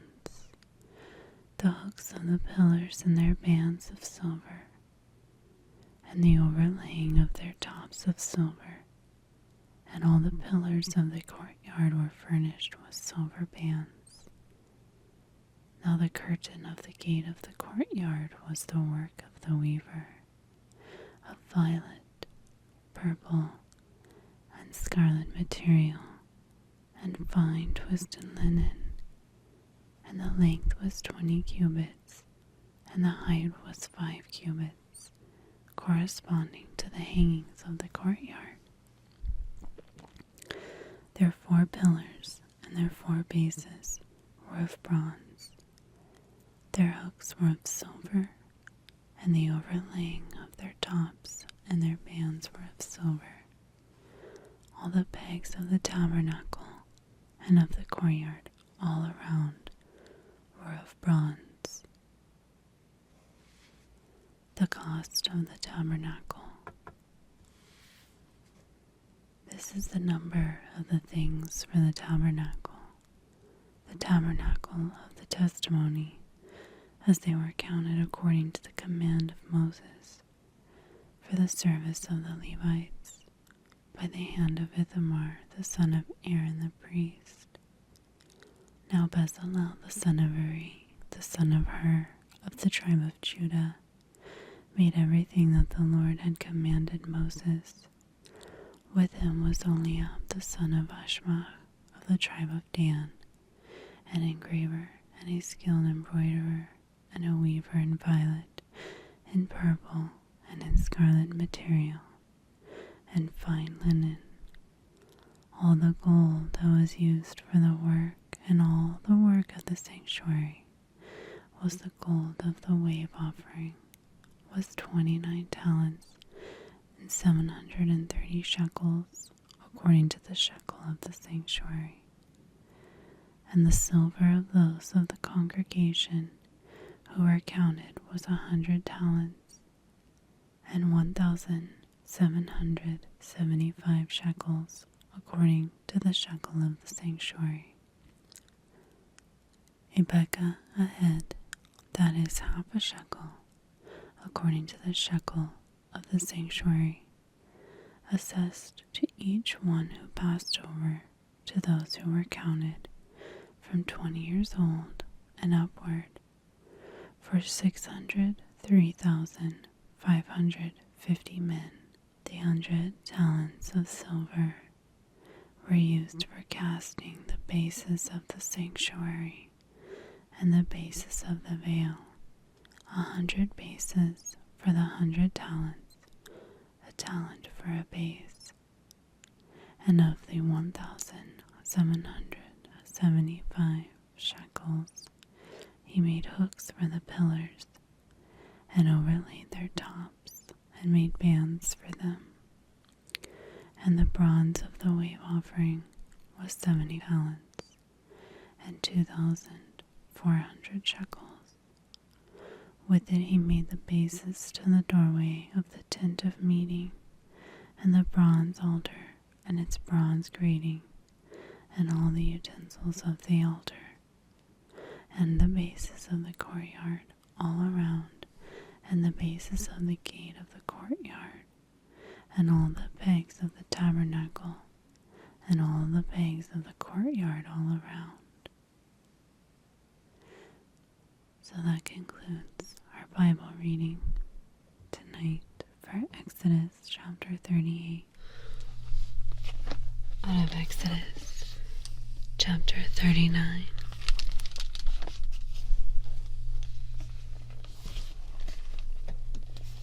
The priestly garments.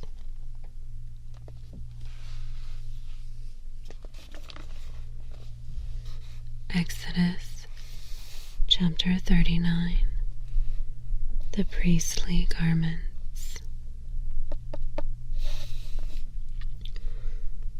Now from the violet, purple, and scarlet material, they made finely woven garments for ministering in the holy place, as well as the holy garments which were for Aaron, just as the Lord had commanded Moses. He made the ephod of gold and of violet, purple, and scarlet material, and fine twisted linen. Then they hammered out gold sheets and cut them into threads to be woven in with the violet, the purple, and the scarlet material, and the fine linen, the work of a skilled embroiderer. They made attaching shoulder pieces for the ephod.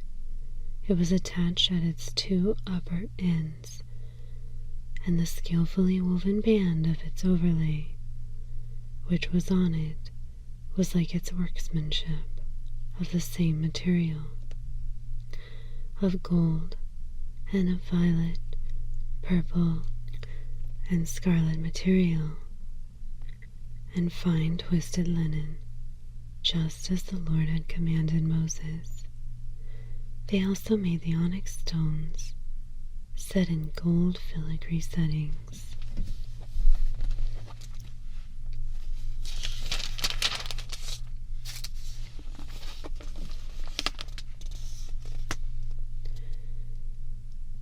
They were engraved like the engravings of a signet, according to the names of the sons of Israel.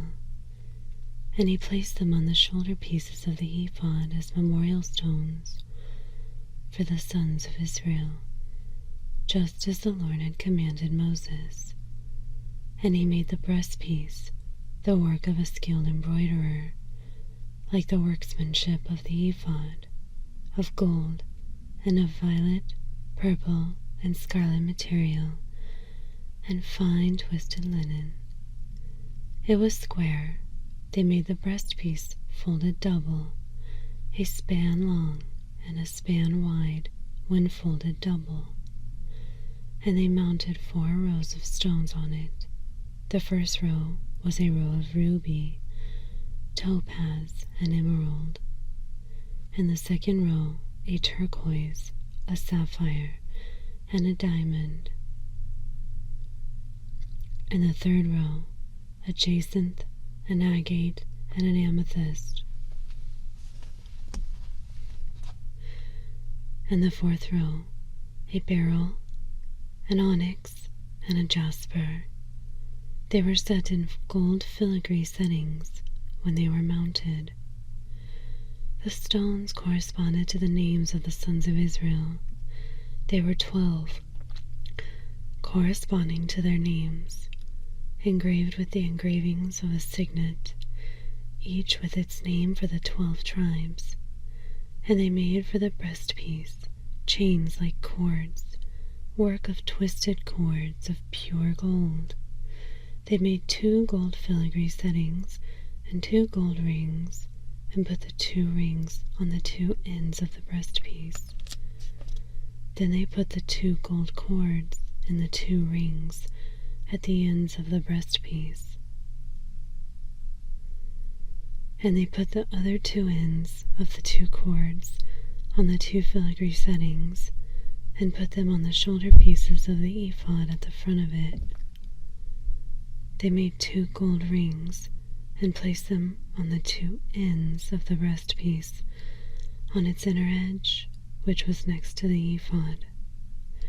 Furthermore, they made 2 gold rings and placed them on the bottom of the 2 shoulder pieces of the ephod, on the front of it, close to the place where it joined, above the woven band of the ephod. And they bound the breastpiece by its rings to the rings of the ephod with a violet cord, so that it would be on the woven band of the ephod, and that the breastpiece would not come loose from the ephod, just as the Lord had commanded Moses. Then he made the robe of the ephod of woven work, all of violet, and the opening of the robe was at the top in the center as the opening of a coat of mail, with a binding all around its opening, so that it would not be torn. And they made pomegranates of violet, purple, and scarlet material, and twisted linen on the hem of the robe. They also made bells of pure gold, and put the bells between the pomegranates all around on the hem of the robe, alternating a bell and a pomegranate all around on the hem of the robe for the service, just as the Lord had commanded Moses. They also made the tunics of finely woven linen for Aaron and his sons, and the turban of fine linen, and the decorated caps of fine linen, and the linen undergarments of fine twisted linen, and the sash of fine twisted linen, and violet, purple, and scarlet material, the work of a weaver, just as the Lord had commanded Moses.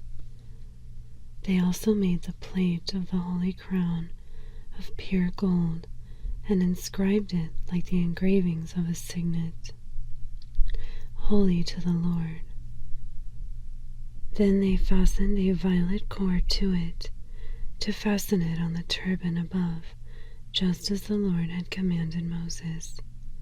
So all the work of the tabernacle of the tent of meeting was completed, and the sons of Israel did according to all that the Lord had commanded Moses, so they did. Then they brought the tabernacle to Moses, the tent and all its furnishings, its clasps, its boards, its bars, its pillars, and its bases, and the covering of ram's skins dyed red, and the covering of fine leather, and the covering curtain, the ark of the testimony, its poles, and the atoning cover, the table, all its utensils, and the bread of the presence, the pure gold lampstand, with all its arrangement of lamps, and all its utensils, and the oil for the light, and the gold altar, and the anointing oil, and the fragrant incense, and the curtain for the doorway of the tent, the bronze altar and its bronze grating, its poles and all its utensils, the basin and its stand, the hangings for the courtyard, its pillars and its bases, and the curtain for the gate of the courtyard, its ropes and its pegs, and all the equipment for the service of the tabernacle for the tent of meeting, the woven garments for ministering in the holy place, and the holy garments for Aaron the priest, and the garments of his sons to serve as priests. So the sons of Israel did all the work according to everything that the Lord had commanded Moses. And Moses examined all the work, and behold, they had done it, just as the Lord had commanded. This they had done. So Moses blessed them.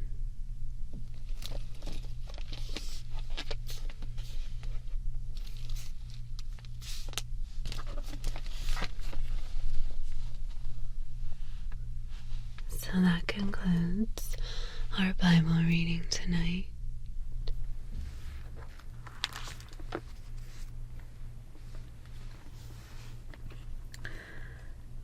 Exodus chapter 40. The tabernacle erected.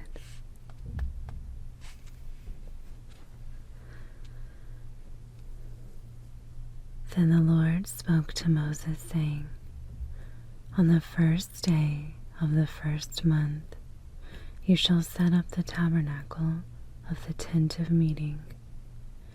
You shall place the ark of the testimony there, and you shall screen off the ark with the veil.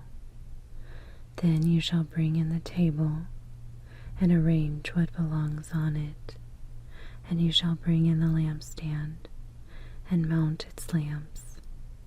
You shall also set the gold altar of incense in front of the ark of the testimony, and set up the curtain for the doorway to the tabernacle. And you shall set the altar of burnt offering in front of the doorway of the tabernacle of the tent of meeting. Then you shall set the basin between the tent of meeting and the altar, and put water in it. You shall also set up the courtyard all around, and hang up the curtain for the gate of the courtyard. Then you shall take the anointing oil and anoint the tabernacle and everything that is in it, and consecrate it and all its furnishings, and it shall be holy. You shall also anoint the altar of burnt offering and all its utensils, and consecrate the altar, and the altar shall be most holy. And you shall anoint the basin and its stand, and consecrate it. Then you shall bring Aaron and his sons to the doorway of the tent of meeting, and wash them with water. And you shall put the holy garments on Aaron, and anoint him and consecrate him, so that he may serve as a priest to me. You shall also bring his sons, and put tunics on them. And you shall anoint them just as you have anointed their father, so that they may serve as priests to me, and their anointing will qualify them for a permanent priesthood throughout their generations. So Moses did these things according to all that the Lord had commanded him, so he did. Now in the first month of the second year, on the first day of the month, the tabernacle was erected. Moses erected the tabernacle, and laid its bases, and set up its boards, and inserted its bars, and erected its pillars. And he spread the tent over the tabernacle, and put the covering of the tent on top of it, just as the Lord had commanded Moses. Then he took the testimony and put it into the ark, and attached the poles to the ark, and put the atoning cover on top of the ark. He then brought the ark into the tabernacle, and set up a veil for the covering, and screened off the ark of the testimony, just as the Lord had commanded Moses. He also put the table in the tent of meeting on the north side of the tabernacle, outside the veil. He then set the arrangement of bread in order on it before the Lord, just as the Lord had commanded Moses. Then he placed the lampstand in the tent of meeting opposite the table on the south side of the tabernacle, and he lighted the lamps before the Lord, just as the Lord had commanded Moses. Then he placed the gold altar in the tent of meeting in front of the veil. He burned fragrant incense on it, just as the Lord had commanded Moses.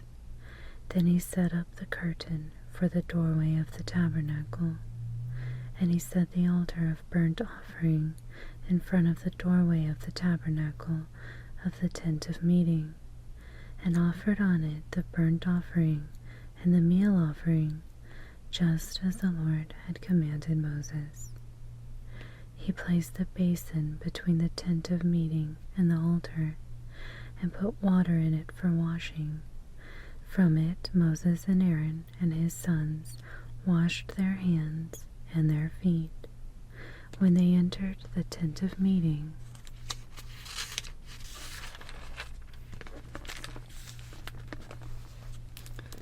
And when they approached the altar, they washed just as the Lord had commanded Moses. And he erected the courtyard all around the tabernacle and the altar, and hung up the curtain for the gate of the courtyard. So Moses finished the work. The glory of the Lord. Then the cloud covered the tent of meeting, and the glory of the Lord filled the tabernacle, and Moses was not able to enter the tent of meeting, because the cloud had settled on it, and the glory of the Lord filled the tabernacle. Throughout their journeys, whenever the cloud was taken up from over the tabernacle, the sons of Israel would set out. But if the cloud was not taken up, then they did not set out until the day when it was taken up. For throughout their journeys, the cloud of the Lord was on the tabernacle by day, and there was fire in it by night, in the sight of all the house of Israel.